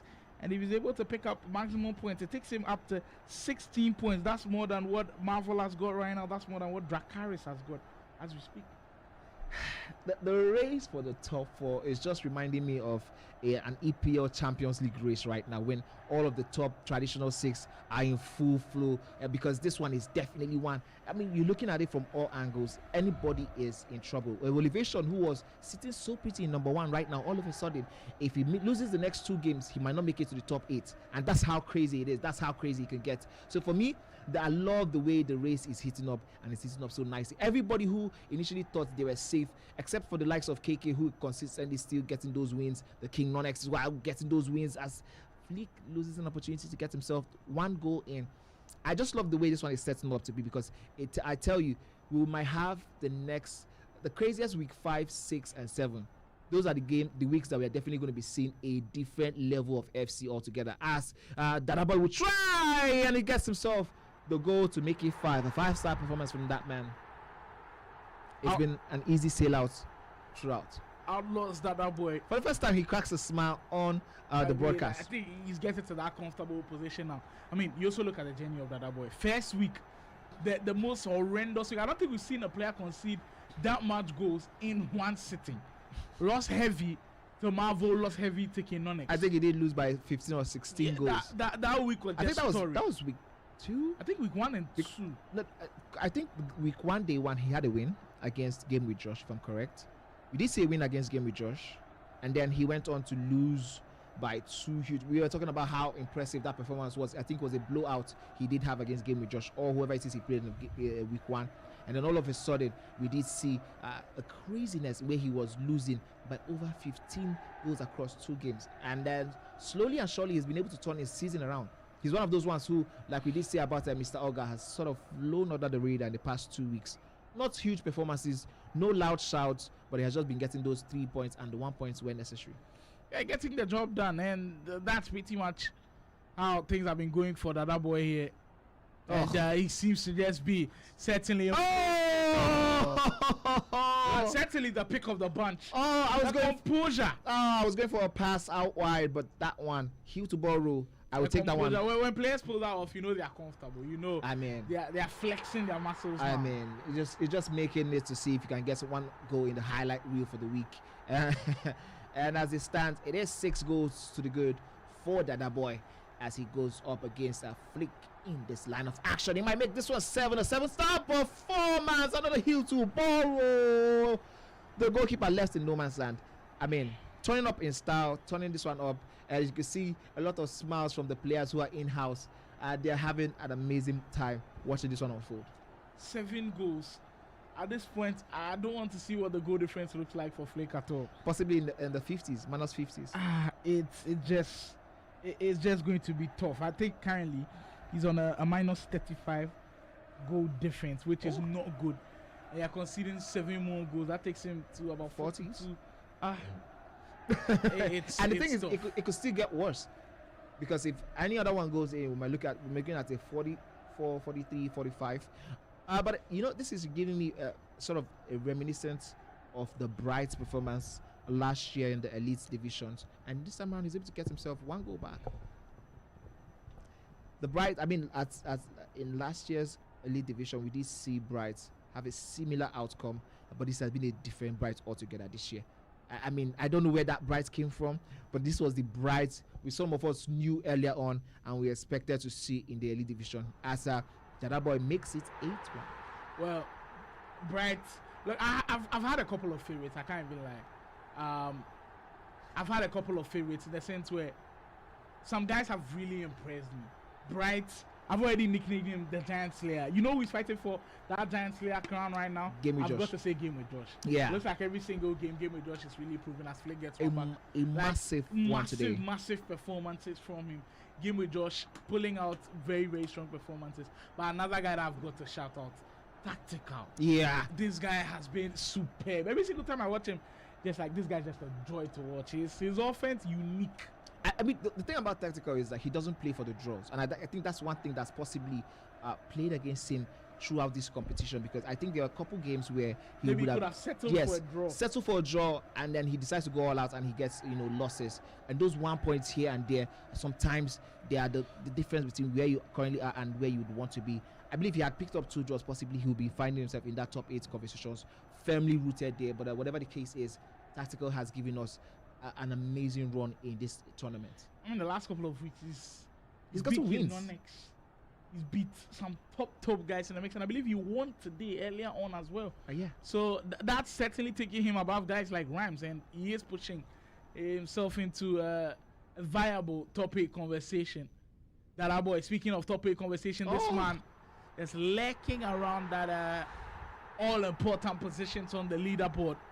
It is certainly getting very, very congested at the top, and in the next couple of weeks we will be having the proper oh my god oh my god that one left me speechless. Oh my goodness. You know what, after this game week, I'm definitely going to be using the heel to borrow every single time I see the goalkeeper, and I think that's one beautiful thing about coming here to watch this happening time. You take one thing home, you're inspired by one action of one of the players on screen consistently. That heel to ball with the goalkeeper, no matter how fast the goalkeeper do seem like they are running at Dada Boy, it just does take you know the reality of this. The thing is, as Dada Boy gets another one, all those ball to heroes that he was doing, if he was up by 2 goals to 1, he's not attempting. That's what confidence and the flexibility, the freedom that's to a player. Yeah. If he's up by 2-1, absolutely not trying to. Or it's a draw, definitely not trying to. Yeah. As soon as he has that ball in space, he's going to be taking that finesse into the bottom corner of one of the angles. But again, I think that's the beauty of the games we're seeing on. When there's a blowout, we do see interesting things from these players. We did see against I think Rhymes and Guru, when he was down by over 5 goals, he decided, you know what? I mean, there's no harm now in start doing crazy things, and then we just started seeing a different type of beast from the one we did see earlier in that game. Oh, surely. We're approaching the 80th minute mark of this game. The game firmly in the hands of Dada Boy. He's certainly been the better player in these first 80 minutes. It has been a very rough campaign for Flick, as he still just picked up, I believe, 5 points. There was one win and 2 draws. That finesse, so many bodies in that post. I didn't think that one was going to go in. That boy really in cruise control right now, cruising mode, autopilot, doing his best to sort of give the game a little bit of the entertaining touch. As we wait for updates from the game between Anife and Baloke to know how that one ended. It did look like Anife was in cruise control also. This one was definitely one game. I think that goal definitely should have been going in, but the defending was very, very good there from Dada Boy to stop that finesse from going in. And just like as I asked, Anife turning up in style. 12-3. This is the guy you do not ever want to be in a place of blowout. He just doesn't know how to get himself those goals, those crazy goals. As soon as Anife smells blood, I think he scores the easiest goals. Like, it looks easy on the eye. I know it's difficult to match the timing and all, but it looks easy on the eye to do it. He doesn't have to suffer for them. I think every single time. Oh, this is a very decent goal there from Flick.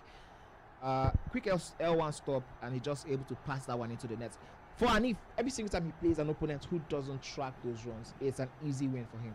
He just abuses that first time through balls like crazy, and I think that's one thing that I love about him. As soon as he finds out that you have a weak spot, Anif has no other option. He has no other strategy than to abuse those weak spots, and I think he has done that one consistently, more than any player throughout this competition. Well, certainly. And for Anif, it has paid off hugely against Baloke. And that one is not just only going to give him 3 points. That helps a lot with his goal difference. Absolutely. And so much. Just as we're talking about that one, that boy might be looking to increase his own goal difference in this one. 9-3 it currently is in favor of Dada Boy, as Flick will see if he can get himself another goal to sort of reduce the damage done here today. But it might just be the end of it, as Flick and Dada Boy, it might just be going to the dying route of this one. Another goal there will be very interesting for him. Yeah, but I believe that will be the end of this action, with Dada Boy concluding it in a commanding style. He finishes this one 9-3 against Flick. It's another mauling for Flick, and it's just a tough one all through and through. Yeah, I think that this is the best way to sort of describe it. Is a mauling, an absolute decimation of your opponent, and that's one thing I like to see. I like to see players who are decisive, especially when they're in advantageous positions. For someone like Dada Boy, these 6-goal difference is very huge, because he suffered a whole lot earlier on in this game. As you can see, some of the replays of some of the goals there. Flick now possibly texting some of the people, trying to talk about how, is going for him. I'm sure this is not going to be good news he's sending home to the people who are watching him. But whatever the case is, it's been a very, very heavy one from both players. Anif and Dada Boy doing their best to route that one. That's how the action has looked like right now. We have one more round left. We're going to be seeing Game with Josh in action, and I believe Mr. Oga also in action. Don't go anywhere. The action is still going to be wrapped up. We'll see you guys after this one.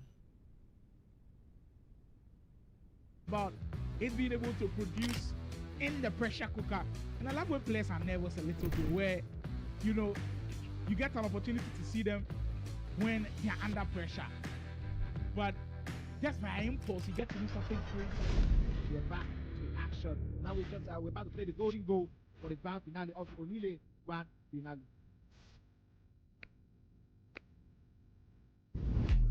Oh, we're just having an update.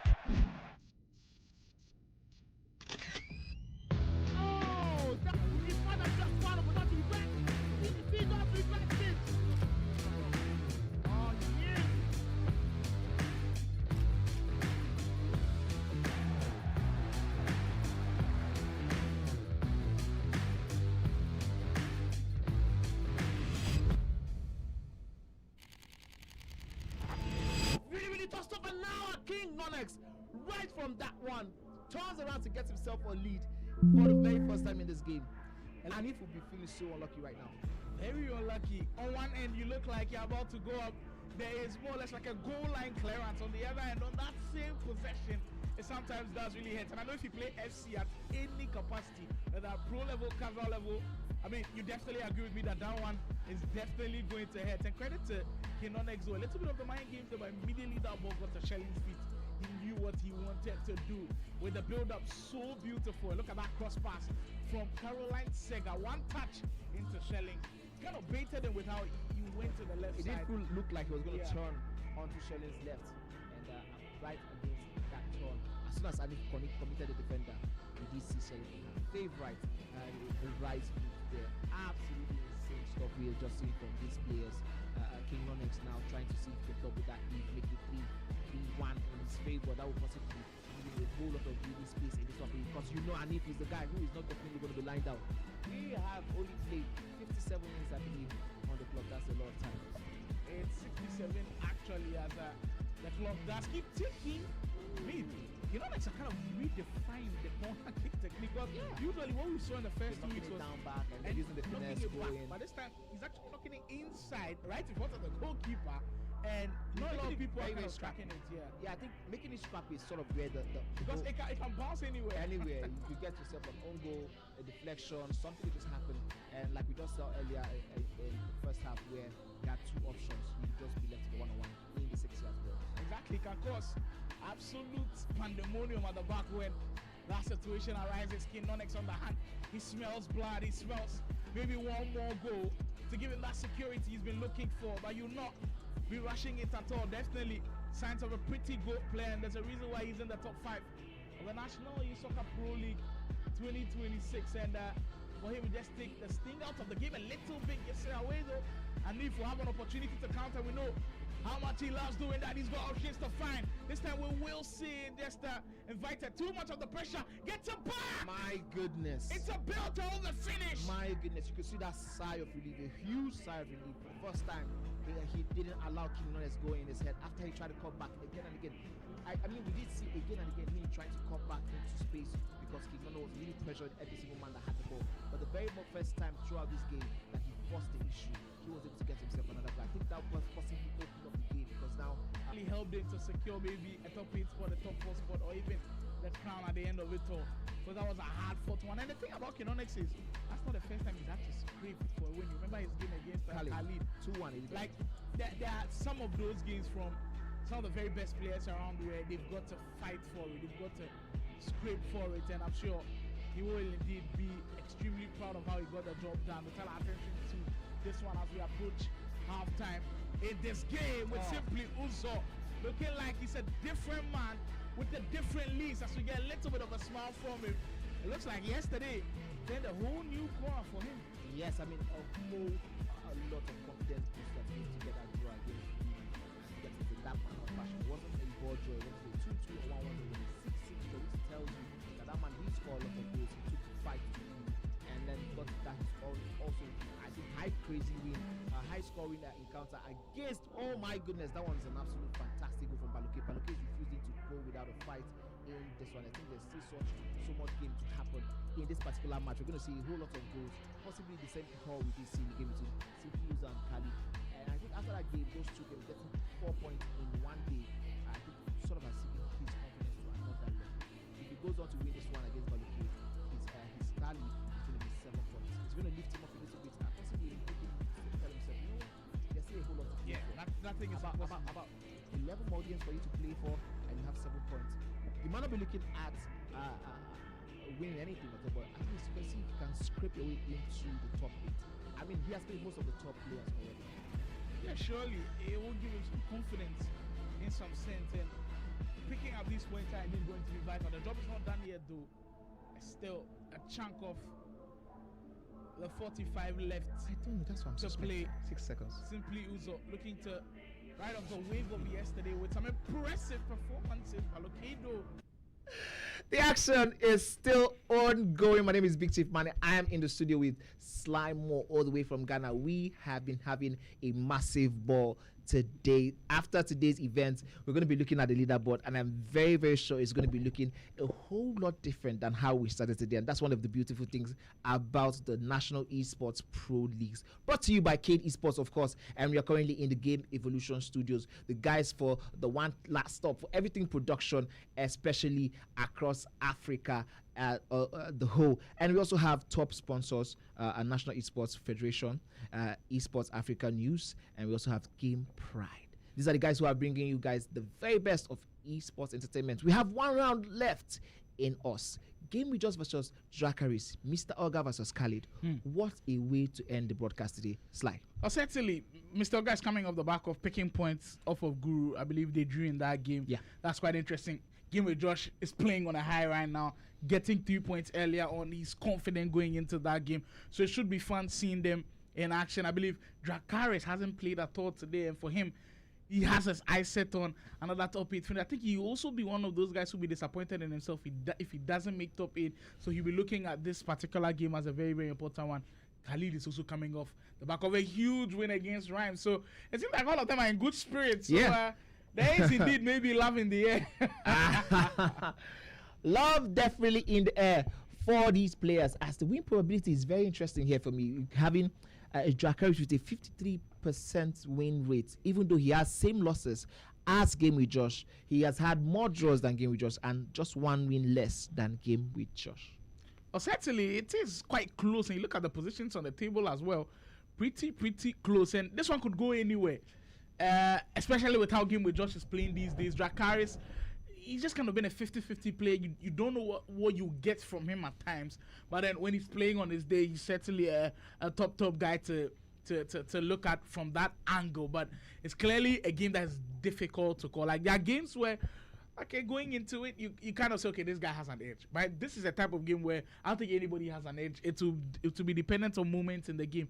If you can take your moments and make good use of them, you'd always cause problems. And for Dracarys, the consistency has been the main problem. But consistency, he has shown it with his team a little bit. It's a team that we are familiar with now with Dracarys. Every single time we see him go with his Dalo at the right back, that Thunderstruck Dalo, still a favorable option amongst guys.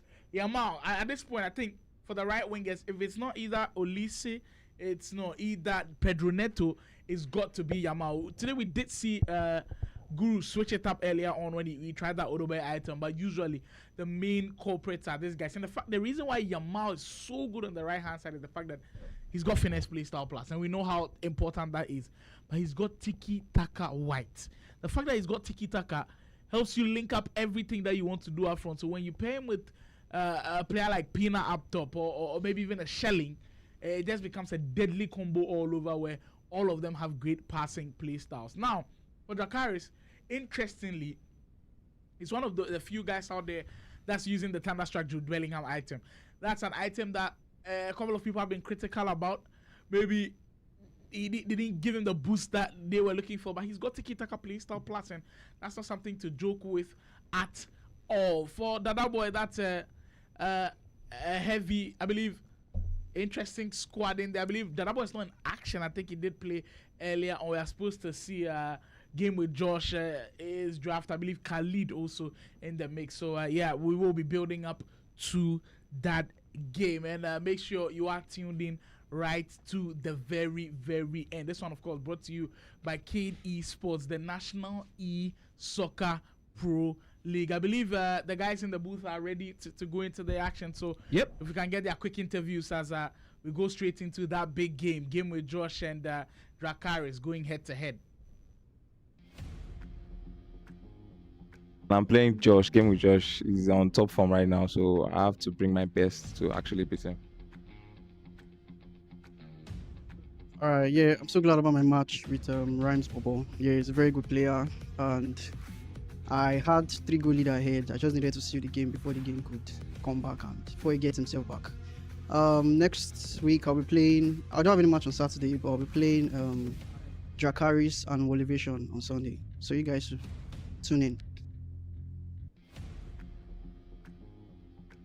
On Sunday, I'm also playing Khaled Doy and Guru. Will be interesting matches also. On Sunday, I'll be playing against Rhymes and Mr. Oga. Oh, that'll be a crazy match to watch though. So I have to put in the work, obviously.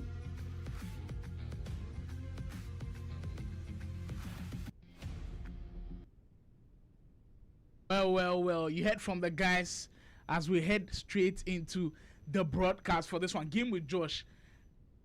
The type of confidence that's oozing through his veins right now must be electric. Beating a guy like Wolivation, that is certainly putting you on cloud 9, and the way and manner in which he did it, because Wolivation was leading. Game with Josh led at a point by 2, lost it as well. It's just dramatic every single time we get Game with Josh on the broadcast, and we might see more drama here today. Especially when he's up against players who love to, take the game to their opponents also. It sort of gives him this, sort of reminds me of this Manchester United team when they're up against players, teams that love to play on the ability to go on counter, sort of makes the game a very fun one to watch. Dracarys is one of those players who loves going for the big guns and, trying to get himself into those great positions. I think this will be a very open-ended game. Dracarys versus Game with Josh up on it one, and Dracarys starts this one very, very well. gets himself the first goal. Wow. I mean, he's one of those guys that believes that he should be in the elite leagues as well, and I think he's quite disappointed with how the whole of the Division 2 has kind of started for him.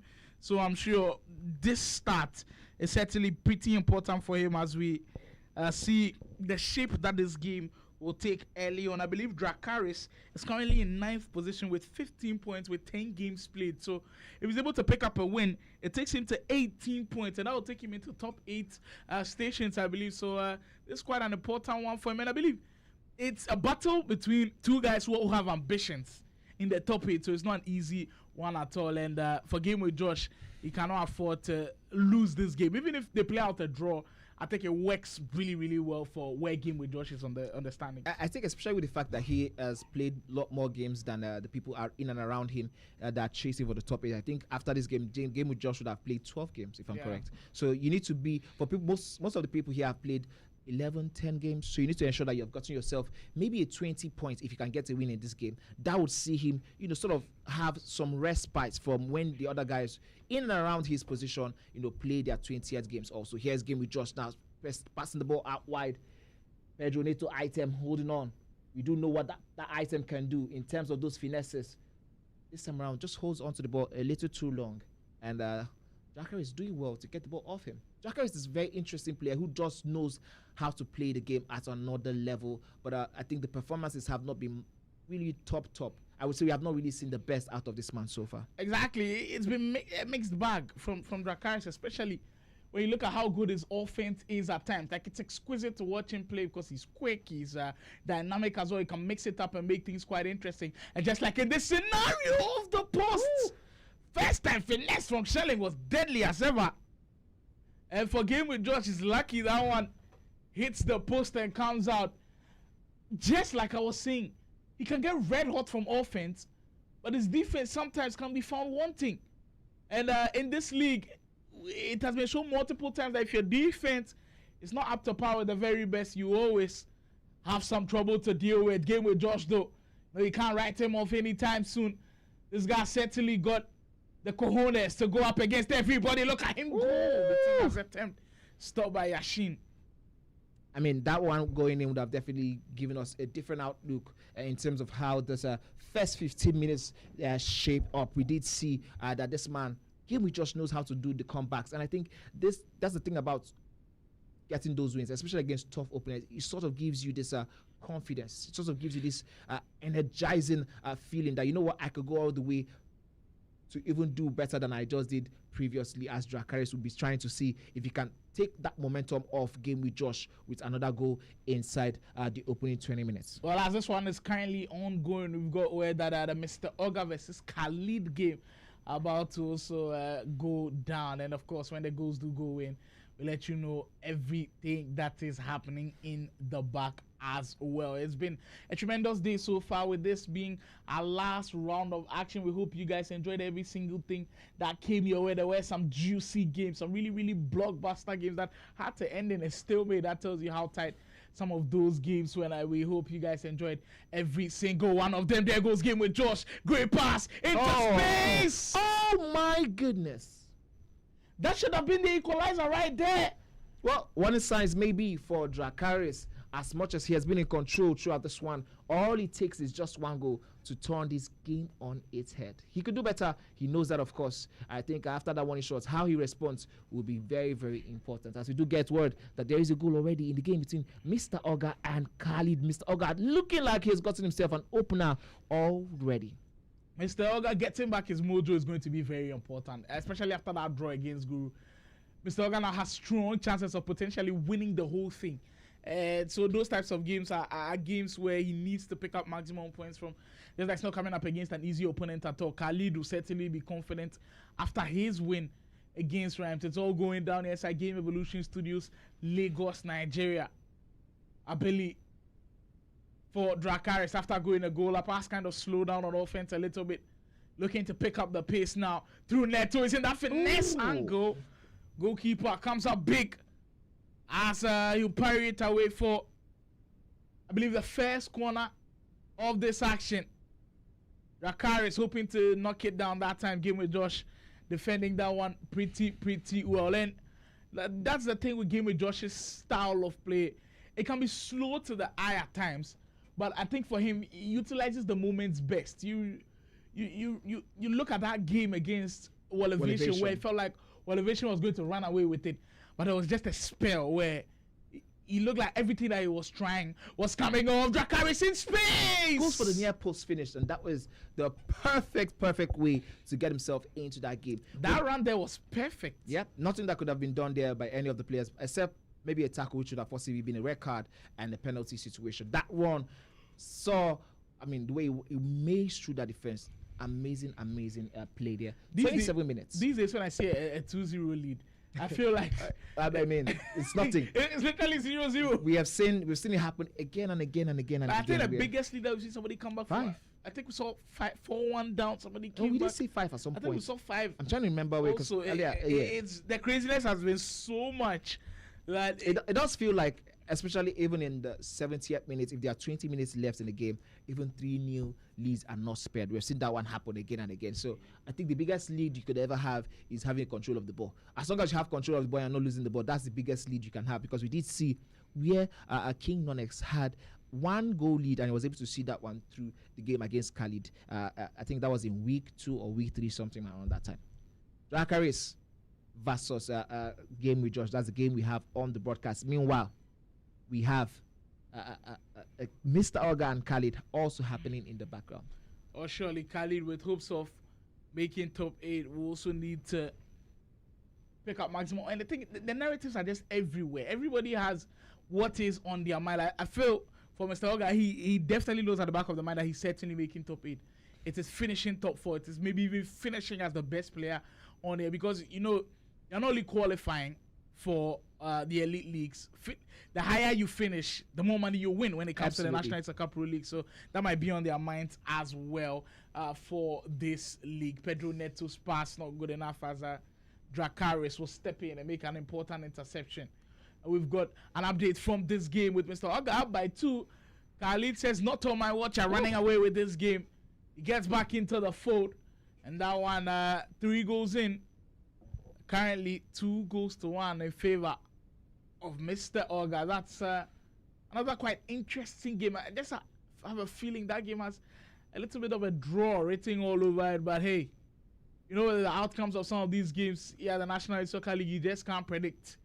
I believe a little bit of the player look. I mean, Dracarys looks like he is a huge fan of the player look. I've seen him spam it a couple of times already, and Josh unable to defend. Should have gone for the near post again. That should be a chance he's burying. Absolutely, he had gone for the near post. The goalkeeper was in no man's land. That would have definitely done him a whole lot of good. Game just has to start waking up, and I don't think he has been able to do that one. The goalkeeper left in no man's land, does the finesse, and again hits the post. Wow, that's 2 clear-cut finesse opportunities coming off the post. Can he make good use of this one? This time around, from Game with Josh. Makes no mistake. And when you play with your food, you play with it at times at the back, you will get punished. Game with Josh learning this the harsh way. Yep. Wow. When we're speaking about inconsistencies and not knowing what to expect from Game with Josh, I think this game clearly shows it. Absolutely. You play extremely well against a player who just lost 2 games in Elevation, and now in this one, after 36 minutes, you're down by 3. Like, expecting a weekly great performance from Game with Josh, it's looking like a difficult thing these days. The inconsistencies, it just always rears its ugly head, and I just hope he can work on that and ensure us the better version of himself every single weekend. But right now, Dracarys is certainly taking him to the cleanest with these first 36 minutes. Yeah, I mean, also, we've seen the man has been a big fan of the second half performances. I do not know if this is enough that for him to, turn it around in the second half. We've seen that one consistently again and again. But given that, even the inconsistency have been something to worry about, and I think that's where we probably be looking at it as this man definitely needs a coach to turn his performances around, because every single time we've seen him, with someone to calm him down a little bit, we've seen better performances from Game with Josh. But talking about that, you can see Dracarys doesn't care. He's trying to see if he can get himself that 3 huge points. Every chance important to this man. If he can get himself 4 goals as a lead in the first half, it will do him a whole lot of good, especially going into the second half, where Game with Josh sort of loves to come up alive and roaring. Here's Dracarys dancing. This time loses the ball on the edge of his opponent's box. Game with Josh. Game with Josh. If you can get one back before that will halftime, change the way we're doing everything. Yeah. It certainly gives him a lot more momentum. I'm sure it's something he's working on. The Smith.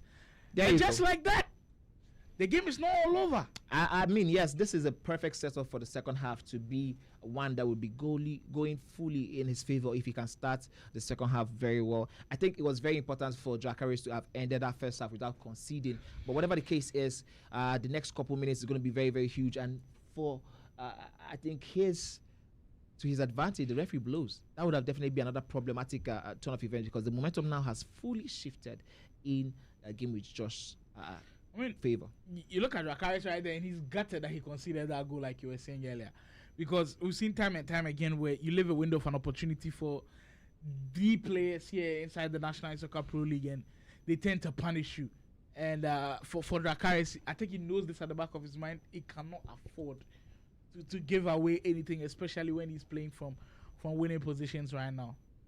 Yeah, for game with Josh. Going into this one, he possibly be looking at how he can call on his performances of his second half performances of old, and if you do see Dracarys, you could see that his currently is not settled. His mind is possibly thinking about all the times when he has seen game with just come back from crazy goal differences, and this one is just we're talking about how we've seen people blow 4 goal leads, 5 goal leads. This is just about the second half. A 9 minutes half, it's a long time to defend a 2-goal lead. So I think it's just setting up perfectly for both players. One person, if he's able to get another goal, that is Dracarys, will do him a whole lot of good. For game with Josh, the next goal also would possibly take the momentum firmly in his. But as he scores the second one, look at this. I told you this man knows how to start. He knows how to start the second half. Very, very huge. Man, he didn't call it that. Game with Josh is a different beast in the second half. Yeah, we've seen that time and time again. Wow. At this point, there are guarantees now. Game with Josh second half and Bright against big guns. They will perform. This is they where will perform. Yeah, those are their bread and butter. Like consistently. It's not a gimmick at all. It is an assurance that they will perform. And he started the second half in the best possible way, and you could tell that that's why Dracarys was kind of angry with himself that he conceded that goal in the first half. Because coming into the second half, 3-0 up, that's a lot more comforting. I think if you're playing some of these competitions at this level, there are some things that should become strategy going forward as he does that borrow scoop turn game with Josh there, waiting on this cavalry to come down, and the final pass just lacking there. But I was saying some things should be strategy. Some things like ensuring you don't concede before halftime, no matter what is happening, especially if you have a decent lead. I mean, if you can, as we do say on this part of the world, rat out a game towards the end of the first half, it's going to do you a whole lot of good, because as soon as you concede a goal going into second half with a lead that is not as healthy as a 5-goal lead, maybe it sort of gives your opponent a chance to say, oh my goodness, you know what, if you could score me this amount of goals in the first half, I possibly can score mine in the second half. Exactly, because most of them believe they're on the same skill level. So especially, yes, it will not be something that's considered impossible by some of these players. Peanut for game with Josh. Wow, those having some defending to do. Yeah. This one it does look like a slowdown a little bit. Kudos to Dracarys for ensuring that he didn't concede immediately after that one. But now he has to do a whole lot of defending as he's switching there, nearly let him down. He's so lucky that he's been able to get that one back into play. The game between Mr. Oga and Khaled going on also in the background, in case you're just joining us. We'll have more of this for you as soon as we get that one. Earlier on, we did see that one was a 2-1 lead for Mr. Oga as we wait on for more updates in that game for us. Well, surely that one heating up really, really nice. Like I said earlier, I just have a feeling that one might just end up in a draw. Both of them very, very good players. Theo Hernandez lifts one up into Shelling. That's something different. We usually don't see that these days, as you try maybe force the attempt with Abili in the mix. Edging closer and closer to the half-hour mark of this game. Dracarys started strong. But now game with Josh. That's more or less get himself somewhere into that place where he's going to get 1 or 2 results out of this one. It's 3-2 I mean, a draw for a game with Josh is not such a bad idea at the moment. For Dracarys, it's not something he will be considering, especially with the way he began the first half of this game. I think that's has been a little bit of the way Dracarys has played throughout this tournament. It's been a game of two halves for him. Starts out the first half very well, and the second half, sort of allow your opponents in, and that's one of the reasons why he has the amount of draws we've seen so far as he attempts a finesse from outside. That was very, very hopeful. Yep, that would have definitely caused a lot of trouble for game we just had it had gone in. I was certainly extremely hopeful as Mr. Oga. Well, in that game against Khaled, things looking interesting there as well. I'm sure you guys are we're hoping for the updates. Of course, when we do get them in, we'll let you know about the 60 minutes going on the game clock and our final round of action on week 4, day 2 here at the National Esoccer Pro League. It's been a blast with you guys so far. We've seen some high quality FC already. And now you can have a game with Josh now on the byline. Player lock gets himself in the combat, hits the bar himself this time around. Oh, Dracarys will feel very happy that for the first time today, the bar has also saved him. As Mr. Oga gets himself the goal that will make it 4-1. Oh, Mr. Oga certainly cruising at this point. There's confidence oozing through his veins right now. And it feels like he can't be beating. I believe that's number 5. But Mr. Oga, and news flash, game with Josh is back on level 10. It's 3-3. My goodness. As soon as we blinked, we were talking about how the bar and the uprights of the post saved Dracarys. But all of a sudden, that second half performance monster that we have known as Game with Josh has stepped up in a way and has proven all of us that game is really about taking your moments.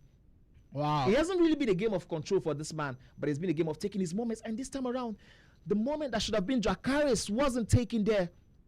As a quick turnaround, I saw Game with Josh, we are seeing the replay of that one that made it level as we almost have another one going in for Game with Josh. Oh, wow. That was so tight. My, oh, my. Game with Josh 20 minutes to go in this pulsating encounter. Game with Josh, if we can turn it around, that would be crazy. This is 3-0 down. This is one of those games that look like a 6-pointer, because if he is able to get this win, it means that even by the time the Dracarys will have played his 11th or 12th game, oh my goodness, as this one goes over and Dracarys gets himself his lead back. It's been a long time coming. A huge goal that one was for Dracarys, as you can see with the expression on his face. It's one of those goals that just gives him a little room to breathe as Game with Josh was attempt to repeat the heroics that saw him come back from 3 goals down all over again.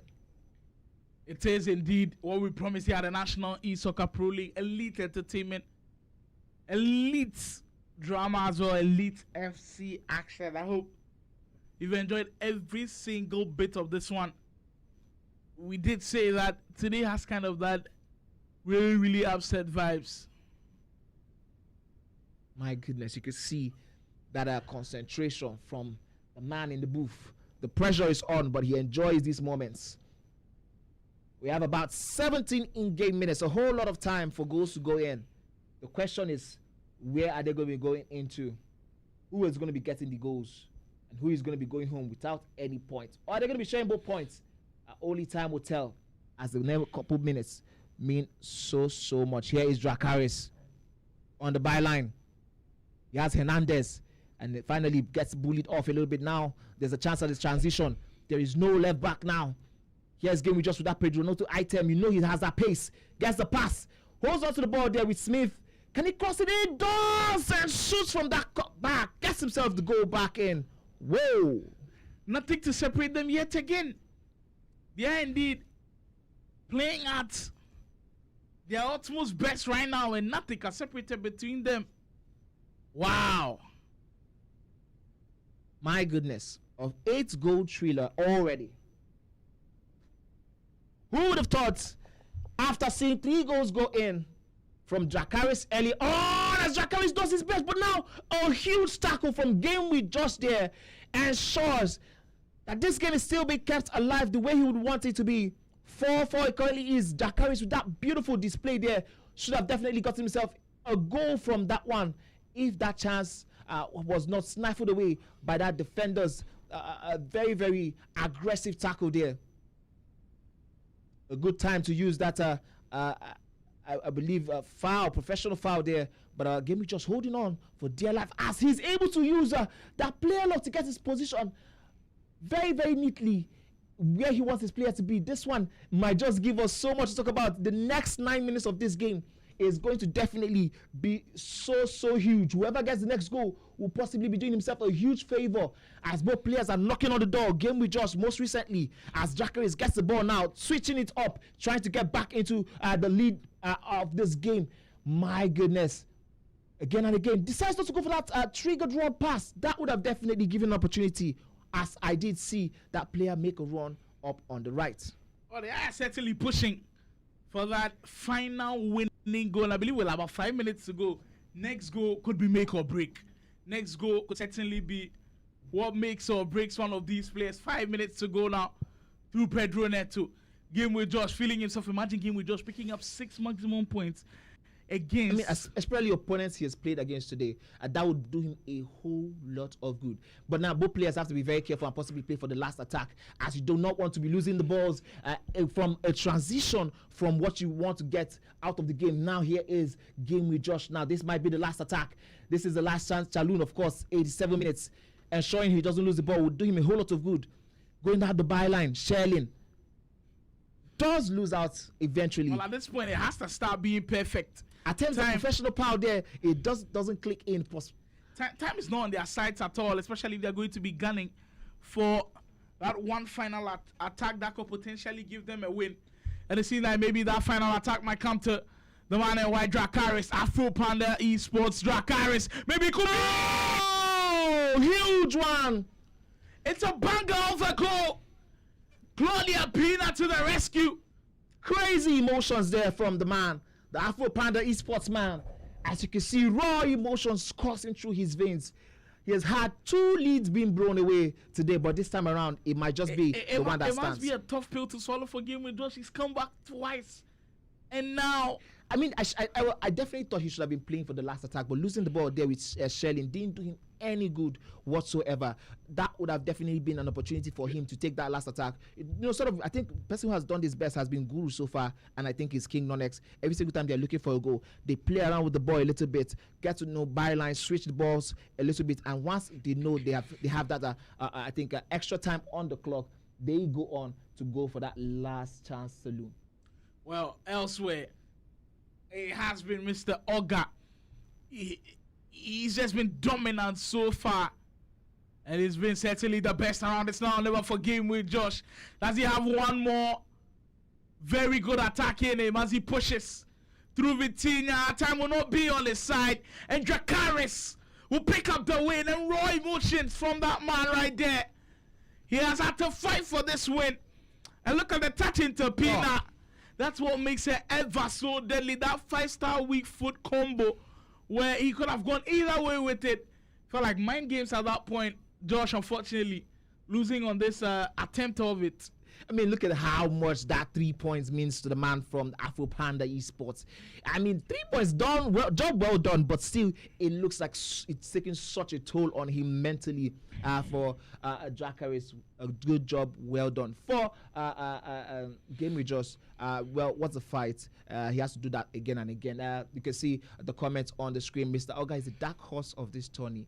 Might win it all at this point. I wouldn't be shocked. I won't be shocked. He's just getting the 3 points against a Khaled who has put a fight against some of the top players they're seeing today. He just made him look very, very average. So far, so good. So, yeah. I think it's very, very true. He has been the one who has flown under the radar. If we have to check the standings, Konx dropping points against KK. Yeah, definitely has given. Wale losing. I think Mr. Oga goes to the top. Yeah, definitely. From what we have seen so far today, not just going to the top, the way he has been picking up those points, he's been picking up those points with enough goals consistently. He's getting himself those goals again and again and again. Yeah. Well, surely he's shown clearly that he is indeed the man for the job. That will mean a lot to Dracarys' hopes of making that top 8. It's been clear that right from the very start, this man knows what he wants to do. This makes it ever so juicy. Right now, every single game involving Dracarys, game with Josh, Son of God, Rhymes, Scrutiny. Tactical, Yemi, it's going to be tough because you drop a point and that's all over. Boom. Yeah, I mean, it's finished for you. Yes, I mean, I think we're getting into what we call the last chance saloon. Every of those players, every match they're playing is going to be up against. I think they're going to be playing 6-pointers from now on. Every game will be scrutinized very, very deeply by their opponents, by the people in and around them in terms of the positioning on the leaderboard. Every point counts, every draw counts. For the Afro Panda esports man, Dracarys getting these 3 points right now sort of propels him now further even in that conversation. Give me George 3 out of 6 today, not a bad one, but he definitely could have gotten better. I would have played for 4 out of 6 in this one, definitely giving me 1 point extra to sort of go somewhere in this one. But whatever the case is, he'll be very happy with this one. Certainly, you must be happy, and I'm sure he looks at that table and he will be smiling, and I'm sure he's confident of himself coming into the subsequent weeks that he could potentially pull off the incredible. That was the final action for the day. We're waiting for the full leaderboard to be on screen to see who is where, because there are a couple of changes. Yeah. Guys like a huge change. Rhymes, I believe, might be dropping dropping down for the very first time, potentially out of the top 8, and that's quite interesting to look at. Dracarys right now getting those 18 points. He's definitely leapfrogging a lot of those guys up there. I think also another person that is dropping out of that position would be Son of God, who eventually lost to Anif earlier on today. We did think it was a draw, but the final update I did get was that Anif won that game by 5-4. Now with that one and the win against Baloki right now, that has given him 6 out of 6 points. So that tells you that man is definitely poised for a huge leap in terms of the standings. Also, Rhymes, another person we say is going to be dropping out. Tactical also got a huge win today. So I think for him, Tactical, Dracarys, Game with Just Even, Anife, these guys are definitely going to be going a little bit up in terms of the standings on the league. It's all unfolding here. It's like Game Evolution Studios. That's how we like it. National Soccer Pro League. Today we got a proper showdown. Woo! Actually, like we said, my new king of the top spot. It will be Mr. Oga after the draw against Mr. Guru, against Guru, and the win later on against Khaled. It takes him straight to the top spot after 11 games of action. 26 points to his name. Konx follows closely with 24. Guru on 22. Well, Ovation with 10 games played. For Ovation is able to pick up the win for his 11th game. Himself. It gets him into the top 3 as well. KK, another guy to watch. I mean, 9 games played. If he's able to pick up maximum points from his next couple of games, it takes him to the top of the table as well. Look where Anif is. I mean, who would have thought? Anif, Tactical, Yemoli, Dracarys, Son of God, and I told you Rhymes was going to be dropping. Yeah, I mean, for Anif, that's what getting 6 out of 6 points does for you. Now you are in 6th position. Yemoli is in 8th position.